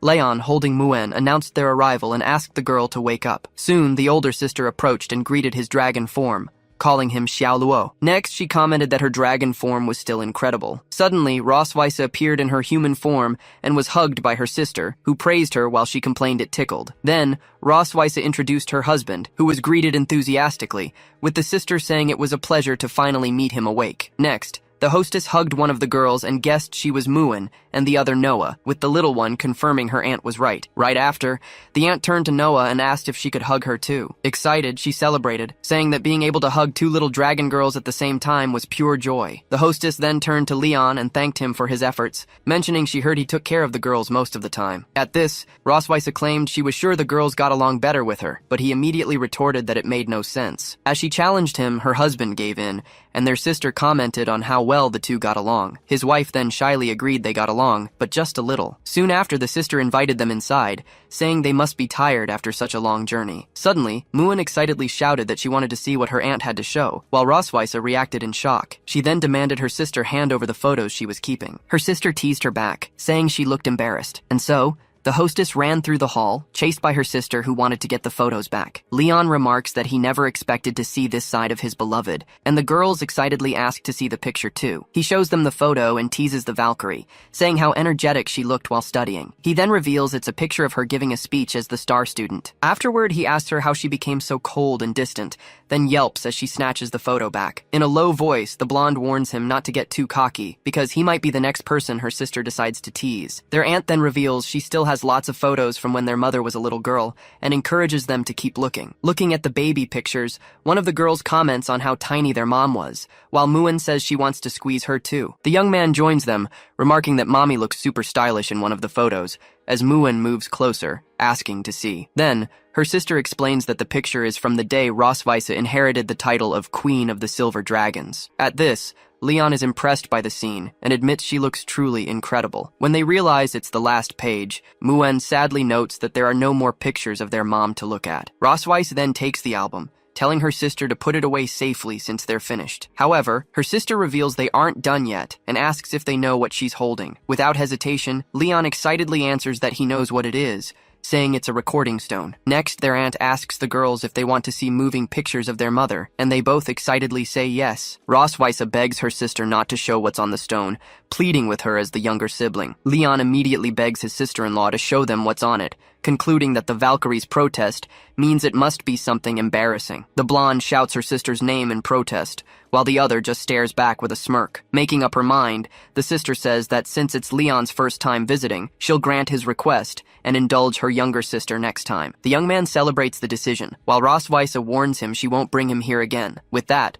the recording stone is activated. As the projection begins, her sister announces that this is a very precious video. The Valkyrie immediately recognizes the place in the recording. She tries to cover Leon's eyes, shouting for him not to look, but he insists on knowing what it is. In the recording, her sister asks a young Rosweise how she'll choose a husband in the future, making her blush. In response, the girl says that, first, the person must have better grades than her and have won first place many times. She continues, saying the person also needs to be responsible and not dislike children, which makes one of the daughters note that's what their mom used to say about their dad. Then, the recording reveals the husband must be powerful without abusing his power, making Leon boast that she's definitely talking about him. Her sister then comments that those three qualities are very hard to find, since many people are corrupted by power. At the end of the recording, young Rosweise declares that if someone like that doesn't exist, she won't force herself to get married. The recording ends with her firm declaration that if she ever marries, it will only be to someone like that. Leon is visibly touched hearing the last line of the video. He realizes this was her idea of perfection from the very beginning. Still, Rosweise insists it was just something silly she said when she was younger, but he reassures her that she has no reason to be embarrassed. Next, her sister gets curious and asks who pursued whom first. Immediately, they both point at each other and yell that the other one did the chasing. She then dares him to say that again if he has the guts. Faced with the challenge, Leon quickly changes his story, admitting she pursued him first, but then he regretted it and went after her. Seeing this, their host comments that, just as she thought, the two get along great, which they both deny in unison. The older sister then offers to show them the love letters Rosweisse used to get, making her ask why she saved those too. Unable to hold back, the Valkyrie screams, demanding they let her burn all those letters immediately. Later, in a low voice, Leon says there's no getting around it and that they'll have to share a room tonight. When they enter the room, they're met with completely unexpected and romantic decorations. Completely shocked by what they see, they both wonder what is going on. As soon as she enters the room, Rosweisse asks her sister what happened to the place. In response, she says she prepared the guest room, especially for them to stay for a few days. The Valkyrie then asks if there's another room available, but her sister insists they shouldn't be shy. After all, they're married. With that, the girl realizes she let her guard down, and that dealing with her sister is no easy task. Next, the hostess reveals her plan to lock them in so they can fulfill their mission of reviving their race. Immediately, Leon declares he wants out and tries to escape the room. However, his sister-in-law appears behind him and stops him, asking where he thinks he's going. The young man tries to use their daughters as an excuse, but the woman reassures him, stating she's prepared a room full of toys for them. Meanwhile, Muen and Noah are having fun in their own space, putting together a puzzle. Then, the sister locks the couple in, telling them to rest well inside. Alone in the room, they both sigh, defeated by the situation. Faced with this, Leon concludes they have no choice but to sleep there, admitting his sister-in-law is very strategic. While opening a closet, the Valkyrie comments that her sister has always been this way, and that he'll understand better with time. Suddenly, she slams the closet shut, leaving the young man confused by her sudden reaction. Rosweisse then informs him that since there's only one bed, he'll have to sleep in the bathtub. Upset, Leon questions why he's the one who has to take the bathtub. He then points out that the drain is plugged and the tub is full, proving his sister-in-law wants them to sleep together. As he approaches the bed, the young man notices it looks different from usual. He then wonders if it might be a waterbed. Without thinking, he throws himself onto the mattress, exclaiming how soft and springy it is while being watched closely. With that, he declares he won't let her enjoy the bed alone and suggests they sleep together. Suspicious, she asks why he's had a change of heart, and if he's planning something. Impatient, the Valkyrie just asks if he wants to sleep or not. She then suggests they play with the items from the closet, making the young man back away and say that won't be necessary. She decides to take a bath first and warns him not to peek, to which he replies that he has no desire to. Not believing him, the girl tells him to take a walk before bed and kicks him out of the room. Outside on the balcony, Leon comments that he's seen her so many times she doesn't even catch his eye anymore. Suddenly, he senses a presence. It was Rosweisse's sister, watching him in silence. His sister-in-law asks why he came out, and Leon replies that his wife is in the bath and he just came out for some fresh air. Then she approaches with a bottle of wine and invites him for a drink. With a smile, Leon readily accepts the invitation. As she pours the drink, she comments that this is the Valkyrie's favorite wine. He thanks her as he receives the offered glass. The young man then remarks that the two of them seem to get along very well, and the sister confirms it, saying they used to drink and talk there. She goes on to say she watched Rosweisse grow up, and that after she became queen, they communicated through letters until the announcement of her marriage and pregnancy. The woman continues, explaining that even after getting married, it was possible to sense her sister's sadness through the letters. She then reveals that Rosweisse told her that her husband was sick and slept a lot, leaving her alone during the difficult twin pregnancy. Hearing this, Leon realizes how hard it must have been for his partner to face everything without him, having only her sister to confide in. The hostess confesses that, back then, she thought her sister had married a lazy and irresponsible dragon. He laughs and asks if he really looks like that type of dragon. The woman then admits that after spending some time with him, she realized he's not a scumbag and that perhaps there's a reason behind everything. She concludes by saying that this only confirms that the queen really likes him a lot. The young man stops his sip,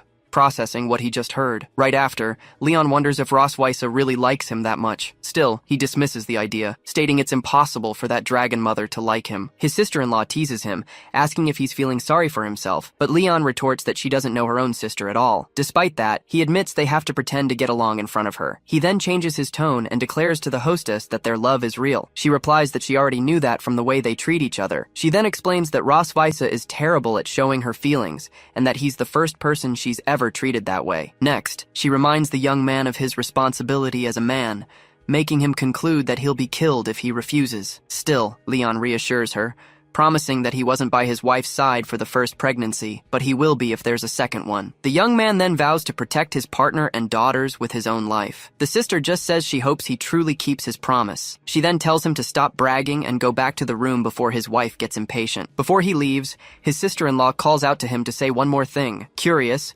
Leon turns and asks what else she has to say. Finally, she advises him not to hold back that night, as the soundproofing in the room is incredible. The phrase, incredible soundproofing, leaves him completely speechless. He then just shuts his eyes tightly, not knowing how to respond. As the castle is shown at night, Leon silently expresses his gratitude for her help. He then quietly returns to the room, finding Ross Weisse already asleep in bed. As he gets closer, he wonders if she's really asleep already. He concludes that he won't suffer tonight, admitting she looks very beautiful while sleeping. The Valkyrie remains lying down, apparently in a deep sleep. Suddenly, something on the bed catches his attention. He then wonders why her chest is glowing from under the blanket. He immediately questions if the dragon seal might have been activated somehow. However, he notices his own seal isn't reacting and tries to understand what's happening. With no other option, he reaches out his hand to investigate the light under the sheet. To his surprise, Ross Weisse opens her eyes and greets him with a simple, "Hello." Startled, Leon asks why she scared him by hiding that lamp under the blanket. She then reveals she found the item among the toys and just wanted to play a little prank. The woman then teases him,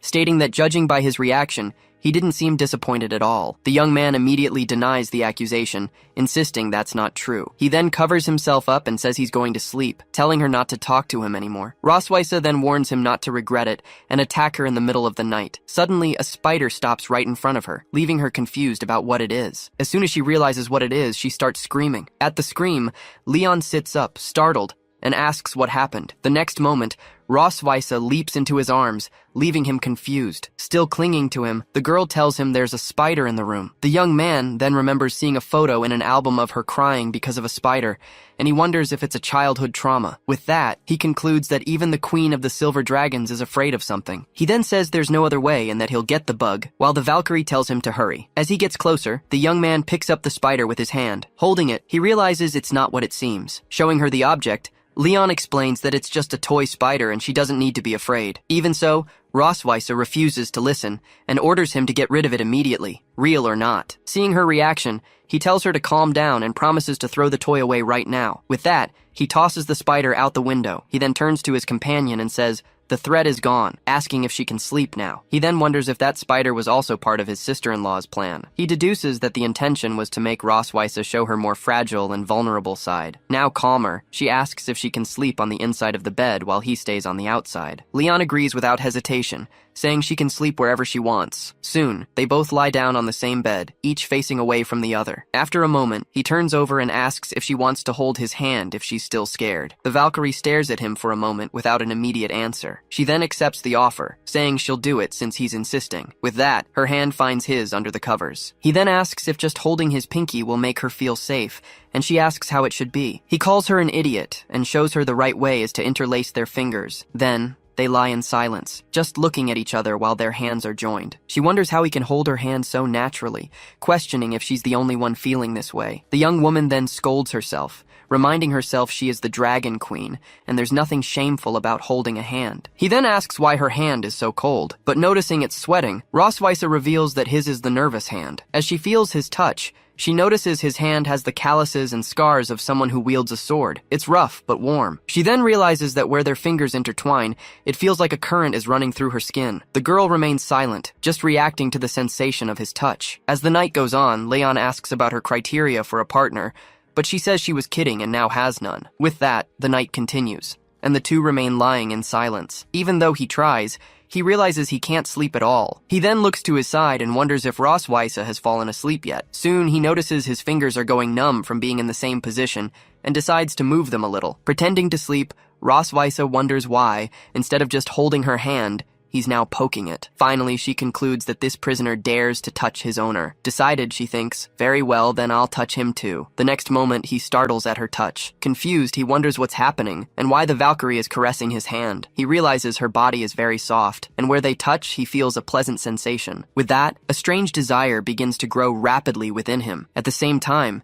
the desire becomes mutual, and they both think the same thing. Soon, the thought evolves, and they both feel they want to go beyond that simple touch. Next, their faces slowly draw closer as they stare at each other in silence. Leon then takes the initiative and moves on top of her, pulling the blanket over them both. Before kissing her, he thinks he'll give in to the moment, just for tonight. Then, the boy positions himself over Ross Weisse on the bed, ready to move forward. Meanwhile, she just whispers his name. In response, Leon agrees with a low hum, getting closer to her. Even knowing what's about to happen, he finds it strange that his dragon mark isn't reacting at all. It's soon revealed that the mark only spices things up and doesn't activate when two people genuinely like each other. However, the moment is interrupted when the toy spider falls right between them. With the scream echoing through the house, he quickly reassures her not to be afraid, as he's already caught the spider. Outside, Rossweiss's sister concludes they must have already found the little surprise she prepared. Back in the room, Leon hugs and reassures her, saying there's no reason to be scared, as everything is fine now. While the spider rests in the garden, he states he's checked everything, and there are no more contraptions. With that, he just continues to hug her gently in silence. Nestled against his chest, the Valkyrie comments that his heart is beating very fast. He then confesses that he's also afraid of spiders. After hearing his confession, she decides she won't do this kind of thing to him anymore. Finally, he asks her not to talk about what happened, and Rossweiss assures him she understands. When morning comes, sunlight streams through the bedroom window. Suddenly, she opens her eyes. Sitting up in bed, she wonders when she fell asleep. Next, she questions if that guy would have woken up so early. Even so, she concludes it's better that he's already gone. The girl then admits that after what happened, she doesn't know how she'll face him. As she gets up, she reflects that it was the first time she broke her own principles. While dressing, she laments showing weakness to a human and sleeping in his arms. Fully ready, she decides this is too embarrassing and she can't tell anyone. As soon as she opens the door, her sister surprises her, asking if she's awake yet. Right after, her sister asks how her exciting night was. Rossweisser replies that it was very exciting, but she doesn't want it to happen again. Her sister then whispers, asking if they use the toys, but she quickly denies it. With that, her sister promises to pack some toys for them to practice with and already asks about the next baby heir. Awkwardly, Rossweisser pulls her by the arm,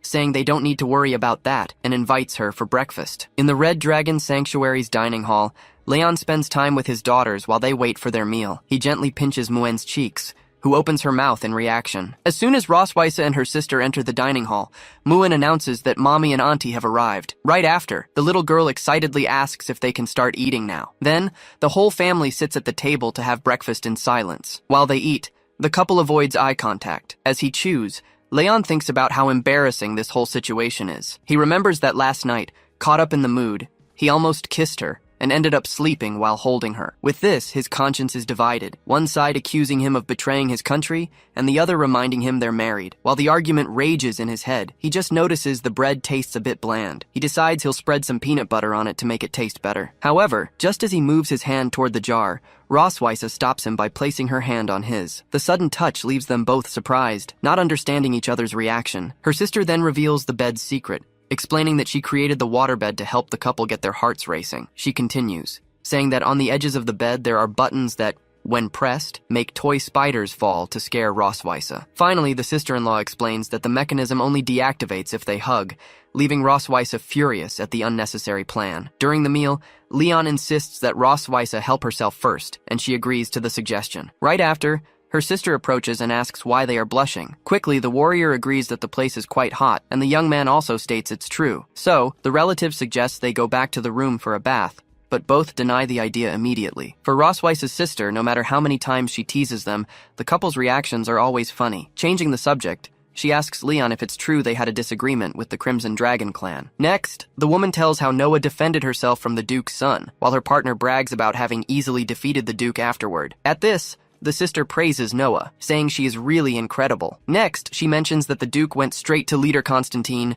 exaggerated the facts, and Rossweisser called him a bastard. Then, Leon remembers reading in dragon history that Constantine is a hero who expanded the clan's territories. The sister warns them that Constantine has been trying to expand his territory and might use the incident as an excuse to create conflict. Soon, Rossweisser starts declaring what will happen if he dares to attack her sanctuary because of a duke. Then, she concludes that she won't mind giving the Crimson Dragon clan a good lesson. The group then arrives at the main entrance of the Red Dragon sanctuary. Saying goodbye, the sister asks them to return carefully, and Rossweisser promises they will visit her again another day. Immediately after, she hands over a farewell gift and asks them to open it only when they are at home, while the warrior expresses her thanks. She also tells the twins to eat plenty of meat to grow fast and come back to play again. Muen promptly states that she is going to eat much more, but Noah just nods. Lastly, the sister turns to Leon to give him a final message. She reminds him not to forget the promise he made, and the young man guarantees he will keep it. Rossweisser observes the conversation without understanding what it is about. The girls say goodbye to their aunt as they fly away, and the sister wishes them a good trip. Back inside, she walks through the now empty empty hall. While walking, she comments to herself how adorable the little dragons are. Soon after, she wonders when the couple's next offspring will be born. Suddenly, a spider descends from the ceiling, stopping right in front of her. Holding the creature,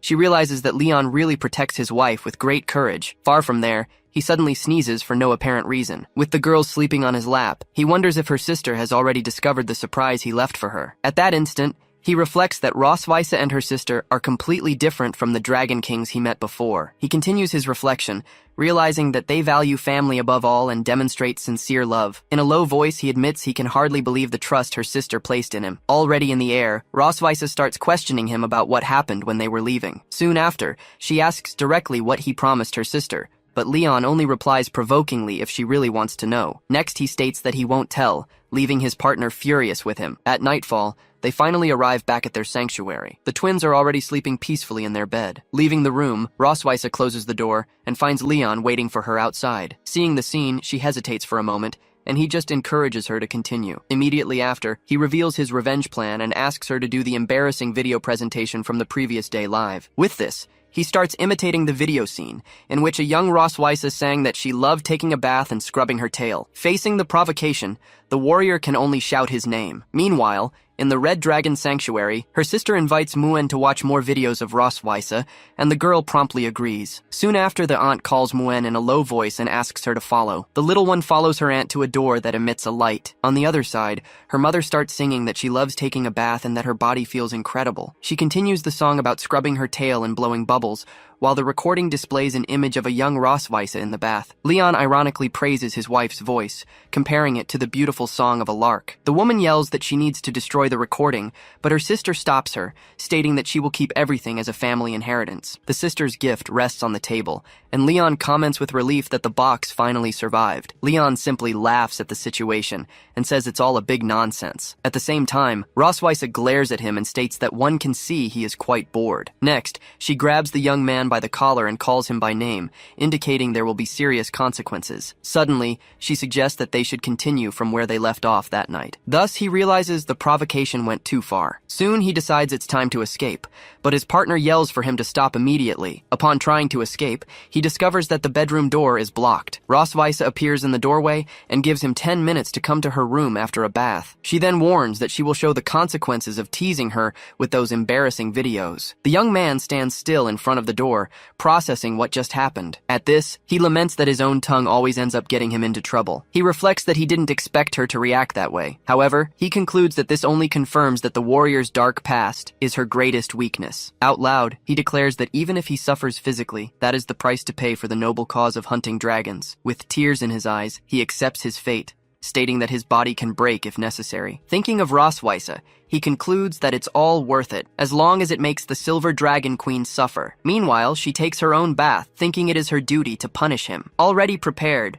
Leon warns for her to prepare for what is to come. 10 minutes later, as soon as he enters the room, a scream is heard from inside. Lying in bed, he then asks Roswitha to go easy. With a whip in hand, she introduces herself and orders him to call her master. Surprised by the scene, the young man teases her, calling her a true actress. Roswitha just calls him an idiot in response. Next, she strikes him with the whip, making him scream. She then warns him that he spoke wrong again, as he still doesn't seem to understand his own situation. With that, he reflects that the whip doesn't hurt that much, but it causes a strange sensation. Suddenly, he realizes her goal is just to embarrass him with that role play. He understands the scenario. Roswitha plays the teacher, and he is the rebellious student who made mistakes. To continue the game, she questions him if he already knows where he went wrong. Entering the role, the young man apologizes to his master and promises that from now on he will obey and not make mistakes anymore. Roswitha then questions him if he is ready to turn in his assignment. Not understanding, he asks what assignment that is. She reprimands him,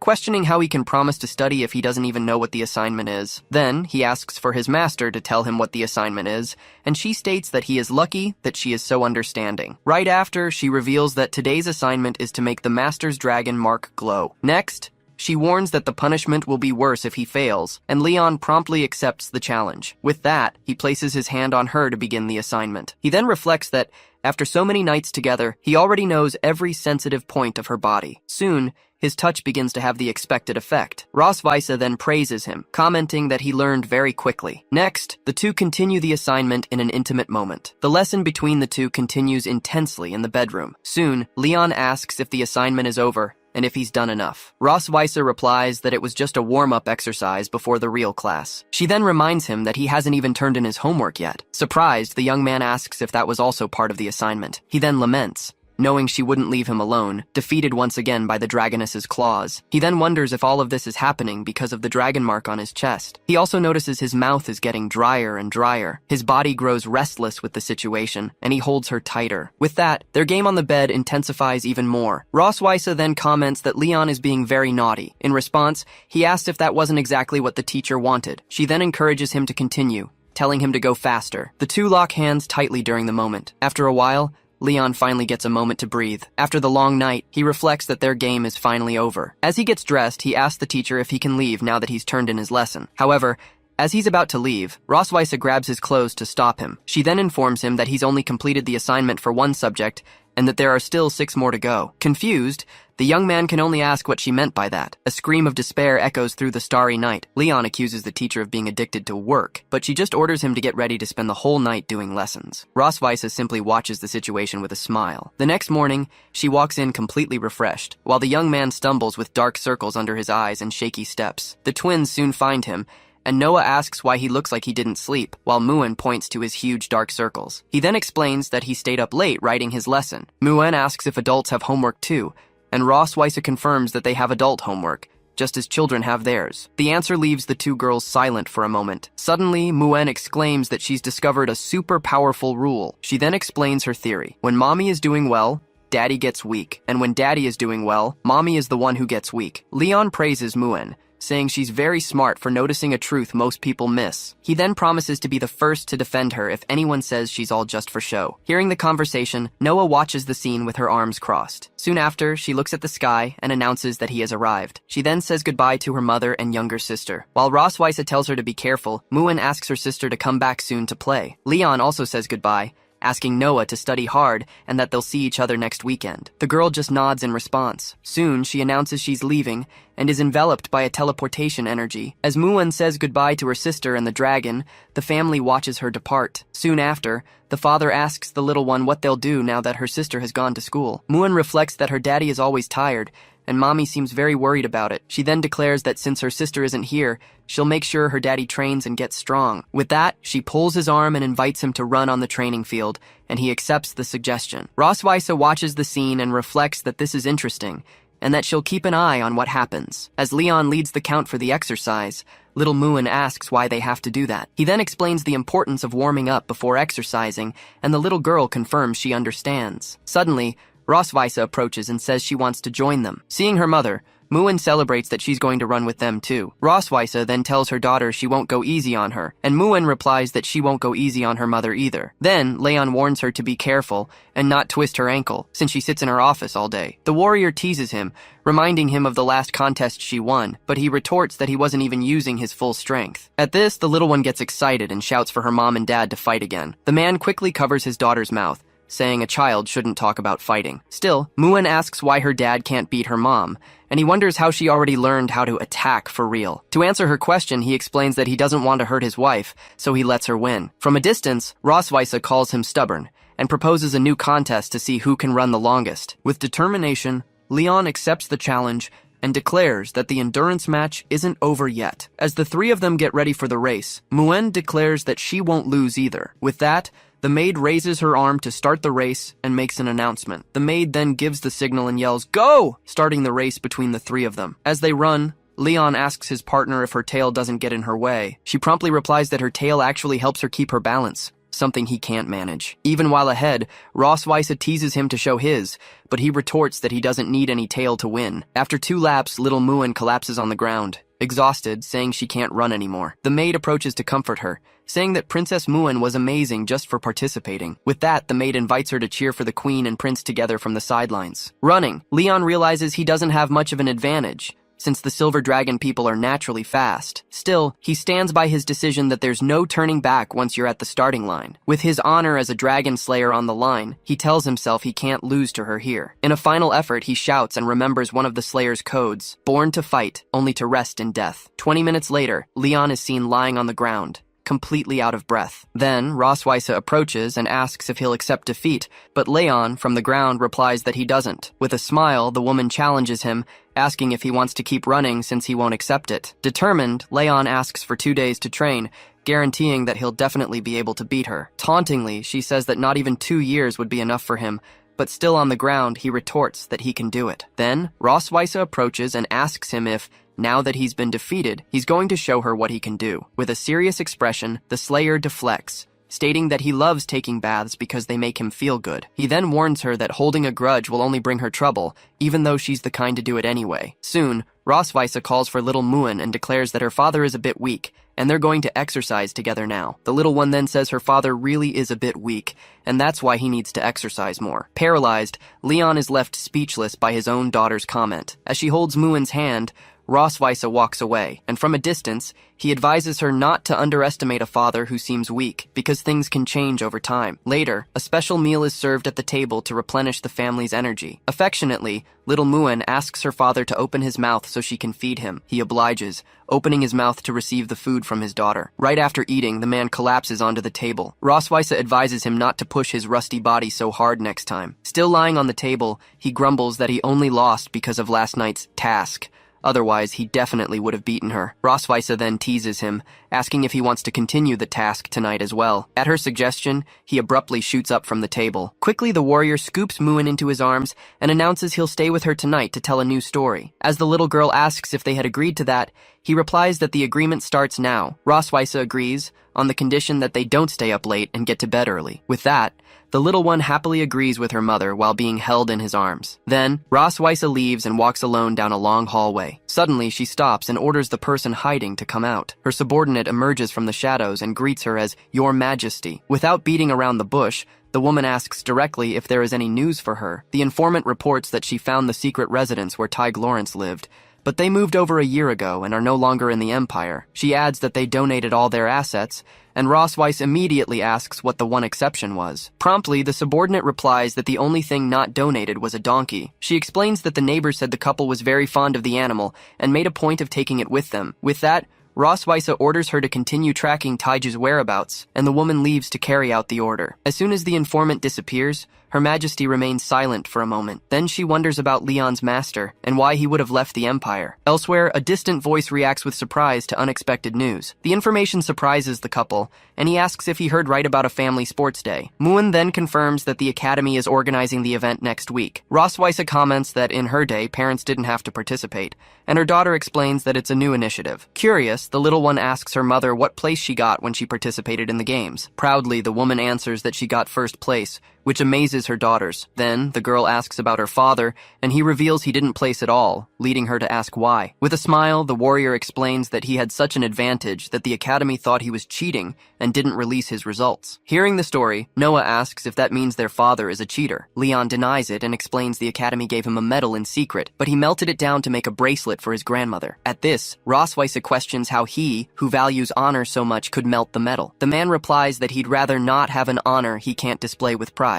Next, she asks him if he's really going to participate in the sports day. Noah then explains that the event is more for fun and doesn't affect their grades. With determination, the girl reveals that she still really wants to win first place. Realizing this, Leon understands his daughter inherited his competitive spirit and has a great obsession with being the best. With that, he and Rosweiss exchange a knowing glance. Then they both announce they'll participate in the event with her. Excited, Muin says she wants to participate too, but Noah explains that registration is limited to just 3 people. To cheer her up, her father says the little one can be in charge of the cheering squad and that her support will be essential for their victory. The little girl readily agrees and promises to cheer for the family with all her might. With the family united, he declares that if everyone gives it their all, winning sports day will be a piece of cake. To prepare, Leon begins intensive training early for the sports day, which is a week away. While exercising, he watches Rosweiss stretching in the distance. The warrior reflects that dragonesses like her are true models, and that everything they wear looks good on them. Then, the woman approaches and suggests a run to warm up since the kids aren't awake yet,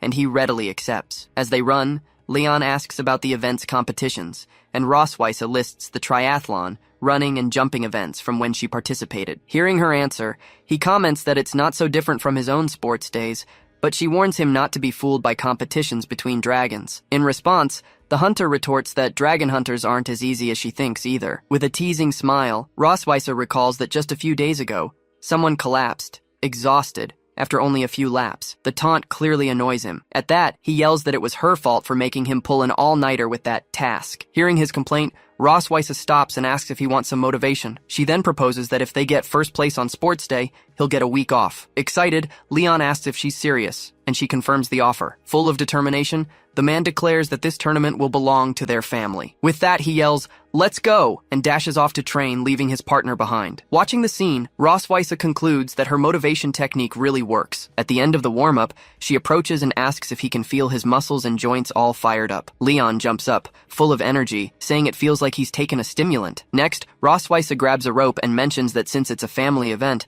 the competitions will probably be different. Therefore, she warns that besides physical strength, they also need to practice their coordination as a pair. He backs away and asks what the rope is for, questioning if she wants to practice tying him up after the teacher's game. Rosweiss scolds him and asks if he's never heard of a three-legged race. Embarrassed, Leon confirms he's seen that type of race once at the Dragon Hunters Academy. With that, the woman declares that the basic coordination test will now begin, and he hesitantly agrees. As soon as their legs are tied together, Leon finds the proximity uncomfortable. To break the tension, he suggests they'd better start training right away. Leon then hurries her, asking why she's just standing there and telling her to get a move on. However, Rosweiss retorts that he didn't say where to go. The warrior points to the lawn, explaining that the fall will hurt less there. Right at the start, they both lose their balance. His partner tells him not to push her, and he replies that she's the one pushing him. Trying to take charge, Leon warns her not to mess up his rhythm, but Rosweiss thanks him for the morning joke. To coordinate their steps, he starts a countdown to begin. As soon as he finishes, the woman yells, "Run!" and takes off at high speed. The sudden sprint catches him completely by surprise. With that, the hunter is dragged into the air, screaming desperately. He yells at her to stop immediately. Lying on the ground, he starts untying the rope while his partner asks if he even knows what cooperation is. She teases him for not being able to keep up with her pace, but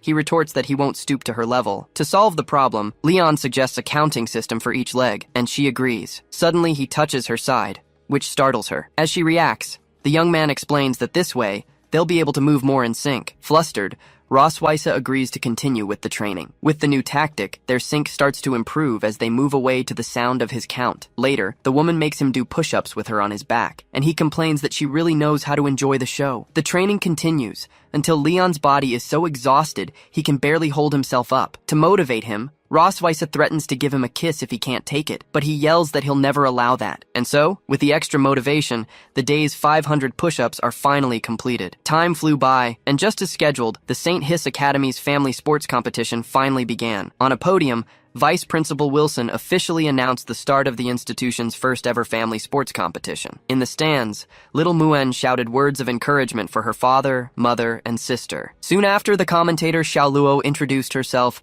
and announced she would be narrating the entire competition. With that, she announced that the first round would be the relay race, with each family sending 3 participants. She then explained that the race would be 3,000 meters in total, and the team that completed the course in the shortest time would win. One of the organizers then instructed the groups to get their numbers and head to their respective starting points. After receiving their numbers, Noah decided her mother would run the first leg, and she would run the second, with Leon readily agreeing. With that, the young girl turned to her father and assigned him to run the third and final leg of the race. He confidently replied with an "of course," confirming the trio's strategy. Rosweiss then announced that the race was about to start at her starting point, and that everyone could get into position. With everything settled, the two exchanged one last look before the race began. Down on the track, the woman reassured her daughter, telling her not to be nervous since she would be the first one to pass her the baton. Meanwhile, her father and the girl waited at their respective posts for their turns to start. Soon, an organizer called the second leg runners to gather in the waiting area. Before they separated, he told his daughter he'd be waiting for her at the third leg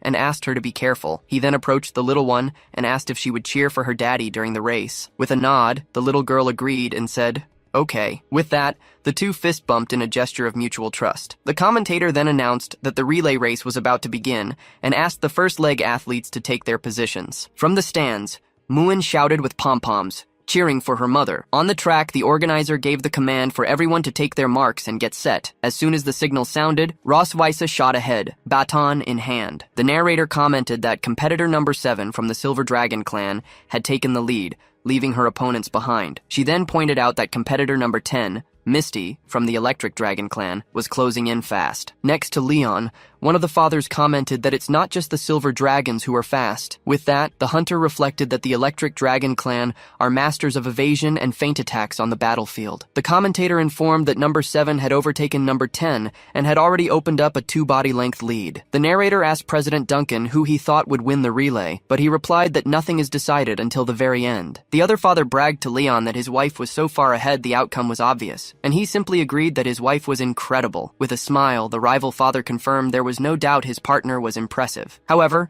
Leon interrupted him with a "but," which made the other man realize something was off. He then finished his sentence, stating that his wife was even more incredible. With that, Roswisa unleashed a new burst of speed on the track, picking up the pace. Surprised, the opposing competitor wondered where she was still getting that final explosive power from. As she ran, the woman reflected on the immense wind resistance from being in the lead the whole time. Soon, her rival realized she could no longer keep up with the pace. The commentator narrated that number 7 was using her opponent's body to reduce wind resistance and accelerate in the final meters. With this maneuver, the narrator confirmed she was the first to hand off the baton to the next runner. The commentator then reported that competitor number 10 had also made the exchange and questioned whether the new runner could catch up to Noah. Watching her daughter start, Roswisa reacted with a slight jolt of concern. From a distance, her husband gave her a thumbs up to reassure her. Clenching her fist, she now placed her trust in the next runners. Back on the track, the narrator informed that the second leg runners were already off, while one of the competitors complained about the leader's speed. The commentator then announced that,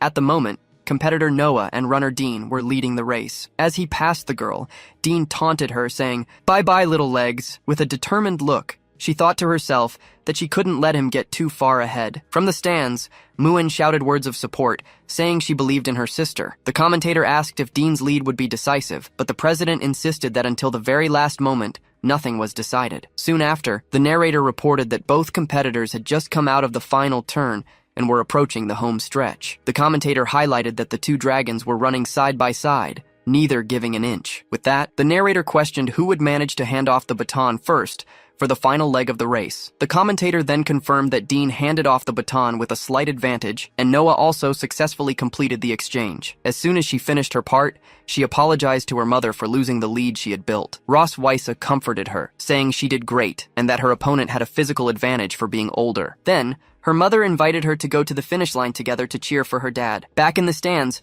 Muin shouted that her daddy needed strength and that he was the best. Down on the track, the rival runner warned Leon to pay attention, because he was about to build a 5-second lead. As he shot ahead, the opponent laughed loudly, taunting him mercilessly. With that, Leon thought to himself that his rival shouldn't underestimate his obsession with getting a vacation. With the race heating up, the commentator narrated that Gordon and the Silver Dragon clan's representative were still accelerating, while the president repeated that nothing was decided. Watching the race, Noah whispered a word of encouragement for her father. Suddenly, Leon heard his daughter's cheer, which caught him by surprise. Motivated, he told himself that he couldn't lose now that Noah had called him Dad. With newfound motivation, he sped up and drew even with the rival runner. The opposing father realized that if this kept up, he'd be overtaken. Determined, he warned that in that case, he would make him taste defeat. Suddenly, the rival tried to trip him, and Leon was surprised by the move. Dodging it, he warned him that if he was going to use dirty tricks, he couldn't blame him for the consequences. With that, the rival runner stumbled over obstacles created on the ground. The commentator narrated that competitor Gordon had fallen right on the final stretch of the race. With a clear path, she announced that Leon crossed the finish line in first place. The narrator then congratulated the Malkerway family for winning the relay race. After the victory, the father approached Noah and asked her about what she had just said. With a shy look, the little girl called him Dad. With that, Leon asked her to say it again, but Noah said she would only repeat it when they won first place in the games. Roswisa came over and asked if he was hurt, and the warrior assured her he was fine. Suddenly, the rival father approached the judges and accused Leon of cheating by throwing dirt at him at the end of the race. In response, he retorted, questioning how the aggressor now wanted to play the victim. He then pointed to his opponent's clothes and said that he had tried to attack him, and the proof was the shock marks on his shoulder. Feigning innocence, Leon told the judges that he ran with all his might and might have kicked up some dust by accident, claiming it wasn't his fault. One of the organizers asked the runner to cooperate with an inspection, but his wife stopped him from getting closer. Before the couple could understand the reason for the interruption, someone approached and asked what was happening there. The rival father then recognized the arrival of the clan chief, revealed to be Thor, leader of the Electric Dragons and chairman of the arbitration committee. Leon asks if that old man is also part of the Electric Dragon clan, and Roswitha confirms. With that, the rival father smiles, confident that the leader, being from the same clan, will surely take their side. Then, Thor announces that after reviewing the video, the evidence of Gordon's cheating is clear. He cancels his family's participation and invalidates their results. The rival family reacts in shock to the leader's decision. Not knowing what to do, the accused can only stammer the clan leader's title. With a shout, Thor orders him to be quiet. Soon after, the leader approaches the protagonist's family and apologizes for someone from his clan causing trouble. The silver-haired woman replies that she hopes he knows how to discipline them well. She then adds that, luckily, her husband was smart enough not to get hurt, as a simple apology wouldn't have been enough. With that, Thor assures them they will be disciplined at the clan's headquarters, which frightens the rival runner. The young man then praises Roswitha for commanding respect, and she replies that she can handle other dragons as long as they aren't arrogant like the scarlet ones. She then scolds him for calling her his wife, but he defends himself, saying it was just a compliment. The commentator announces the end of the first competition and informs everyone that the broadcast will now switch to the locations of the next activities. Next, the narrator explains that this year's event will use a total scoring system for each family. With that, the 2-in-1 challenge for adult dragons over 50 years old is introduced. The narrator explains that each competition is worth points, and the better a family's ranking, the more points they earn. In the end, the 3 families with the most points will win luxury prizes offered by the Academy. And so, the sports day activities continue throughout the Academy's stadium. Soon, one of the organizers welcomes the couple to the final stage of the 2-in-1 challenge, called the Kitchen of Love. She then explains that the rules are simple. They must prepare a traditional family dish, which will be chosen by a random draw. The organizer continues, stating that the time limit is 1 hour, and the result will be judged by a panel of judges. With a smile, she adds the most important rule. During preparation, they cannot remove the rope from their ankles. Finally, the organizer wishes that the love between them flows through the rope that binds them. As he prepares for the draw, Leon hopes that it's something simple to make. Upon drawing the paper, they discover the chosen dish is cream puffs. The young man asks if she knows how to make them, but his partner says no, just as the organizers prepare to hand out the recipe. With their aprons on, Leon declares it's time to get their hands dirty. As he gives instructions on how to mix the ingredients, Roswitha helps him by passing the butter. On a large screen, the narrator reports that the balloon battle royale has reached its peak, with only 4 dragon hatchlings left in the arena. The narrator details that 2 are from the Sharp Claw clan, 1 from the Ice Dragon clan, and the other from the Silver Dragon clan. The narrator explains that for some reason, 3 of the competitors have formed an alliance to attack little Noah. With that, the commentator wonders if the young competitor, facing 3 larger hatchlings, will be able to get past them. Despite being at a disadvantage, the little girl skillfully dodges her opponent's combined attacks. In a moment of carelessness, the boys realize they're cornered and lose their balloons. She then keeps a determined gaze on her remaining opponents. With a swift move, she manages to pop the last remaining balloon. The commentator announces that the winner is Noah, the youngest of the group, who managed to defeat 3 opponents all by herself. In the stands, little Muen celebrates with a young man, saying that's her sister and she's super strong. Back at the cooking challenge, the father celebrates his daughter's good work, stating he knew Noah could do it. Proudly, the silver-haired woman laughs and asks whose daughter he thought she was. Suddenly, her partner's gaze fixes on her face. He then gets closer and says there's something on his partner's face, touching her nose to wipe it clean. The scene catches the audience's attention, who comment on what a charming couple they make. The commentator points out that even during the intense competition, the Malkerway family still cares for one another. With this, one of the judges comments that a family dish needs to be made with love, which makes him even more curious about the result. The commentator then asks everyone to applaud this exemplary dragon couple. In a low voice, Leon wonders which dragon he has to slaughter for the competition to end, and Roswitha suggests he slaughter everyone watching. A while later, the cream puffs are finished and presented on a plate. They present the cream puffs to the judges, asking them to please enjoy. Upon tasting them, a judge praises the appearance and texture of the puffs, describing the crispy shell and smooth cream. Then, one of the judges asks if they often make these at home. Promptly, the competitor answers yes because his wife loves cream puffs and enjoys the process of making them together. As he speaks, Leon has a brief mental fantasy where the woman provocatively says she got dirty. He then scolds himself, thinking that the cream puffs are pure and it's the human heart that's dirty. One of the judges laughs and comments that their private life seems lively, asking if there's a secret recipe in the puffs. With a smile, the young man replies implies that the secret recipe is love, as the puffs are filled with their deepest affection. The commentator announces that the judges were satisfied and gave high scores, securing them the highest points for the challenge. With this result, Leon realizes that securing first place in the overall score is almost a sure thing. With an excited shout, the enthusiastic dragon celebrates the arrival of his 7-day vacation. Soon, the narrator announces the end of the competitions and that the final scores are now available on the scoreboard. Next, the commentator announces that third place goes to the Alex family, who receive a voucher for 10 boxes of pasta. With that, second place is announced for the Ross family, who win a Class B magic grimoire as their prize. The narrator then reveals that first place goes to the Malkerwife family, and that their prize is special. The prize is then revealed, a 7-day trip to the hot springs. Upon realizing what the prize means, Leon reacts with complete horror. Ross Weiss ignores his reaction and asks Noah if she wants to go on vacation, and the little girl readily agrees. Desperate, the father wonders why no one told him that was the first place prize. Later, night falls over the academy, marking the end of the sports event. With that, the family gathers for a toast, with everyone raising their glasses and shouting, "Cheers!" During the celebration, little Muan celebrates everyone's victory and asks if she did well too, and her mother confirms they saw everything. Next, Noah thanks them for winning the school events championship. Ross Weiser replies that the most important thing was her daughter's own effort, and Leon agrees that her mother is right. Observing her husband, the woman wonders why he's been so down since finding out about the prize. Then, Noah begins to speak hesitantly,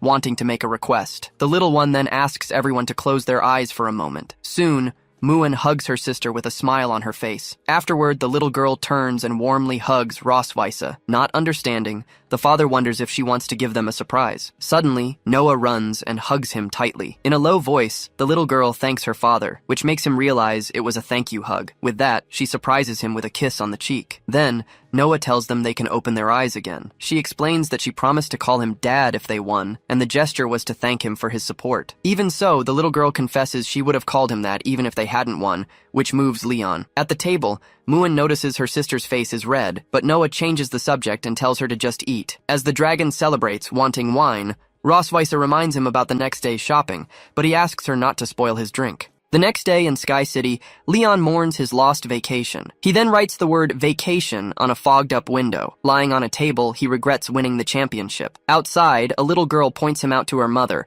who tells her not to look. Leon then dramatically bids farewell to his vacation. Ross Weiss asks what he thinks of an outfit, and he says it's fine without even looking. She then questions why he didn't turn his head to give his opinion. He turns, gives a thumbs up, and assures her she looks good in anything, but she complains that the piece has too much fabric and is tight in the chest.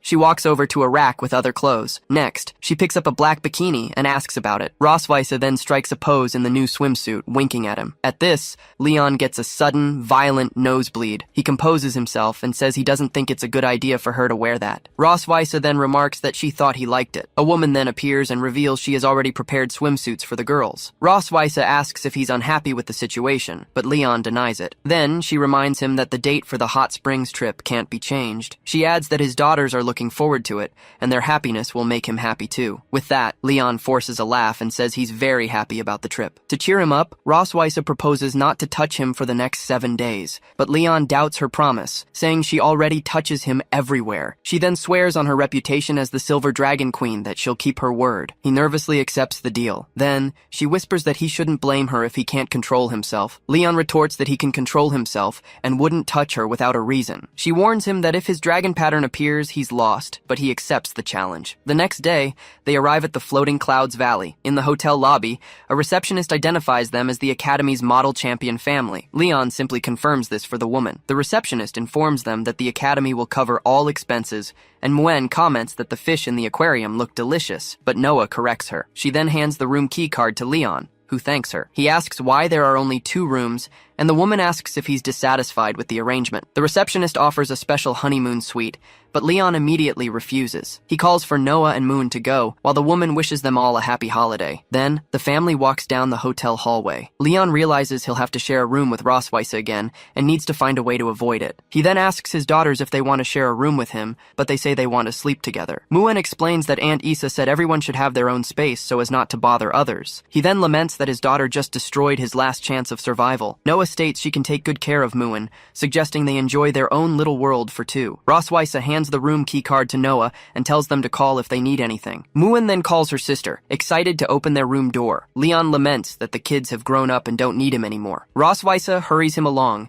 as he realizes the real test is just beginning. Once in the room, Roswitha admires the view from the window. Leon enters carrying the suitcase, and she comments that the scenery here is beautiful. He then asks her if she's ever been to this place before, but she denies it, explaining that she's been too busy with clan affairs to go out with the children. She continues, saying that's why she brought a camera to take some souvenir photos. Leon is startled by the word camera, wondering if it's the same one he used before. Opening the suitcase, he finds the camera, and she confirms it's the prize she won at the school's sports event. He then panics as he remembers the camera contains photos he secretly took of Roswitha in a bunny girl outfit. Roswitha then approaches from behind and asks for the camera. He protects the object and offers to take the pictures, claiming to be a super professional. She asks him when he became a photographer, and he replies that he's been photographing his master's donkey since he was a child. She then agrees and invites him for a walk before the barbecue and fireworks at night, and he accepts. The family strolls through the garden, and Leon announces he will be the day's photographer, much to the girls' delight. Next, the two little girls pose together for a photo in front of a large statue. Noah approaches a small deer and offers it a carrot to eat. The children comment on Roswitha's beauty as she poses surrounded by deer. Then,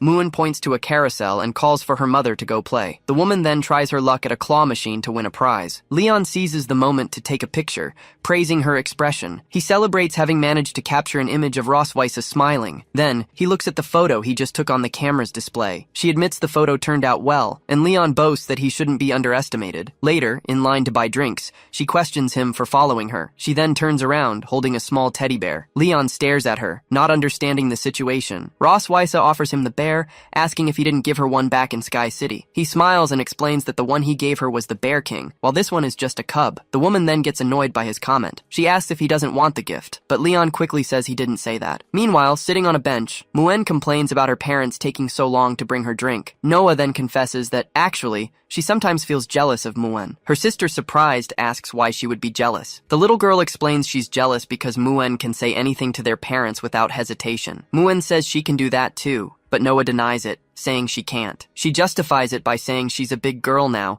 and can't just say whatever she wants. A narration explains that Noah wasn't always like this, having been born just 20 minutes before her sister. The two grew up together under their mother's care, exploring the world and learning. To them, their mother was always the most powerful and omnipotent being that existed. But one day, Noah saw her mother next to her unconscious father and realized her fragile side. The little girl then wondered if she could share the responsibilities with her mother when she grew up. Since then, the desire to care for her family grew in her heart, and she began to act like an adult. Noah forced herself to mature quickly, becoming independent and getting good grades. All of this was done to prevent her mother from being as sad as she was that day. Back in the present, Muin says she doesn't understand complicated things, but that she's also very jealous of her sister. Noah is surprised and asks why she would be jealous. Noah questions how her sister could possibly envy her, but Muin stands up and tells her she's wrong. She explains that her sister is smart, always looking after her like an adult and winning numerous awards. She declares that she wants to become someone like her in the future, which leaves Noah stunned. Noah responds that her sister has no idea what she'll actually be like in the future. Muin then asks her what she wants to become. She answers that she'll probably be whatever is expected of her. Leon approaches, joking that Muin is just like her sister. He hands drinks to his daughters, who thank him. Later that night, fireworks light up the sky. The two sisters watch the light show intently. Sitting on a bench, the parents agree the trip was worth it, just to see their daughters' reactions. Leon holds the teddy bear, stating that as a father,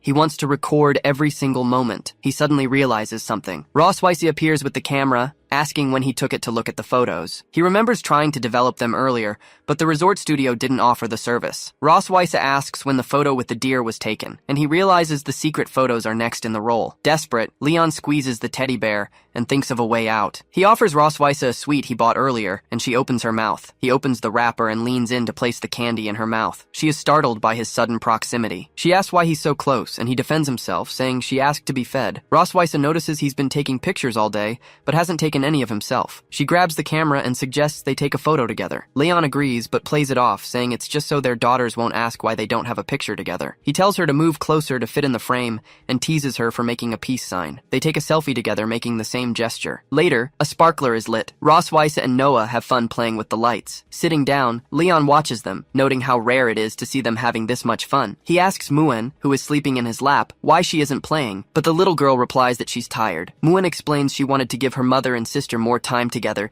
since they rarely play. Leon tells her she's really grown up. The little girl insists she hasn't, and just wants to see her family happy. He's moved by the thought that despite their different personalities, both daughters love their family. He offers to take her to the room, but realizes she's already fallen fast asleep. The young girl sleeps soundly in his lap. Rosweiss approaches with Noah and whispers, asking if she's asleep. He stands up with Muen in his arms and says it's time to head back. The two watch the scene in silence. Then, Rosweiss turns to Noah and offers to carry her too. The girl looks at her mother, surprised by the offer. A moment later, she accepts with a smile. The family returns, but the first day of the trip hasn't ended happily yet. Suddenly, the scene shifts to a hot spring. Leon suggests they all bathe together. Back in the room, the girls wish their parents good night and close the door. Leon collapses onto the bed, relieved to finally rest. But Rosweiss asks if he's sleeping with her, and he immediately denies it. He makes up an excuse about going to the hot springs, and tells her to go to sleep first. The hot spring bubbles peacefully under the starry sky. Leon relaxes in the water, reflecting on how rewarding the day was. He starts thinking of an excuse to avoid sharing a bed with her later. Suddenly, a figure approaches from behind. He's startled to see Rosweiss and asks why she's there, but she questions why he's being so suspicious. She explains the finale of the fireworks is about to start and asks for the camera. Nervously, he remembers the camera is nearby. Rosweiss spots it on a chair and notices he brought it to the bath. She moves to grab the camera while he watches in a panic. He realizes he cannot let her take it no matter what. Leon stands up quickly in the water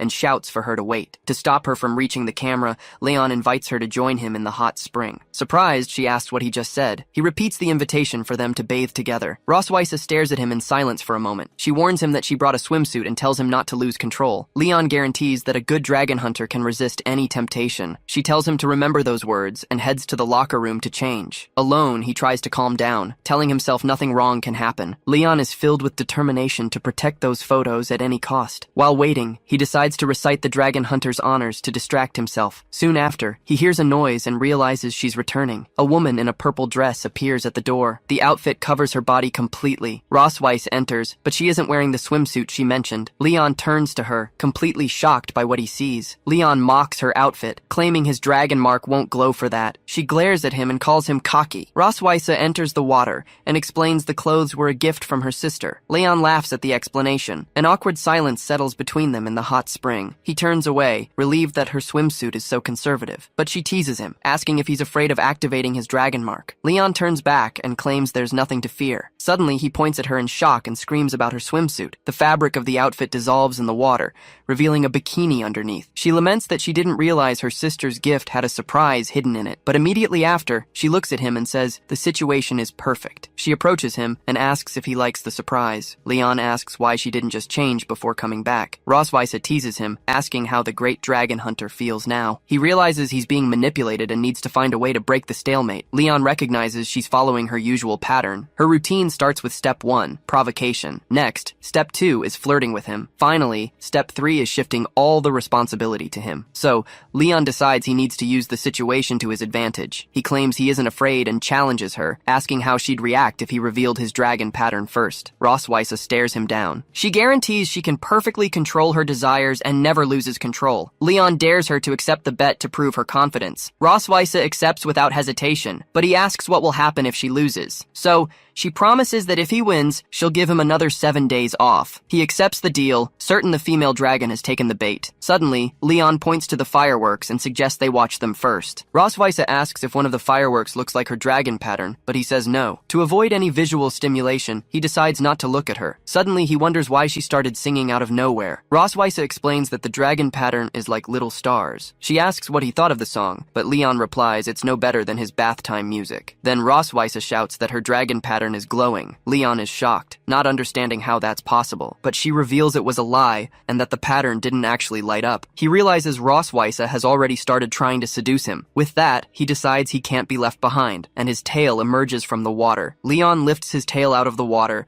and she stares at him, confused. Rosweiss asks what he's doing. He explains that if he can't hold her hand to watch the show, then he can hold her tail. She demands he let go immediately. Rosweiss yells again for him to let go, but Leon refuses to obey. She grabs him and warns that the tail is an extremely sensitive part and that she will defeat him. In that same instant, she reacts to his touch. Rosweiss realizes he's trying to force her to take the initiative. So, she asks what's wrong with holding hands to watch the fireworks and holds out her hand to him. Leon hesitates, wondering why his heart is beating so fast. He considers that small, ambiguous move to be a game changer. Their hands join. Leon feels it's impossible to defend against that move. Rosweiss whispers for him to give in and let the dragon pattern light up to end the challenge, but he pulls his hand away and states he won't be charmed by her. Leon agrees that enduring the situation isn't pleasant. He taunts her, saying she's also doing her best to hold back. Suddenly, a pattern on his back begins to glow. Then, the two of them kiss under the fireworks. The next day, Noah knocks on the door and yells for her parents to wake up. Muin comes over and asks her sister what's going on. Noah says it's supposed to be their mom's turn to be weak, and Muin wonders where their dad went. Then Muin asks if they need to offer a tribute for him to show up, but her sister accuses her of just wanting steak. Noah decides to go eat first and says she can take her sister if their parents don't show up. Meanwhile, Leon and Rosweiss are sleeping together in bed. He slowly opens his eyes. Leon sits up in bed. He remembers that last night they both failed the dragon pattern challenge. With that, he recalls kissing Rosweiss during the moment of confusion. Leon then realizes that was their first real kiss. He touches his own lips. Leon gets out of bed. He wonders why he started such an over-the-top challenge. At the same time, Rosweiss pretends to be asleep. Rosweiss wonders why he touched his lips, remembering last night. She recalls finally kissing the dragon hunter, and that it was her first kiss. Then, she wraps herself in the blanket and denies she wanted to kiss him. Rosweiss blames the dragon mark for everything that happened. Later, everyone is at a large water park. Muin appears in the pool holding a toy gun. She shoots water at Noah. Then, Muin shows her sister her splash attack. Noah gets annoyed as her sister keeps splashing water on her. Rosweiss asks Leon why he won't go play with them. Rosweiss starts talking about the previous night, but is interrupted by a voice. A couple approaches and asks if they're the children's parents. Yuna introduces herself along with her husband, Zay, and asks if they can talk for a bit. So Rosweiss also introduces herself and introduces Leon as her husband. Yuna explains they're newlyweds and came here to avoid a dragon dispute. Rosweiss reflects that she needs to keep an eye on Constantine's movements. Yuna comments that they seem to have a good relationship, and Rosweiss replies that many dragons have said the same. Leon notes that even with two children, they only kissed for the first time last night. Yuna says she envies their family for having two lovely children. She reveals she's thinking about having children and asks them for advice. Rosweiss replies that she just agreed with him without giving it much thought. Leon notes that the female dragon is very good at making up stories. He advises that this kind of thing happens naturally and that there's no reason to be afraid. Zay asks how Leon handles their fights, and Yuna admits she's a bit dominant sometimes. Leon is at a loss for how to answer the question. He teases her, saying that despite her appearance, she likes to act cute. Then, Rosweiss tickles him, saying he's embarrassing her. Zay watches their interaction. Leon explains that every woman, no matter how strong, will still show her fragile side. He finishes by saying that in those moments, a man must stand up and protect his wife. He concludes that this is what it means to be a good and responsible man. With the 7-day trip over, life returns to normal at the Silver Dragon Castle. Rosweiss asks a servant if she found the tigers, and the woman confirms it. She reports finding their hideout on the outskirts of the Empire, a secret location protected by barriers. Rosweiss wonders why they would hide there and how they reached such a high altitude. Her servant warns her that the human known as Tiger is incredibly powerful and could easily kill her. Rosweiss reflects that despite Shirley's weak combat skills, she is one of her trusted confidants. Given such a high evaluation, she concludes that Leon's master is no ordinary person. Shirley then reveals she was discovered, but they let her go to deliver a message. She informs Rosweiss that he wishes to see her. Rosweiss faces the situation head-on. Deciding they must meet, she sets off, flying with her dragons. A few hours later, they arrive at a waterfall. Shirley points toward it, saying the couple is waiting inside, but she must go alone. Rosweiss instructs her on what to do if she doesn't return within the hour. Protected by a barrier, she passes through the waterfall as someone prepares tea. Rosweiss stares at him. She recognizes him as Leon's master. He invites her to sit, and she remarks that Leon was the only dragon hunter she found difficult to face. She notes that the man before her possesses the same pressure as Leon, perhaps even greater. Rosweiss reveals she has waited waited 2 years for a chance to find him. She asks directly about Leon's condition. The master responds that he is still alive. She mentions he was her prisoner, and the man admits relief that his stubborn pupil is breathing. He claims Leon paid the price so someone could find his whereabouts. The master asks her to prevent Leon from escaping back to the Empire next year. Rosweiss asks why, wondering why he wouldn't want to rescue his disciple. He explains that 2 years ago, the return of defeated dragon hunters caused great fury in the Empire. Consequently, the Empire blamed a traitor within the army for the war's failure. Rosweiss understands that with his location unknown, Leon became the perfect scapegoat. The master confirms it's better for him to stay with her and survive, as he'll die if he returns now. Rosweiss agrees to keep him under her watch, but sets one condition. She demands all information on Leon, especially his dark childhood history. His master finds the request quite peculiar. He hands her a chest, explaining it contains all the love letters Leon ever received. He says the letters were meant for Leon's future wife, so the final decision on what to do with them is hers. Rosweiss smiles, stating that Leon's day has finally come. The master watches her, questioning her sudden interest in the captive. She then finds a drawing among the letters. He explains that at age 6, Leon liked tall, silver-haired girls with a cold appearance. He reacts to the coincidence of his own description. Her features correspond exactly to the girl Leon described. Rosweiss asks for more information, but the master says he can no longer betray his apprentice. She then shows him a recent photo of his beloved disciple. He asks her to wait, saying he will show her Leon's first love. Rosweiss wonders what Leon's first love could possibly be. Leon's master arrives with a donkey, apologizing for the delay and explaining the animal woke up cranky. Rosweiss asks in shock if Leon's first love is a donkey. He laughs and confirms it. He explains that Leon could never tame the animal, which followed him all day and considered him its childhood sweetheart. Leon's master reveals the boy has marks on his nose from a kick the donkey gave him. Rosweiss sighs with relief at the story. She realizes she felt relieved. Staring at the animal, she concludes there's no reason to be nervous. She turns away, stating she'll leave the photos and head out. However, she asks the master for proof that Leon is still alive. Rosweiss throws a letter to him, saying Leon will understand the message. She says goodbye, declaring this might be their first and last meeting. She asserts that for Leon's sake, she doesn't want just 1 year of his life. Then, she vanishes in a flash of energy. Leon's master watches the spot, questioning the meaning of her words. He notices the letter left a piece of metal behind and is startled by the object. A woman approaches as he laments Leon's name. Charlotte Poseidon, his wife, appears and asks if the boy is all right. He hands her the photos, saying Leon's life is better than words can describe. Charlotte looks at the family photo and remarks the boy is living better than his master. She asks if he has made a decision. Tiger grabs his weapon, affirming it's time to restore his apprentice's reputation. He declares it will be a gift for his granddaughters. At the Silver Dragon Castle, the night deepens. Leon thinks Rosweiss is acting strange, having vanished for 2 days without a word. He asks a servant about her whereabouts, and she replies that Her Majesty went away on business. Back in the present, he hears she will personally prepare dinner upon her arrival. Rosweiss appears with the meal, but he senses something is off. She invites him to eat together.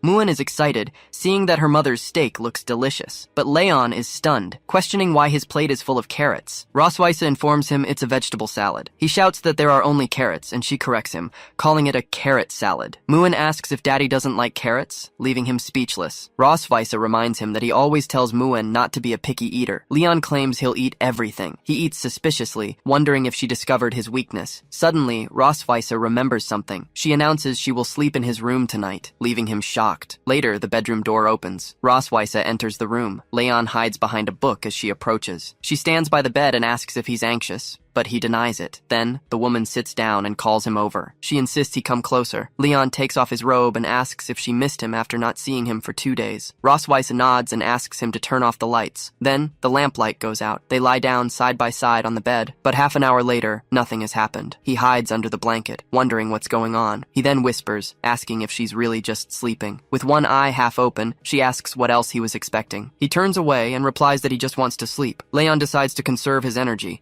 planning to counterattack when she least expects it. The clock on the nightstand marks the passing of time. Suddenly, Rosweiss opens her eyes. She sits up in bed and picks up the clock. She remembers her master's advice. At 2:30 in the morning, Leon might reveal his thoughts in his sleep. Rosweiss moves closer to him and decides to run a simple test first. So, She asks for the name of his youngest daughter. Leon answers Muen in his sleep, and she confirms the plan is working. She asks him what kind of girl he likes, and he replies that he prefers tall girls with silver hair. Next, she asks why he rejected girls who look like that in school, and he says he didn't like her. Rossweisse gets annoyed, as he hesitated for 5 seconds before rejecting her. She presses him to know what else he likes, and Leon replies that he prefers mature women and bunny girls. Rossweisse asks if he'd like to see his classmates dressed as bunny girls, but he says no. She then pressures him to say who he would like to see in that outfit. With a smile, he whispers the name Rossweisse. She is completely stunned by his answer, and reacts with embarrassment to the unexpected confession. Rossweisse wakes him up and demands to know why he wants to see her in a bunny outfit. He starts to explain why, but falls fast asleep. She realizes he fell back asleep at the crucial moment. Rossweisse warns him that next time, she'll make him embarrass himself while sleepwalking. The next afternoon,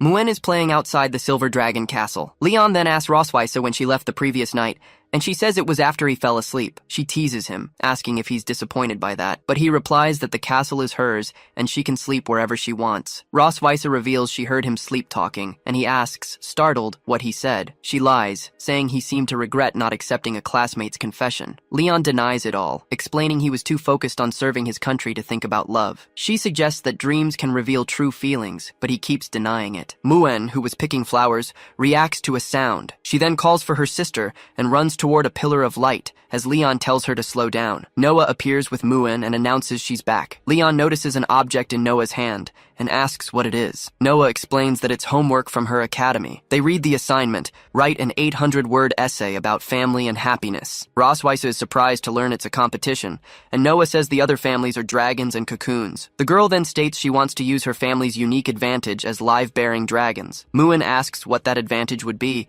and Noah gets ready to tell her. Then she shouts that the advantage is mommy and daddy's love, leaving them both shocked. Leon and Rossweisse look at each other, questioning their love. Noah asks for help finding material and inspiration, and Muen gets excited to watch. Leon agrees to help, and Rossweisse asks Noah how they should cooperate. The girl then orders them to go on a date in Sky City the next day. The next day in Sky City, the two of them wear matching couple outfits prepared by their daughters. Leon suggests they start the date, and she agrees. He questions if Noah even knows what a date is, but Rossweisse claims she's a child who knows a lot. Next, he asks if she's ever been on a date, and she replies she's been busy for hundreds of years. Leon also reflects that he spent his life focused on his studies, career, and raising his daughters. They both then realize they have no dating experience, but Rossweisse confidently states she already prepared the night before. Leon is horrified to realize she only read romance novels. He then admits he also looked up information and listed common activities for couples. Rossweisse shows him a list of activities that don't involve excessive physical contact. Leon then gets fired up and declares they will give Noah the perfect material for the date. At the zoo, Noah jots down notes while Muen eats ice cream. Later, they browse a clothing market under the watchful eyes of their daughters.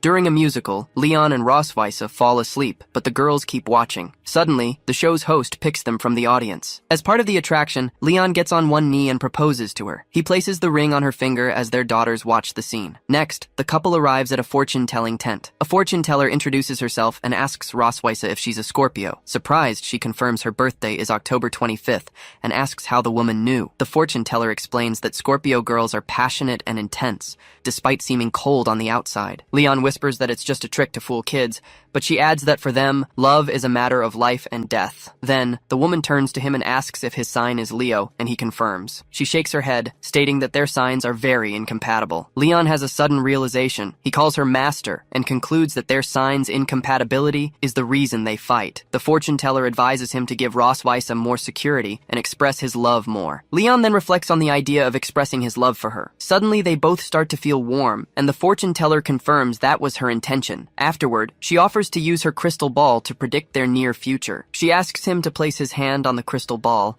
and Leon agrees. He then places his hands on the object. The psychic claims she sees iron bars and weeds in her crystal ball. Then, she reveals he's been in prison, leaving him shocked, while Rossweisse laughs at the situation. She offers to help him escape this prison for 100 gold coins. Leon is suspicious, but Rossweisse offers financial support to help him avoid disaster. He tells her they should leave, saying they shouldn't fall for this kind of trick. The psychic tries to stop them from leaving leaving, revealing they will have children in the future. She insists she isn't joking and that they will indeed have many children. Once outside, Roswitha asks why he didn't want to continue with the reading. Leon questions the possibility of them having children, and she agrees it's truly impossible, but he admits he experienced a lot of new things that day, and that it felt good. Roswitha agrees, saying it was as if they were actually dating. Leon replies that he's happy if she enjoyed the experience. Then she asks what their next destination is, and he announces that the last stop is the beach to watch the sunset. They arrive at a beach not far from Sky City. Leon excitedly declares that the last stop of their date today is the beach. Roswitha looks around and asks if he doesn't find the atmosphere a bit cheesy as they watch other couples on the beach. Leon then agrees that the place is a date paradise and suggests they go somewhere with fewer people. They walk along the shore at sunset. He notices the sunlight has dyed Roswitha's hair a golden color. She catches him staring. Then, the woman asks him why he's staring at her. He looks away and replies that he was just looking at the sun. Roswitha calls him stubborn, but Leon declares he's only in a relationship with her. Suddenly, he seems to understand the situation, and he accuses her of being jealous. She quickly covers his mouth and denies the accusation. Then, she whispers that he said a lot of bombshell things that night and asks if he wants to hear them. He shakes his head no, scared by the suggestion. She laughs, says she won't tell, and runs off, while he chases after her, asking what else he said in his sleep. Hiding nearby, Muin notes how happy her mother looks, while Noah regrets not having her camera. Then, the maid says it's actually not a pity, and the girl asks why. She explains that fleeting beauty is more meaningful for Her Majesty, and that they should cherish the moment in their hearts. The girls watch their mother smiling and agree. Roswitha splashes water at Leon, who warns her to wait. She keeps running through the water. Suddenly, she slips and screams. Leon runs towards her and yells for her to be careful. Then, he holds her tightly in his arms. The two of them stare at each other for a moment. The closeness causes a reaction in Leon. Roswitha moves closer to him and kisses him. They kiss on the beach during the sunset. The maid then covers the girl's eyes and says that children can't see this page. Leon reflects for a moment on the beach. Roswitha then states that the perfection of a story depends on its ending. She holds out her hand, asking if he dares to hold the hand of the least compatible Scorpio. He smiles at the taunt. Then, he takes her hand and says, "There's nothing to fear." Hand in hand, they walk along the beach as their date ends with the sunset. Sometime later, Noah wins the essay contest by describing her parents as a loving and strange couple. That night, a light is on in the bedroom. Leon is looking for something under the bed. He then gets up from the floor and reveals that he secretly printed some bunny girl photos and needs to hide them well. He sits on the floor, wondering where he should hide the last photo. Suddenly, someone enters the room. Leon turns around, startled by the sound, and quickly hides the photos in a drawer. He hurries back to his spot. Roswitha enters the room and finds him reading on the sofa. Leon then asks if she wants to sleep in his room tonight. She smiles and asks if that's not possible. He agrees, telling her to do whatever she wants. Leon thinks that he now has the upper hand to deal with any of her tricks. She sits next to him and asks if he likes bunny girls. Startled, he yells and wonders if his secret photo collection has been discovered. Roswitha then reveals that he talked in his sleep about wanting to see his classmates dressed as bunny girls. Leon denies it and declares that if he were to ask, he would ask her to wear the outfit. She is surprised to realize he took the chance to reveal his true feelings, but she decides to tease him a bit more and states that he can dream on because she will never wear a bunny outfit for him. He concludes that since she didn't find the photos,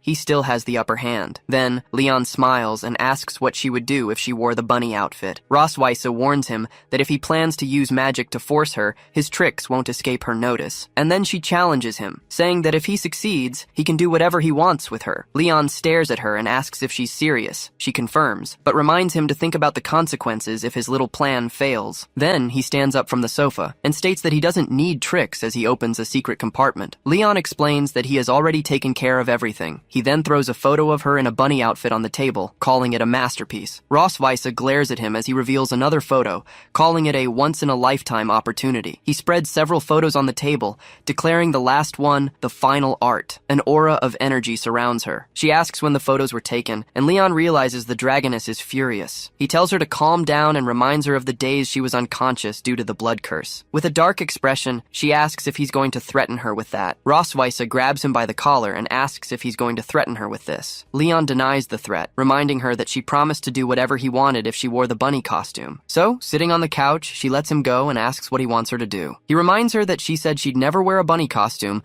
and proposes she put one on for him now. Roswitha then asks what will happen if she doesn't agree. He replies that it's no problem, but the next time she visits her sister, he could show the photo to her whole family. She asks how many copies of the photo exist, and Leon reveals there are actually 4. Then he tells her to be a good girl since she wouldn't want her sister to know about the copy. costume. He asks if she's going to run, but Rosweiss replies that she'll go get the clothes, and Leon gives her until 7 o'clock. With his arms crossed, he states that it's finally his turn to be in charge. At 7 o'clock, Leon walks to her room, peeks through the door, and asks if she's dressed yet. Covered by a sheet, she says she couldn't find the ears, and he decides to be more lenient since it's the first time. Rosweiss agrees to cooperate, but demands that he destroy the copies of the photos afterward. He replies that it depends on his mood as he unties the sash of her robe. Rosweiss warns him not to let her find the photo first, or else, then, the robe falls, revealing her in the costume. He comments on how exciting it is to combine his favorite outfit with the most annoying creature. Rosweiss glares at him and asks if he's seen enough. Leon replies that of course not, as they still have things to do. She then asks him what else he wants. He tells Rosweiss to sit down so they can begin the lesson. On her knees, she realizes he's getting revenge for the lesson she gave him last time. Leon instructs the dragon-slaying teacher to recite the 3 honors and 3 shames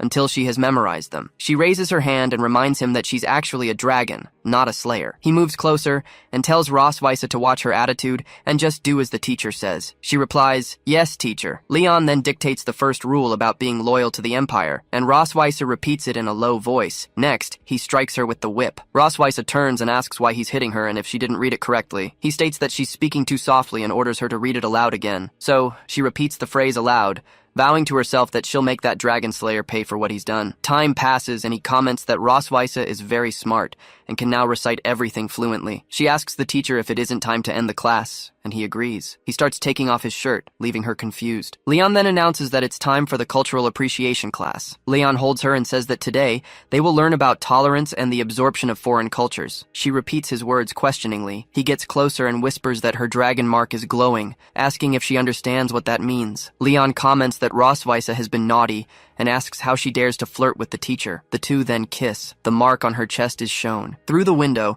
the two are seen together in bed. During the kiss, he asks Rosweiss to turn around. Leon hugs her from behind and orders her to recite the 3 honors and 3 shames he just taught her. She asks, surprised, if he wants her to recite it now. He simply replies, yes. She begins to recite about taking pride in being loyal to the Empire and shame in conspiring with the Dragon Clan. He praises her recitation and asks what's next while whispering in her ear. She turns around and says she won't memorize anymore, stating that he can just punish her then. Leon just replies that she said it herself. He explains that since she's already learned to tolerate, now she must learn to absorb foreign cultures. Leon says she did a great job and that the lesson is over for today. He tells her he's going back to his room and that she should get some rest. She then swears he's a dead man the moment she finds those photos. The next day, Leon is seen outside with Muen and Noah. Meanwhile, Rosweiss frantically searches the room, wondering where he hid the photos. She states that only by finding the photos can she regain control and protect her position in the family. Leon walks with Muen and says he has other things to do, asking her to look for Anna, and the girl agrees. Muen turns to look at her father, who is standing behind her. Upon entering his room, Leon notices the door is open, remembering he had closed it when he left. He observes that the furniture is exactly as he left it. Then, he notices a faint fragrance in the air. Leon concludes that Rosweiss couldn't resist and came to look for the photos. He then announces that he forgot his favorite coat in the garden and needs to go get it. She decides to leave and come back quickly before he returns. But as she opens the door, she comes face to face with Leon standing right in front of her. He stands there, arms crossed, waiting for her. He then asks what Melkvi planned to steal by sneaking into the teacher's room, and she realizes she's been tricked. Leon knocks on the bathroom door and asks what Rosweiss is doing, but she denies being eager for the class. He then announces that Mr. Cosmode created a song for her with a message about her great bunny costume. From outside, he sings for the little bunny to open the door, but Rosweiss shouts that she won't open it no matter what. Leon warns her that he'll count to 3, and if the door doesn't open, her sister will receive the photo in 3 hours. But before he finishes counting, the door opens, and Rosweiss appears before him. He smiles and says that this is much better. She backs away and asks what he intends to do. Then, she runs to the shower door and locks it. Leon faces her and starts to say what he wants to do. He finishes the sentence by saying he's going to rectify the law right there. Lying next to Leon, she calls him a scoundrel and complains that he didn't go easy on her. Then, she observes that even the strongest dragon slayer is defenseless while sleeping and asks where he hid the photos. She notices there's no response, concluding that last time she was just lucky to hear his true feelings. So, she decides that maybe she should try another method this time. She places her hand on his head and orders him to take her to where the photos are hidden. She realizes it worked when he sits up in bed. He gets up and starts walking down the hall, and Rosweiss follows him closely. She tells herself that when that man wakes up, Everything will be back to square one. They arrive at the back mountain of the Silver Dragon Castle. Roswitha calls him a cunning dragon slayer, realizing that finding the photos there would be like looking for a needle in a haystack. But she feels that the route he made her follow was a bit strange. She then remembers that the places they passed were all the ones he took her to that night. Roswitha asks if they've arrived, and he turns to face her. Then she realizes she's fallen into his trap, and that he was pretending to be asleep the whole time. Roswitha says he doesn't need to pretend anymore, as she knows he's awake. Leon then confirms that her charm spell clearly didn't work. She wonders if he hasn't realized yet that he might be a sleepwalker. He asks Melkvi if she's familiar with the places they passed and which one was her favorite. She yells that she doesn't like any of them, especially that one. Then she asks him if he's not going to do that right there. He pulls her close and confirms they'll have their final lesson right there. Her scream echoes through the forest during the night. Sitting in her chair, Roswitha complains that Bastard has been torturing her in every way possible for the last 2 weeks. She decides she needs to do something to get out of this situation. She turns to a drawer,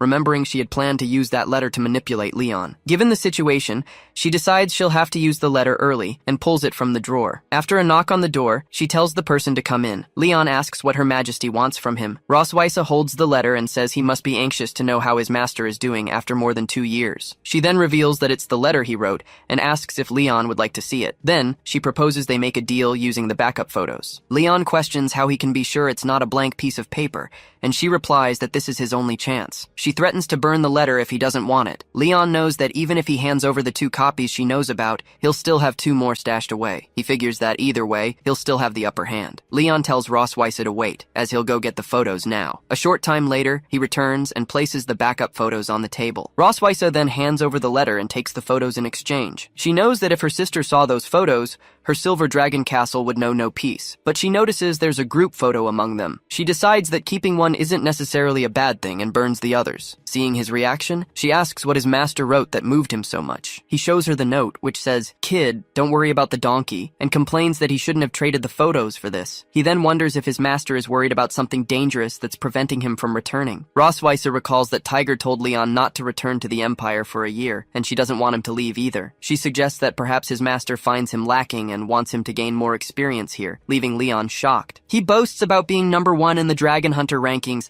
and holding all the physical records at the academy. Then Roswitha teases him, saying he's more of a champion at getting captured than at handling his homework. Leon challenges her to another fight outside, but she reminds him that her win rate against him is 100%. She simply advises him to get more practice first. Then, Leon vows that she'll see. Months later, he reflects that although his health has recovered, his magical power remains depleted. Leon explains that his magic attribute is lightning, a highly offensive element. He states that no matter how strong he is, without the help of magic, he can't defeat an opponent on the Dragon King's level. As he tries to use his magic, he confirms that, as expected, it's still the same. He concludes that he needs to figure out why his magic is depleted to defeat Roswitha, and Muen asks what he's doing. Leon explains that he's practicing lightning magic, and she asks if she can use it too. The little one then questions him about what kind of magic she will awaken. It's explained that upon awakening, everyone manifests a type of magical element that represents their origin power. With study and training, it's possible to learn other types, but nothing compares to the naturally awakened element. But there are some rare geniuses who can awaken 2 magical elements, who are almost impossible to find. Sitting at her desk, Roswitha asks if he wants to go to her private library. Leon explains that Muen will be going through her magical awakening soon, and he'd like to get some manuals to study. So, Roswitha opens a drawer and takes out the keys. She tosses the keys to him and tells him to take whatever he wants, and Leon thanks her. He celebrates getting the key because last time he found nothing about magic depletion and needs to search her books. But Roswitha calls him back and asks him to wait. He turns and asks what's wrong, hoping she hasn't changed her mind. She then questions him about which element he manifested when he went through his magical awakening. Leon replies that it was the lightning element, and Roswitha says hers was fire, like most dragons. He claims he already studied up on it and was just asking. Then Leon asks what element a human-dragon hybrid would awaken. Roswitha then asks what element Noah awakened when she went through her magical awakening. He answers that it was lightning, and she repeats the word in a whisper. Then, she stands up and yells that the element Noah awakened is the same as his. Leon simply says it's normal for a daughter to inherit her father's powers. He suggests that maybe Muen will also awaken the lightning element, but Roswitha bets it will be fire. Leon insists it will be lightning, and she retorts that it will be fire. She then says they'll see who's right, and turns to leave the room. Alone,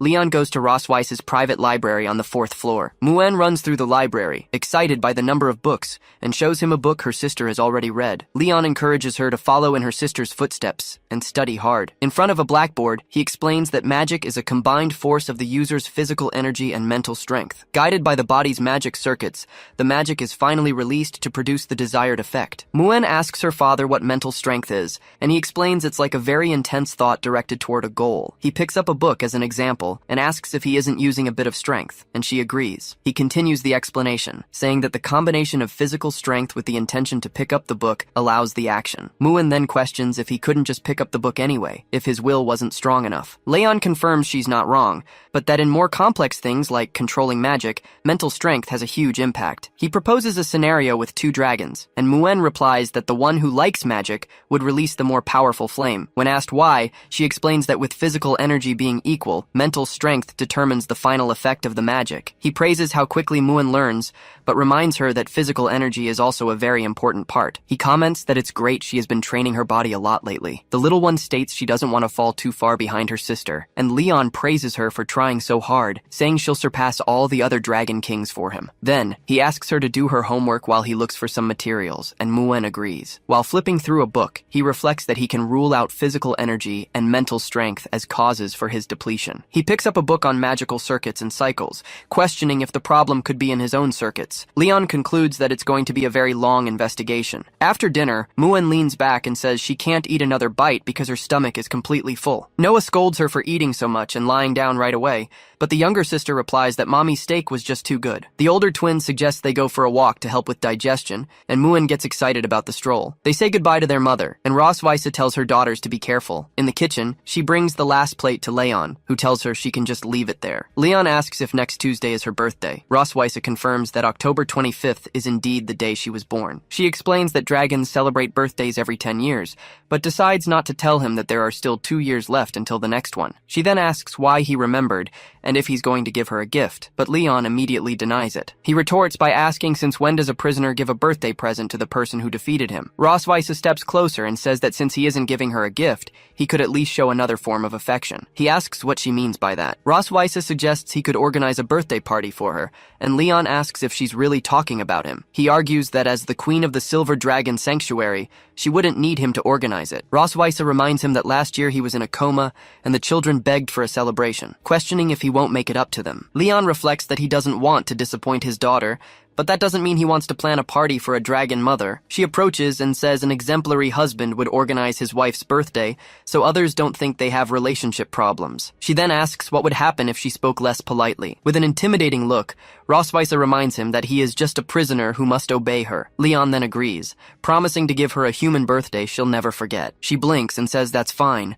but if she isn't satisfied in the end, he'll have to settle it another way. He grabs her arm and guarantees she can bet she'll like it. Meanwhile, Noah studies the combination of different magic circles to achieve various types of spells. Leon ends today's lesson and asks if there are any questions. Muen replies that she understood everything. It is explained that since Noah doesn't like overly serious classes, he started teaching her using methods that spark her interest. She considers him the best father in the world and decides that when vacation comes, she'll ask him to teach her lightning magic too. Leon asks Muen and Noah if they know what Mommy usually likes. Muen raises her hand excitedly and exclaims that Mommy likes Daddy very much. Leon is left speechless, realizing that in their minds, they are the most passionate couple of all. Little Muen asks why he didn't say anything and if she said something wrong. He reassures her, explaining he just wants to know what else Mommy likes besides him. Noah then explains that Mommy used to say dragons' lives are too long and even the most beautiful things come to an end. Because of this, for her, beautiful and fleeting moments gain even more value in memory. Leon reflects on the idea of a beautiful, quick, and fleeting moment. He finally has an idea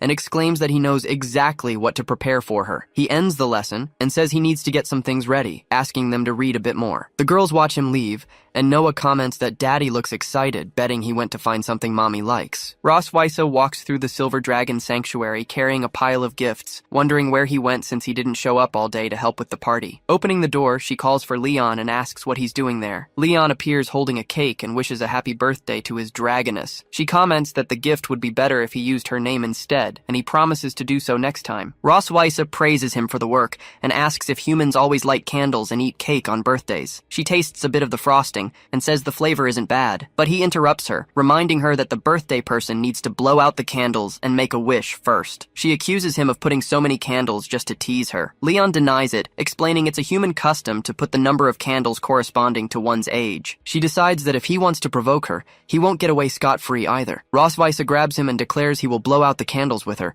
and he asks why he would do that on her birthday. She retorts that it should be an honor, and while he agrees, she thinks to herself that he's dug his own grave. Together, the two of them blow out the candles on the cake. However, their breath kicks up a cloud of smoke from the wicks. Rosweiss comments that humans are strange, and Leon explains that normally there are at most 20 candles. He then hurries her to make a wish since the candles are already out. Leon wonders what a dragon who, as queen, gets everything she wants easily, would wish for. With hands joined and eyes closed, she begins to state her wish. She wishes that her prisoner will never be able to escape, leaving him stunned. Leon complains that's not how you use a wish, but she retorts that it's her birthday and his problem. He agrees not to argue and sits down to cut the cake. He hands her a piece and she thanks him. Rosweiss asks why he took the exact piece with her name on it, and he replies he just wanted a taste of her. He tries the cake and says that Rosweiss, meaning the cake, is delicious. She then swears that on his birthday, she'll cut a piece named Leon and shove it in his face until he's stuffed. Holding a plate of cake, he wonders why he feels like this won't end well. Leon then says it's time and that he has another gift for her. He pulls her out of the room and leads her to the balcony. She looks around and says there's nothing there. The young man simply tells her not to be in a hurry. A message saying, "Happy birthday, Rosweiss," forms in the night sky. Leon explains he did that using a lightning magic circle that lasts only a few seconds. She asks if he doesn't think the things that last only an instant are the ones that leave the most longing. He asks if Her Majesty is satisfied now, and she admits she didn't imagine he'd be so good at preparing birthdays. He then brags, saying he has practice from organizing all the birthdays for the donkey back home,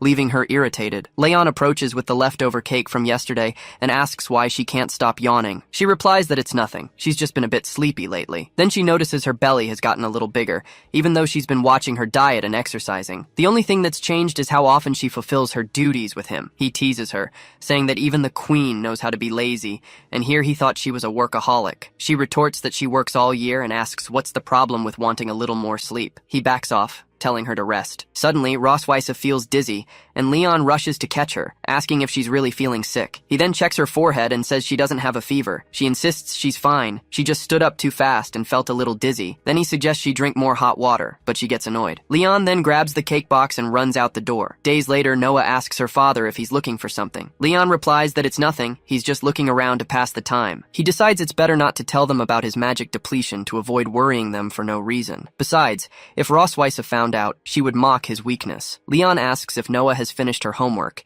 and she replies not yet, but she's almost done. Leon then asks Noah if she thinks her sister will awaken lightning or fire, and she replies that she'd try to awaken fire to make her mom happy. He laughs and says that awakening an element isn't something you can decide with effort alone. Noah then changes the subject and starts talking about the lightning element. She asks if, when vacation comes, he can teach her lightning magic to make the next semester easier. Leon realizes this isn't good, as he has no way of showing her powerful spells in his current state. He tries to summon celestial lightning, but the result is very weak. Noah consoles him, saying he actually looks kind of cute like that. She then says that if he stays like this, she'll just ask her mom to teach her, making him desperate. Leon stands up, declaring that absolutely can't happen. He decides that his place in the family and in his daughter's heart must be won by force. Noah asks if it would be a bother and suggests they forget about it, but he denies it, assuring her he'll teach her properly when the time comes. She asks if he's for real, and Leon promises he is. Noah hugs him. She then says she's going to see her sister and runs off. Determined, he swears that for his daughter's sake, he must recover his magic before the vacation. He reflects that in the last 2 weeks, he hasn't made any progress and wonders if he's researching the wrong way. Then he hypothesizes that the problem isn't him, but some external factor. He remembers that the only new thing in his body since he became a prisoner is the dragon mark. Touching the mark on his chest, he finally wonders if it's the one draining his magic. It's explained that the dragon's mark is an auxiliary magic used to seal the bond between draconic couples. Normally, the mark is almost invisible, but it turns a deep purple when the couple unites physically. In front of the mirror, Leon reflects that Rosweiss would have definitely taken advantage of the situation if she knew the mark was stealing his magic. Then, he decides to run a test. His magic flows through his body and finally reaches his chest. As expected,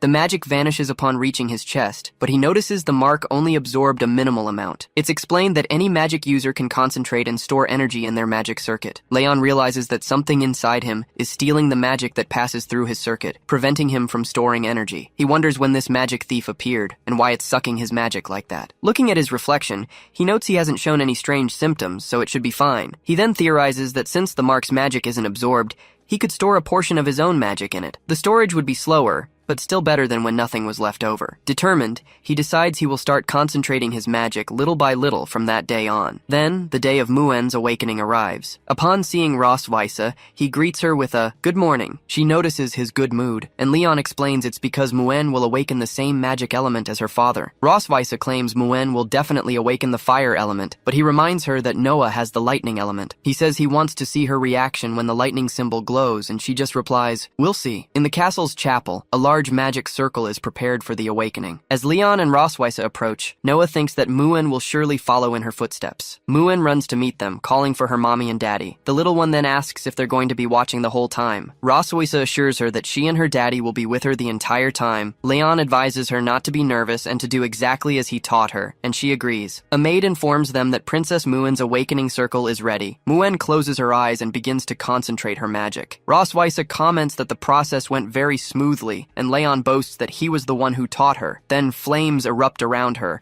and Rosweise exclaims that she has awakened fire magic, leaving Leon in disbelief. She teases him, asking why he isn't smiling. With a pat on his shoulder, she celebrates her victory in their bet. But Leon interrupts her and says that something isn't right. He points to their daughter and states that the awakening isn't over yet. Then, lightning begins to crackle amidst the flames surrounding Muen. Rosweise is stunned by this. Before everyone, she reveals a dual awakening of the lightning and fire elements. He reflects that, as their daughter, she was already destined for an extraordinary life. On top of that, her future had now become simply incalculable. With a smile on her face, she turns to her parents, very pleased. Running to them, she asks if they saw what she was able to do. Then she says that now she can use 2 elements, so they don't have to fight anymore. Watching the scene, they realize she worked so hard just so they wouldn't fight. At that, the mother gives him a little nudge, drawing his attention to their daughter. They embrace her, saying they're far too happy to fight right now. As they leave, he says they're going to celebrate and that she can leave the stakes to him. Later that night in the castle, the family's grand celebration was about to begin. A lavish table was prepared,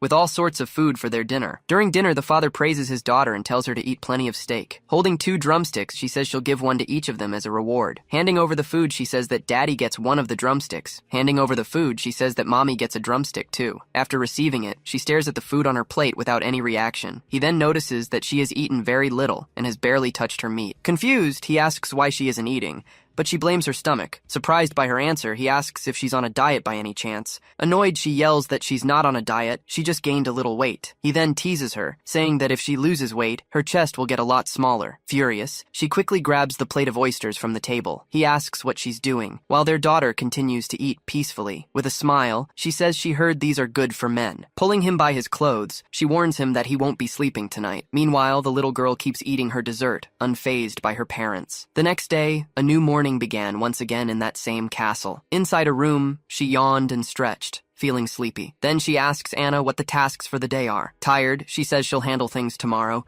as she wants to take the day off to rest. Surprised, the servant questions if Her Majesty is asking for a day off on her own accord. Turning her back, she starts to say that if there's any very urgent matter, but the servant interrupts her, telling her to rest well before rushing off. Stretching, she finds it strange to still feel this tired, even though she went to bed early. Looking out the window, she wonders if he's teaching little Muen magic. In the garden, he asks if Muen managed to remember everything he explained about magic. Focused, the girl recalls that lightning magic can be used both on individuals and on groups. Suddenly arriving, she asks why he's only teaching lightning magic. Running to her mother, she says that lightning magic is super powerful, and that her dad, with a smile, he asks Muen to show her mother a little of what she's learned. Preparing herself, the little girl concentrates to use the magic she learned from her father. Then, elemental energy begins to form in her hands, ready to be unleashed. Unleashing the power, she fires the magic she had been concentrating in both hands. Shocked, she wonders how Muen can already control magical energy after just 2 days. Turning to her mother,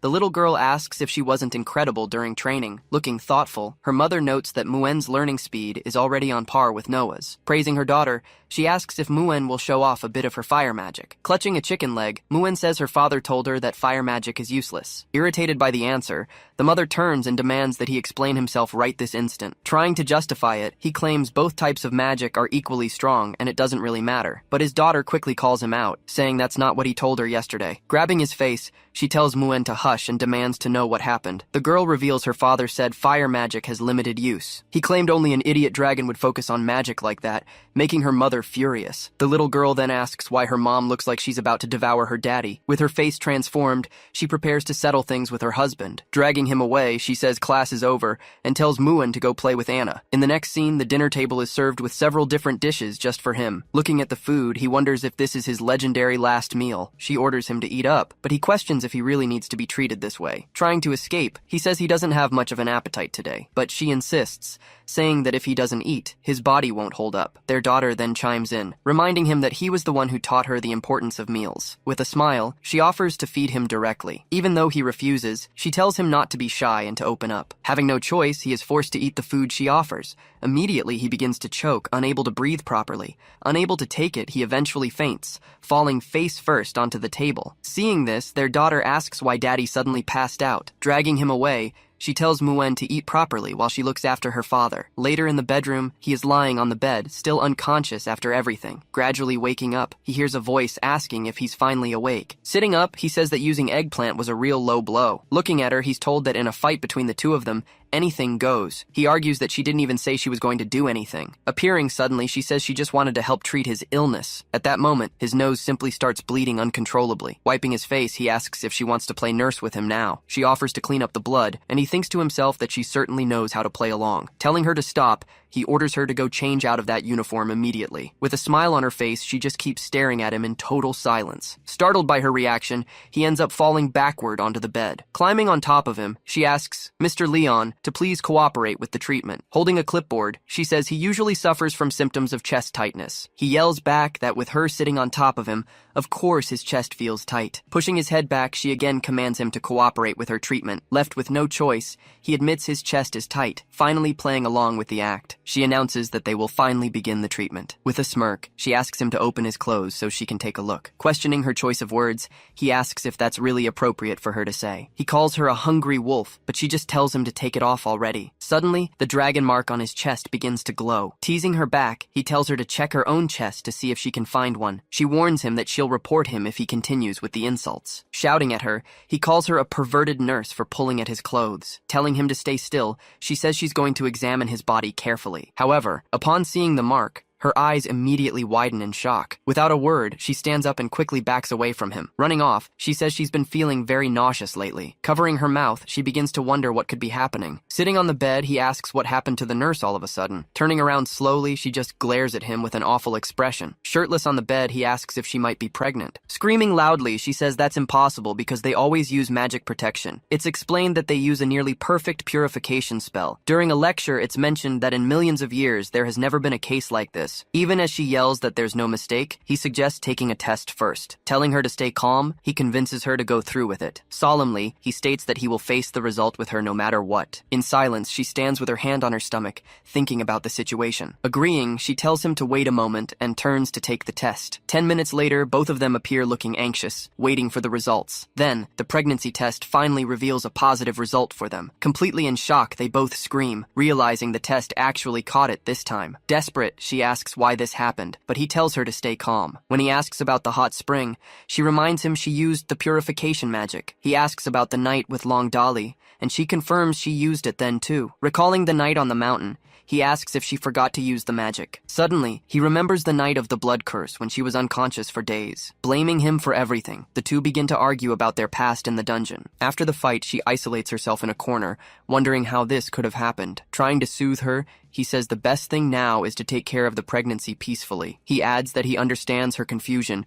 since she went through everything alone before. Holding her hands, he promises that this time he will be by her side the entire way. Surprised by his gesture, she just keeps staring at him without a word. He then prepares to explain some of the necessary care during pregnancy. She warns him that he'll have to put up with her mood swings and lack of appetite. Yelling at him, she says that during pregnancy, the mother is the one in charge of everything. With a smile, she remarks that at least he seems to have some common sense. Later that night in the castle, he just sits in silence, reflecting on the situation. Forced to serve, he did everything she asked without a single complaint. With a smirk, she thinks that the baby in her womb is making him obey quite willingly. Lying on the sofa, she wonders who the little one will take after. Full of himself, he guarantees the child will definitely take more after him. He adds that Noah and Muen are the ones who gave him such great confidence. Looking at a photo, the two debate which traits their daughters inherited. Holding her own tail, she says this is the ultimate argument in their discussion. Seeing him go quiet, she asks if he still wants to talk back. Leaning toward her belly, he begs the baby not to be born with a tail, no matter what. Irritated, she scolds him while he shouts that mommy is picking on him. On the bed, several books about pregnancy and childcare are scattered around. Reading one, he thinks about how to make the baby lean toward their human side. Leaning back, he reads that it is possible for the baby to look more like a human. It's mentioned that this is a move to prove the superiority of human genes. Determined, he says he'll put his education plan into practice as soon as possible. Searching under the bed, he looks for something he bought earlier. Finding the recording stone, he celebrates, saying he finally found what he was looking for. By nightfall at the castle, everything outside seemed quiet and still. Silently, he enters the room, his shadow projecting on the floor as he approaches. Lying in bed, she was fast asleep,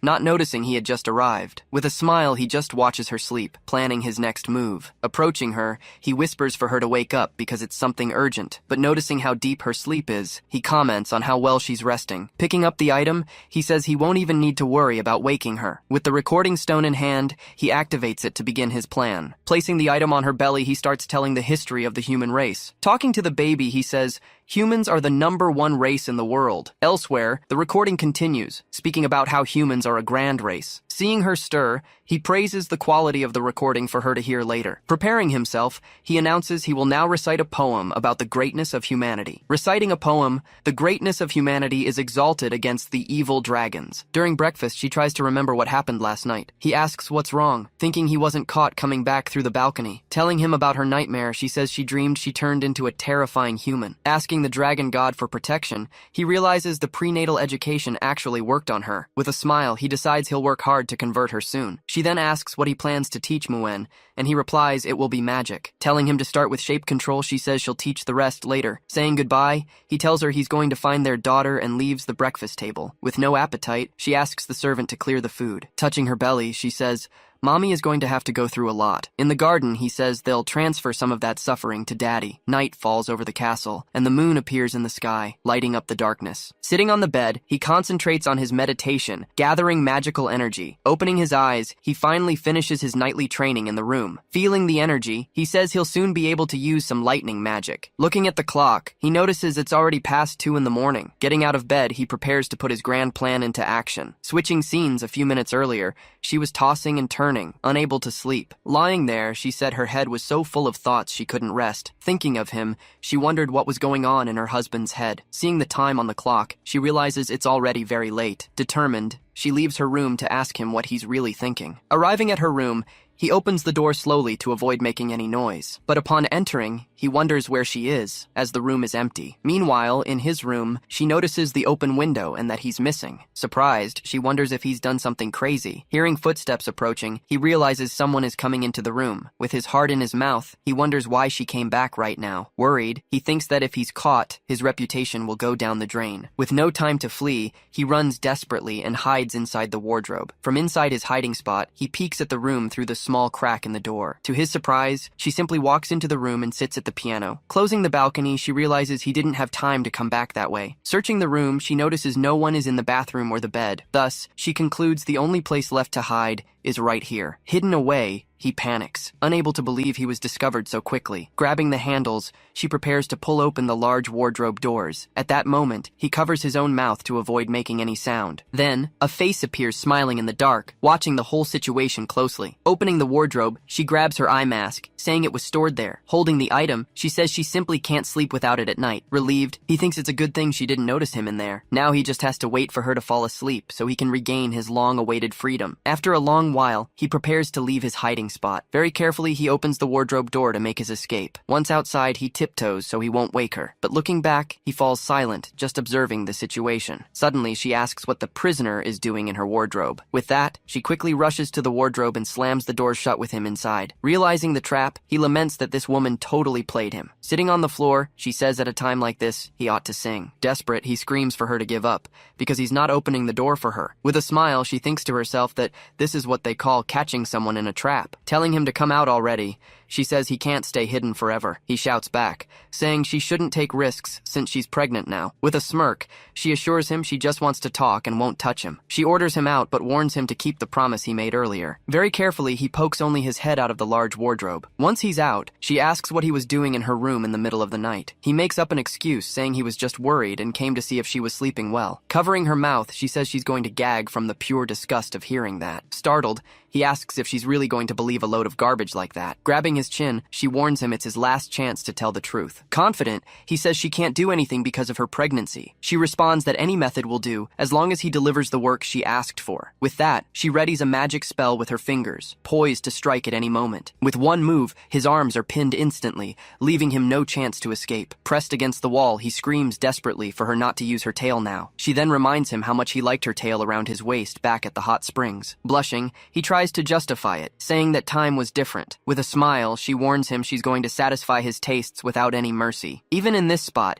he tells her that thinking she can win with just her tail is a pipe dream. She simply comments that his mouth remains as stubborn as ever. Moving her tail, she asks if that changes anything about the situation. Shouting again, he begs her to stop as the mark on his chest begins to glow. Warning him not to move, she asks what he'll do if she breaks him, but she guarantees that dragons have absolute control over their own tails. He tells himself to hold on tight and not waste the magic he's been gathering for days. Approaching him, she whispers Leon's name very slowly into his ear. Then she blows on his ear, and he can no longer handle the situation. In the next scene, a fountain of water gushes up with full force. Back on the sofa, he calls her unfair, his soul practically leaving his body. Sitting there, she says that in a dispute, the tactic worked perfectly. But suddenly, she glares at him, noticing something very strange. She asks why the glow from his mark looks like that. With a different look in her eyes, she comments that the lack of control was actually pleasant this time. Holding her tail, she says the tingling sensation she felt was actually quite nice. Seeing her guard drop, he thinks about making up an excuse to distract her. Telling her to go to sleep, he hears her ask again what he came to do in the room. He then says that now she is the most important person in the whole family. Owning up to his mistake, he says he'll accept whatever punishment she decides to give. Turning her back, she warns him that in the future, there will be plenty of chances for punishment. With a serious look, she forbids him from showing up in her room after 7. She asks if her dear prisoner understands exactly what she's going to do. Noah suggests the two of them stay together, catching everyone off guard. Completely shocked, they couldn't believe what they had just heard. The story then cuts back to Friday dinner to explain the situation. During the meal, she calls him out for being totally distracted. He was planning to tell the girls about the pregnancy, but decided to test the waters first. He asks Muen if she ever gets bored being home alone. Taking a sip, she hears the question about whether she'd like more family members. Excited, she says she wants to raise a slime, and asks if they can get one. At that, he bangs his head on the table while the sister says she's fine. With a smile, the mother says the new member isn't a pet. Shocked, the two girls hear that a new family member is about to arrive. Running to her mom, Muen cheers about how cool it is to have a new relative. Relieved, he thinks it's a good thing their reaction was positive in the end. Muen then asks her mom if she can have an older sister now. Her sister explains it can only be a younger brother or sister. Hugging her daughter,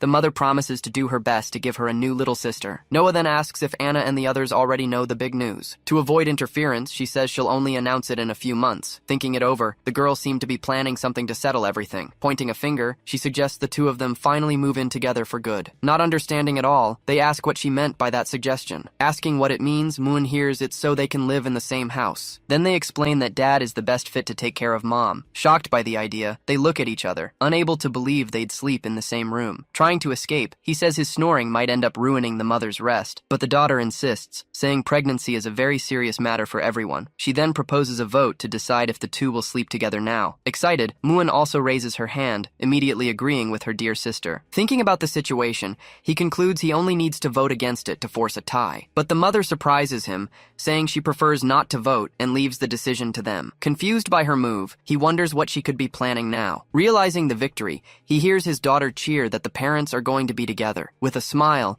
the eldest daughter simply comments that this is good. She explains that this way, Mommy won't be sad and alone anymore. Calling her sister, she says they're going to help Daddy move his things. Seeing the two leave, he wonders if they aren't a bit too excited. Thinking it over, he concludes this makes it easier to put his plan into action. She asks why he's staring, and he says it was because of the girls. Hearing the question, he's left wondering what the intention behind it was. With a smile, she asks if he really likes the idea of sleeping in the same room that much. Stuttering, he shouts back and asks who on earth said he liked the idea. Claiming it's for the daughter's sake, he hears her call him a show-off as they leave the room. Carrying their belongings, he and his daughters prepared for the big move. Seeing him arrive, she asks if he's finished packing, noting it wasn't even that much stuff. With the girls in the room, he hears that they are going to help hang up the clothes. As they go through the bags, they ask about a pair of pajamas and a dress they found. Yelling in a panic, he steps in to stop them from digging through the luggage any further. He claims they are just old clothes that their mother was going to throw away. But the girls find a set of matching couples pajamas and realize it's a surprise from their mom. Picking up the tag, she remembers they bought them during their date in Sky City. Celebrating the discovery, Muan says they can now wear those pajamas every day. With her arms crossed, Noah asks if they are really going to stay together forever. Giving her a hug, they assure their daughter she can rest easy because they won't ever separate. Saying goodnight, she tells them they won't bother the two of them in the room anymore. As they leave, the girls say their goodbyes, leaving the parents alone for the first time. Relieved, he thinks to himself that they almost discovered things they shouldn't have. Not understanding, he wonders what his daughter meant by that earlier. Pointing to the sofa, she says that starting today, that will be his bed. She yells that her daughter asked her to take care of him, but he fires back with a question. Lying on the sofa, he teases her, talking about a spider waiting for her. Shouting back, she guarantees that in her sacred temple, no spiders exist. Once in bed, she pulls the covers completely over herself, huddling up. Hidden away, she keeps thinking about a tiny spider crawling up and creeping around very slowly. Huddled even tighter, she peeks through a small gap in her thick blanket. Meanwhile, on the sofa, he was already fast asleep, enjoying his night of rest. Getting out of bed, she whispers to see if Leon is already asleep. Poking him, she says she can't sleep, but he just tells her to stop. He then invites her to come sleep in the big bed with him. Pulling the blanket, she reminds him that he was the one who said they couldn't. Without saying a word, she just keeps staring at him, waiting for his answer. With a loud shout, she suddenly throws herself on top of him without warning. Already lying down, she announces that since he won't go to the bed, she'll just sleep right there. She then claims it's his fault she can't sleep. Grumbling, he says that whoever talks the big talk now has to deal with the consequences. Asking if she's not afraid anymore, he tells her to just go to sleep already. Suddenly, footsteps are heard approaching their bedroom door. Startled, they look at each other, realizing it's Noah and Muan coming their way. Confused, they wonder what the girls are doing at the room now. Outside, the two were worried about whether Mommy and Daddy would find out. The sister says they came to see if they were keeping the promise they made. Tiptoeing, the two enter the room very slowly. Hidden away, the little dragon girls spy on their parents in the bedroom. Lying hand in hand, they were wearing the couple's pajamas the girls had found earlier. Realizing the situation,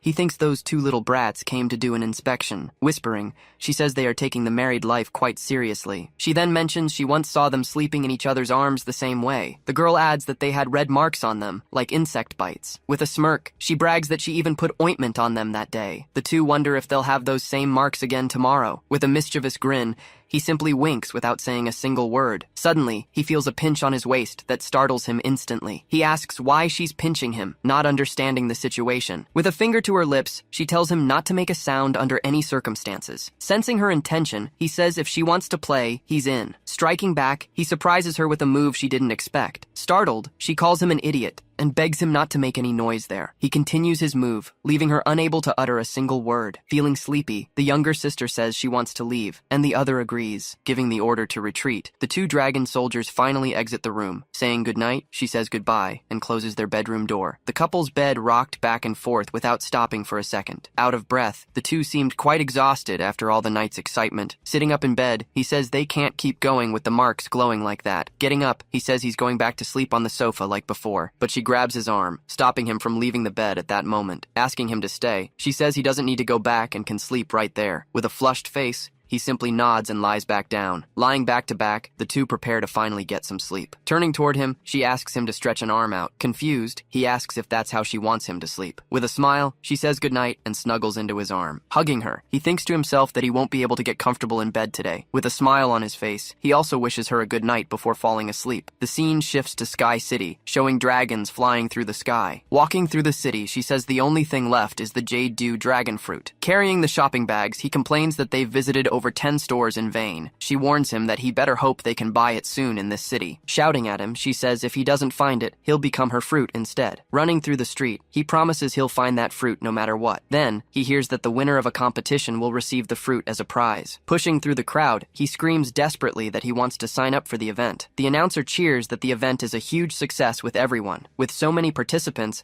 the competition will be divided into 2 groups for the final. In the crowd, the wives were shouting and cheering on their husbands in the contest. Feeling embarrassed, she also tries to cheer him on, but without the same excitement as the others. In the arena, he readies himself with a smile for the start of the competition. It's then explained that the rule is musical chairs, eliminating 1 person each round. Analyzing the challenge, he thinks the test isn't hard for someone with his skills. But looking at his opponents, he notices a certain person among them. Watching closely, he realizes that participant doesn't seem simple at all. With the first round over, the grand finale of the competition was about to begin. The 2 finalists faced each other on stage, preparing for the final showdown. Looking at his opponent, he thought that, just as he expected, she had also made it to the finals. He noticed her physical conditioning was almost identical to his wife's. With a smile on her face, she just stared at him in silence before the start. He then thought he couldn't lose no matter what, or he'd become her punching bag. The host then asked the 2 competitors to enter the final arena. The rule for the final was a game of I Have You Don't, designed to test the participants. Analyzing the challenge, he thought it was best to see what she would do first. With a gesture, he told the lady she could go first. Thanking him for his kindness, she prepared to make her first move. She then said she has a sister, which surprised everyone there. He replied that he doesn't, but to compensate, he has a wife. She then retorted that she has 2 nieces, continuing the game. With a smile, he replied that he has twin daughters to compete with her. With the score tied, the competition between the 2 remained fierce. Watching the arena, she wondered why that woman looked so familiar. Thinking about the tie,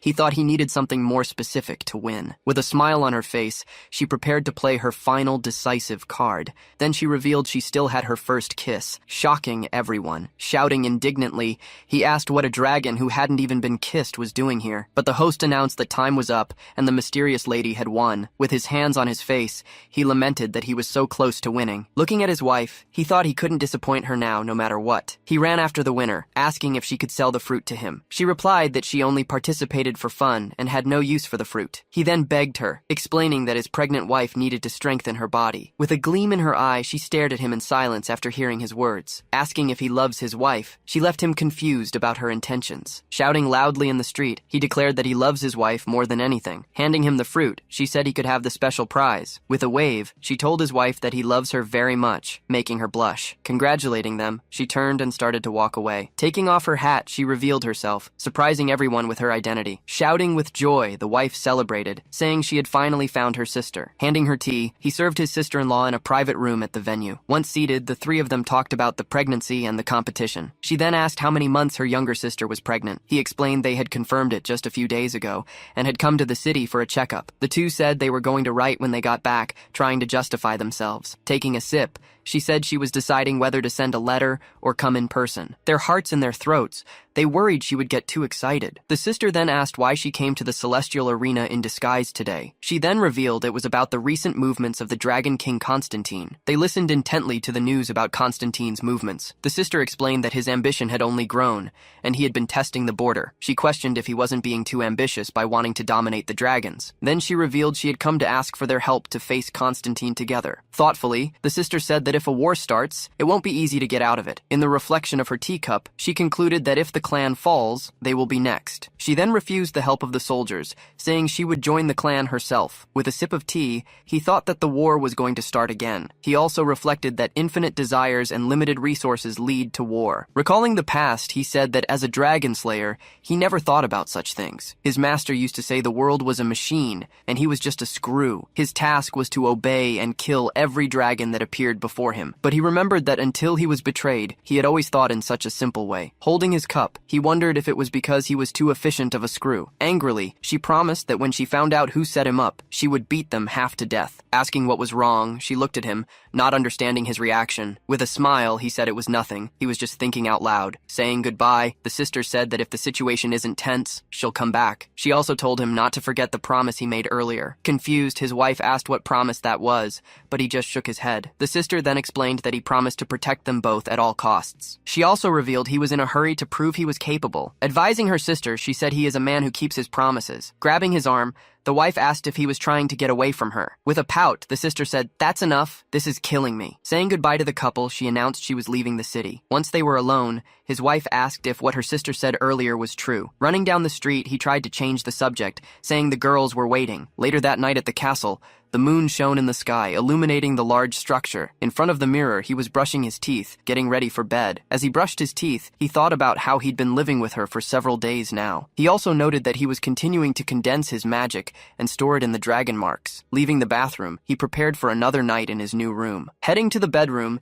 he thought that the prenatal education plan needed to continue. Seeing her awake, he wondered why she hadn't gone to sleep yet. Turning to him, she asked if he wasn't going to sleep yet, since it was late. He then said he was worried she might tire the baby if she didn't sleep early. With documents in her hand, she said he didn't need to use the baby as an excuse. He then shouted that the only thing that mattered was when she was going to pass on the throne. With a smile, he said that afterward, she would have nothing left to do. She told him to stop, saying that when the time comes, he can help with the work. Lying down in bed, he called her considerate for wanting to revive him as a puppet. Turning off the light, she told him to go to sleep and wished him a good night before lying down. Already in bed, he thought that only this way could he put his plan into action again. In the middle of the night, the bedroom clock ticked away as the hours passed. The two of them lay in bed, sleeping peacefully back to back. Suddenly, he turns over and wonders what she wants at this hour. Leaning close to him, she whispers to ask if he was already asleep. Confused, he wonders if she used a spell to make him obey. With a smile, she thinks to herself that everything seems to have worked out this time. Thinking to himself, he decides that since she wants to play, he's going to join in. She then asks if the promise he made to her sister was the truth. With his eyes closed, he confirms that he will protect her, even if it costs him his life. Surprised, she wonders if he actually cares that much about her. However, she still questions whether having such feelings for an enemy is wrong. Still with his eyes closed, he says she is the one he wants to protect. Shocked, she just stares at him, her face completely red and speechless. Teasing her, he asks if Her Majesty wants a few lessons from him. Embarrassed, she asks when exactly his feelings for her began to change. He responds that it happened a very long time ago. She asks if it was during their date,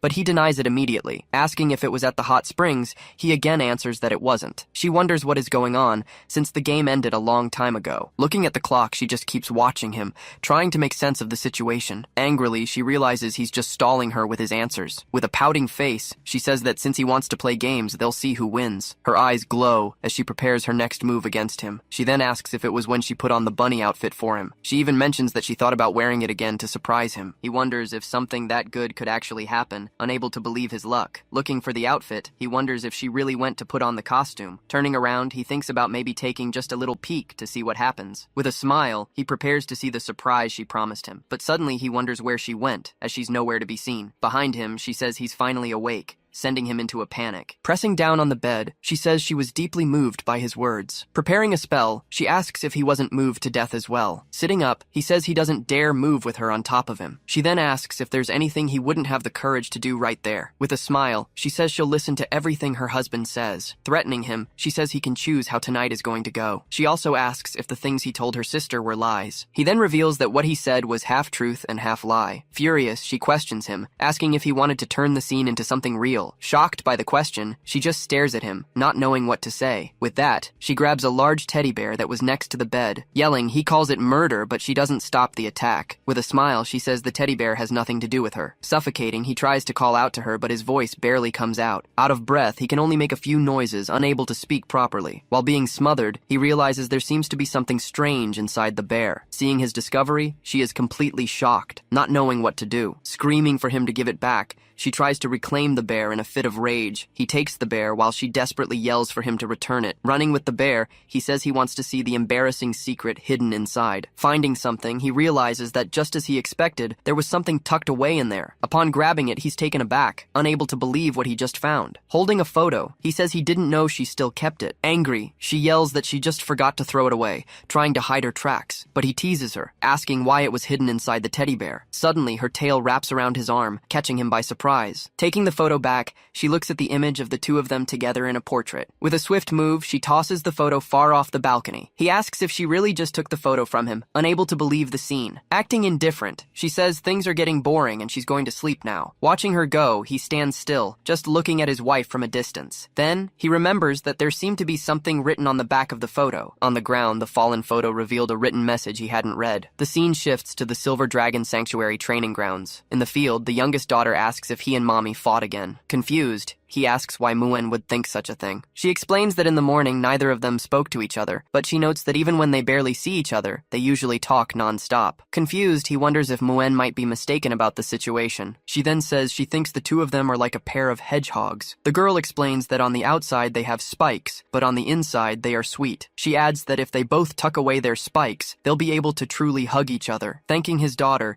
he says he now knows what he needs to do. Celebrating, she hears his promise that tomorrow everything will be just like it was before. Later that night, she is shown walking through a garden outside the castle. Looking toward the mansion, she seemed to be waiting for someone or something. She then says, yesterday's photo must have fallen somewhere around here. Searching desperately, she wonders why the photo isn't appearing anywhere. With her hands on her head, she laments and asks herself why she is so proud. She thinks that if she had been less stubborn, she could have kept the photo. With her back turned, she thinks that if she loses the photo, she'll never have another. Appearing suddenly, he asks if she happens to be looking for this. With a smile on her face, she turns around in surprise, unable to believe her eyes. Leaning against a tree, he says he found the photo by chance while training. Handing it over, he says he didn't come looking for it on purpose like she did. With the photo in her hands, she just stares at it in silence with a smile. Lifting her up, he says he knows, while she claims she just went out for a walk. Warning her to take good care of it, he tells her not to throw the photo away again. Walking back, she hears him say that Muen called her a hedgehog. With a smile, he praises her, but she tells him to shut up. Back in the room, she grabs a frame to keep her precious photo. Placing the photo inside, she just watches it with a smile on her face before going to bed. With a grin, she wishes a good night, preparing for another night of sleep. 2 months later, they were training in a field covered in snow and ice. Her father then asks Noah how her progress at the academy is going. She tells him that at the academy, she learned a B-level lightning spell. He proudly says that, as expected, his daughter has no rival. During class, it's explained that humans and dragons use letters to classify magic. It's also mentioned that the same spell can have different levels for each race. Turning to his daughter, he says he's going to teach her one of his favorite spells. With his hand glowing, he tells her to watch closely what he's about to do. Channeling his energy, he prepares to show his technique to his daughter. Impressed, she just watches his magical power without saying a word. He then explains that first, you need to concentrate the magic into a single point. After that, you just use its explosive property to land a fatal blow. Amazed, she says it was incredible and hears that the technique increases power, but he warns her that it's dangerous and that kids shouldn't try it. Curious, she asks if the technique he used has a name. He explains that the name comes from the sharp sound the technique produces. With her eyes sparkling, she eagerly waits to hear the technique's name. With a smile, he reveals that his technique is called Lightning Piercer. Confused, she asks what the name has to do with 1,000 birds. While playing in the snow, the little girl spots her mother approaching from a distance. 4 months pregnant, she asks if Muen is making a snowman. She then says she's already made the body and head by rolling them in the snow, but she complains that because she's short, she can't put the two parts together. With a smile, her mother offers to help the little one with the snowman. Together, they push the snowballs to build the large snowman. They then add the arms and eyes, leaving the snowman almost finished. Looking at the result, the little girl feels that something is still missing to finish it. Staring at the snowman, she realizes something is still missing, but she doesn't know what. Seeing her father approach, she calls him over to see the snowman they made. He then asks why the snowman they made doesn't have a nose. With a smile, she says she has something to use and pulls out a carrot. She then says it looks great, but he asks why she brought it. Taking out an eggplant, she asks if he didn't like it, since she has a substitute. Worried, he says it's dangerous for her to be outside the palace in this weather. Showing her tail, she explains that dragons don't fall, as it helps with balance. Stretching, she says she wants to have some fun and asks what they should do. Thinking about their options, she suggests teaching magic, making a snowman, or playing in the snow. But suddenly, a servant appears, frighteningly calling for Her Majesty. Yelling at her, the The servant asks which of those options is suitable for a pregnant woman. Annoyed, she yells at him, saying he led her into a trap. The servant then says it would be negligent if Her Majesty got sick out there. As she's dragged away, she cries and complains, being taken back to the castle. Shouting, she warns him that if he values his life, he better not show up in her bed. As time went on, her belly became more and more evident to everyone. During this pregnancy, his presence made everything easier and more peaceful for her. When summer arrived, so did Rosweiss's due date. On June 29th, labor had finally begun in her room. The servant was asking Her Majesty to push a little harder. Screaming in pain, she was trying her best to give birth to her child. Outside, he and his daughters heard the screams, waiting anxiously. Worried, he remembered that the process could last from 8 to 10 hours. Feeling helpless, he thought all he could do was pace back and forth. Crying, his daughters ask if Mommy is suffering a lot in the room. He then realizes that the two of them were just as restless as he was about the situation. Hugging them both, he tells them that Mommy will be fine and to send her their strength. Making a promise,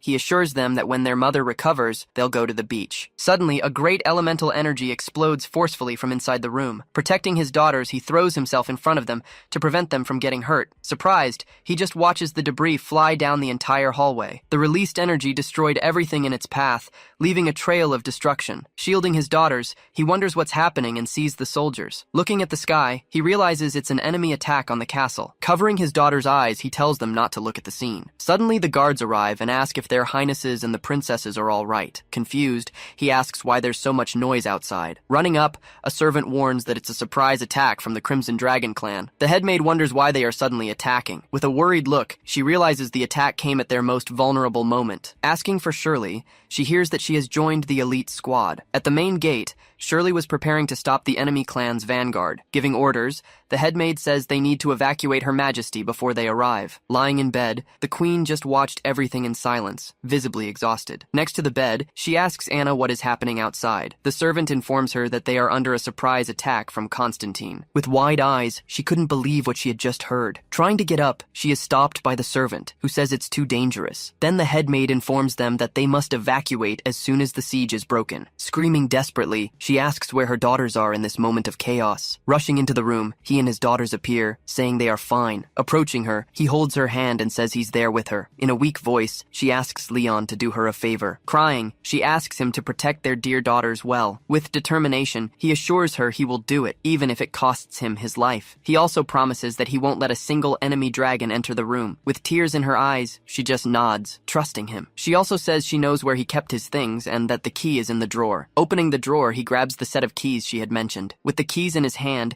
he hears his daughter ask if he's coming back. With a smile, he says he'll be back soon and reminds her of their promise about the beach. He then asks her to stay and protect her sister and Mommy. Stroking his daughter's head, he promises to defeat all the evil dragons. Turning around, he says it's time to put an end to this enemy clan. With everyone gathered, he shouts that they will defend the sanctuary to the death. Outside, the battle raged on, with strikes lighting up the sky. The servant says they came prepared and that they need to buy more time. With a determined look, she prepares for the coming battle. Unleashing a blow, she fights with all her might to protect the castle. Amid the chaos, she calls the neighboring clans idiots for not helping. Just then, a messenger arrives and shouts for the chief, bringing new information. She then reveals that Queen Issa was intercepted and will be late. The chief concludes their initial goal was to leave them isolated and defenseless. She still wonders how they knew the baby's due date. Suddenly, they are startled by a gigantic creature that appears before them. Her eyes widen as she realizes it's him standing right in front of her. With its body engulfed in flames, the great creature prepared its attack. Then the great Crimson Flame Dragon King finally appears on the battlefield. The soldiers brace for the enemy's arrival, forming a defensive barrier. Terrified, the servant says the pressure is so immense she can barely breathe. With one strike, he unleashes a great blast of fire at the soldiers. The powerful energy destroys everything in its path,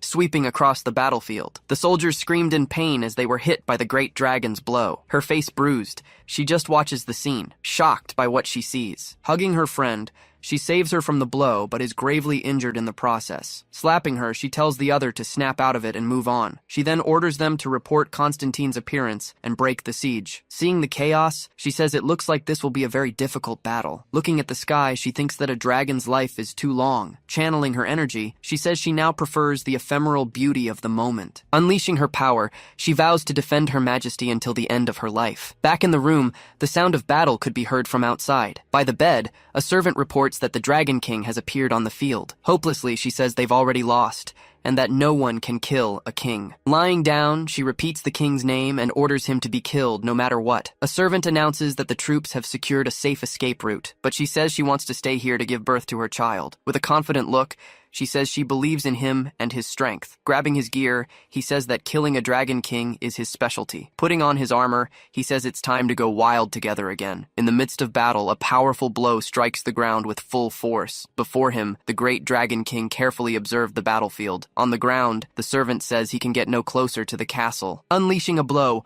the dragon king mercilessly attacks his fallen enemy. The released energy hits its mark, causing massive damage to the servant. With a single blow, the dragon king crushes the servant, who screams in pain. Calling her an idiot, the dragon king defeats her with a final blow. He then orders his men to drag their queen out of the castle. Fallen, she just calls out for her majesty, with no strength left to fight. Meanwhile, the soldiers advance toward the castle's main gate. With a strike, he launches a powerful elemental energy from the sky. The attack hits the soldiers head-on, who scream in pain on the ground. Amidst the dust, a mysterious silhouette emerges, shrouded in energy. The soldiers wonder who is obstructing their advance on the castle. The Dragon King wonders if this power he feels belongs to the one he's thinking of. In imposing armor, he appears on the battlefield, ready to fight. Fallen, the servant calls him my king, surprised by his sudden appearance. Observing the scene, the Dragon King wonders if this is their trump card. Before him, the warrior prepares for the confrontation. Channeling his energy, he declares that the Dragon King's opponent is now him. With his helmet closed, he faces the enemy, ready for the coming battle. She then remembers his armor was black and asks how it became silver. With a smile, he explains that he used magic to apply a special paint. The dragons wonder who is inside the powerful armor. With a furious gaze, the Dragon King just observed his opponent. Giving the order, he commands his dragons to kill the mysterious warrior. With a combined attack, they launch powerful blasts of fire at the enemy. Watching the attack, he just waits for the right moment to counterattack. The dragons continue their assault, surrounding him with a barrier of fire. His body glowing, he prepares to release his powerful elemental energy. Shouting that they underestimate him, he unleashes a great wave of power against them. The Dragon King is surprised to see the explosion that destroys his attack. With a battle cry, he charges at the dragons. Unleashing a blow, he strikes the ground, creating a large crater of energy. With a series of blows, he easily defeats the dragons one by one. Advancing non-stop, he carves a path through the enemy dragon army. Fallen, the servant wonders if the king is really that strong. Approaching her, he asks if Sherry is okay after the battle. Giving orders, he tells her to take the soldiers and leave the big guy to him. Though reluctant, she just watches her king, preparing to leave. Telling her to hurry, he hears her plea to be careful in the great battle. Leading the troops, she yells that they will put an end to those despicable individuals. The Dragon King faces him, saying it's a rare sight to see him there. He even calls him the dragon-slaying hero, who now helps a clan. Then the Crimson Flame Dragon King, Constantine, fully reveals himself. Shocked, he wonders how the enemy knows who he really is. From a distance, the two face off, preparing for the final confrontation. With a smile, the king thinks it seems like he's plotting a conspiracy. With his helmet closed, he says he doesn't care about their internal squabbles. Calling him ridiculous, Constantine taunts him about his family. He adds that when the strongest has a weakness, they are no longer strong. Channeling his energy, he says that Constantine will never understand the truth. Angrily, he yells that they are not his weak point at all. With one blow, he charges at the enemy, shattering the ground with his strength. The Dragon King dodges the blow, nimbly evading to the side. Seizing the opening, he lands a direct hit, surprising the enemy. The attack throws him back, but he manages to recover and counterattack. With his helmet closed, he just watches the scene, preparing for the next move. He says the attack can't breach his defense, even with such agile movements. Stepping on the enemy's wing, he pins him to the ground, leaving no chance of escape. He then explains that when a dragon uses its wings for defense, it becomes vulnerable. With a sharp eye, he notices that its back becomes the greatest weakness. With a powerful blow, he strikes the enemy's defenseless back. Even with the blow, he says he couldn't pierce the king's body. From amidst the flames, the Dragon King's silhouette emerges, calling his name. Furious, he says that Cosmode is making him very angry. He then taunts him, saying that once he kills him, he won't be angry anymore. With glowing eyes, the Dragon King calls him human, his voice filled with contempt. Angrily, the Dragon King shouts that he will pay for his arrogance. Before him, the shadow of the gigantic dragon looms, covering the entire scene. Even so, he calls him a lizard, saying he won't be intimidated. Channeling his energy, he yells that he's killed dragons bigger than him. The Dragon King unleashes a powerful blast of fire against his opponent. Dodging the attack, he sidesteps, escaping the deadly energy. With agility, he climbs onto the Dragon King's arm, closing in fast. Focusing his energy, he prepares to land a direct hit. Channeling his power, he gets ready to use an S-rank lightning spell. With celestial attraction, he releases a massive amount of elemental energy. The Dragon King is shocked to see a mere human possess so much power. He then thinks that he can't let him live, as he is a great threat. With a tail swipe, he kicks up a great curtain of fire and dust. Amid the chaos, the smoke clears, revealing the destruction of the area. The Dragon King wonders where the damned human who attacked him is. Suddenly, he notices something strange, and his eye widens in surprise. The warrior appears right behind him, preparing for his final blow. Channeling his energy, he says he made a promise to his wife. Seeing the lightning, the daughters realize it's their daddy who's fighting. Shouting, he says he promised to protect his family at all costs. With a final blow, he readies himself for his last attack against the king. Betting all his power, he charges at the enemy without a second's hesitation. Channeling all his energy, he prepares to unleash his strongest technique. With a war cry, he uses his lightning blade with all his might. Screaming, he releases all his power at once against the Dragon King. The Dragon King then launches a blast of fire to defend against the attack. Upon impact, a huge explosion of energy erupts, destroying everything around them. The two powers collide, creating a great light that blinds everyone in the area. Back in the room, the maid smiles, seeing the birth was a success. Lying in bed, the mother just watches her newborn child lovingly. Crying loudly, the baby was finally born amidst all the confusion. Sunlight streamed through the window, illuminating the room with its rays. Outside, he just watches the sun rise, his body covered in wounds. Before him, the Dragon King says he'll show him what it means to be the strongest. Stomping on the ground, a great elemental energy manifests before everyone. She reports that the remaining members fled as soon as they saw the king fall. A maid asks her to hang on, while he orders them to focus on rescuing the survivors. He then orders them to hang the dragon's head on the border as a warning. Impressed, she says that his highness was truly strong in battle. Jokingly, he asks if she wants an autograph, but she immediately refuses. Saying goodbye, he says he'll leave the rest to her and takes off. Celebrating the victory, the soldiers shout that they have successfully defended the temple. Tired, he feels his body is heavy, while the soldiers continue to celebrate. He thinks it's no wonder, since his mana has been depleted. With his hand on the door, he says that person is the reason he endures. Wiping the blood, he thinks it wouldn't be good if he scared the children. As the door opens, he braces himself for the reunion with his family. Opening the door, he is greeted by his daughters, who call him Daddy. Hugging them both, he asks if Daddy is cool for defeating the big bad guy. His daughter says that Daddy is the second most powerful dragon she's ever seen. He then asks who the first is, and she answers that it's Mommy. Lying in bed, the mother was hugging her baby with a smile on her face. With a serene look, she reveals that the newborn baby is a girl. With a big smile, he just celebrates the news, happy with his new daughter. Wrapped up, the little baby just watched everything with her curious eyes. The sisters joke, saying she's so small it makes you want to play with her. With a smile, he says that no matter how you look at it, she's his spitting image. She then says that their daughter may look like him, but she can't have his stubbornness. He asks his daughters if Daddy is stubborn, and they agree right away. Embarrassed, he shouts at them, saying the two of them don't know anything. Talking to the baby, he says she's the only obedient one in the house. But suddenly, the baby starts to cry, with tears streaming down her face. The crying gets even louder, and he wonders why she started. The mother then picks her up, asking the baby not to cry anymore. She asks if he wants to hold their daughter, but he refuses because he's dirty. Handing him the baby,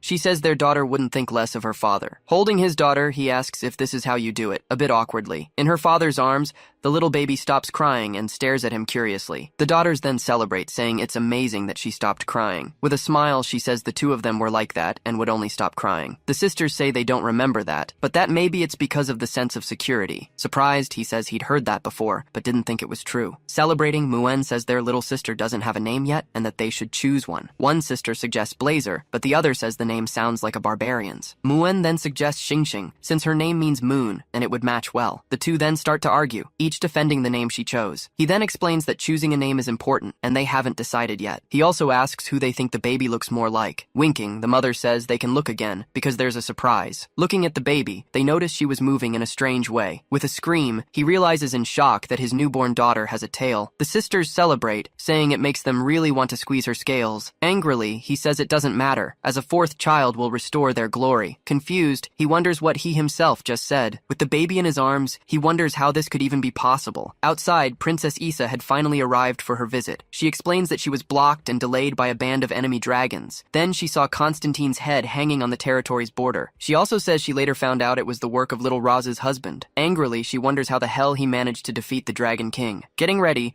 she says that as soon as she sees him, she will demand an explanation. But upon seeing the baby, she melts, saying she's just too cute. He comments that she came in with such an angry face, he thought he'd been found out. Showing off the baby, she says the child is his spitting image, especially the tail. She then asks why they suddenly went silent without saying a word. They then wonder why her hair and tail are pink. Jokingly, she says she'll take the baby to be the next queen. The sister says it didn't sound like a joke, and he's left confused by the situation. Getting back on topic, she asks her brother-in-law who exactly he is. She says, who would have thought he was a hidden master all this time? She recalls Roz saying he was weak and sick at first. He then explains that thanks to the supplement, his body is in top shape, but she questions how a common male dragon could kill a king. He thinks his sister-in-law is suspicious, and that could be a problem. After all, Issa is a pure-blooded dragon and loves her sister dearly. He worries about his daughter's reaction if they find out they aren't pure-blooded, and if the secret gets out, they could spend the rest of their lives being despised. Clenching his fist, he decides they can't know the secret. Turning to her,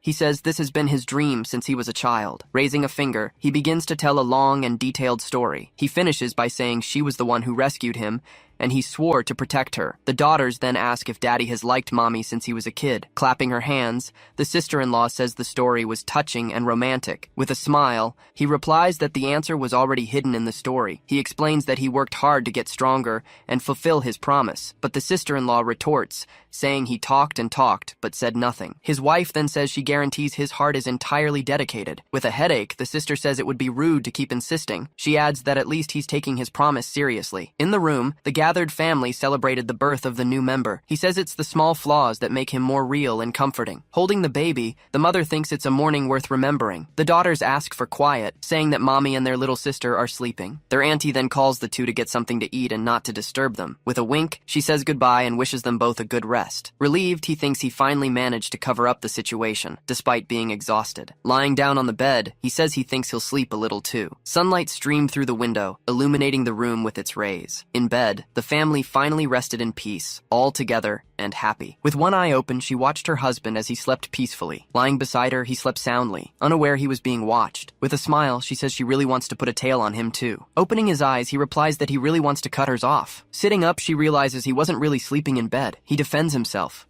saying he was just looking at his dear daughter. With a worried look, she says her sister almost noticed something earlier today. He then reveals that Constantine knew about his human identity, shocking her. She asks if they had ever met, but he says he's never seen him. He adds that Constantine stated his name and title with precision. Sitting on the bed, they try to understand how he discovered the big secret. She then remembers making a pact with his master in the past. With a serious look, she wonders if she should tell Leon about this.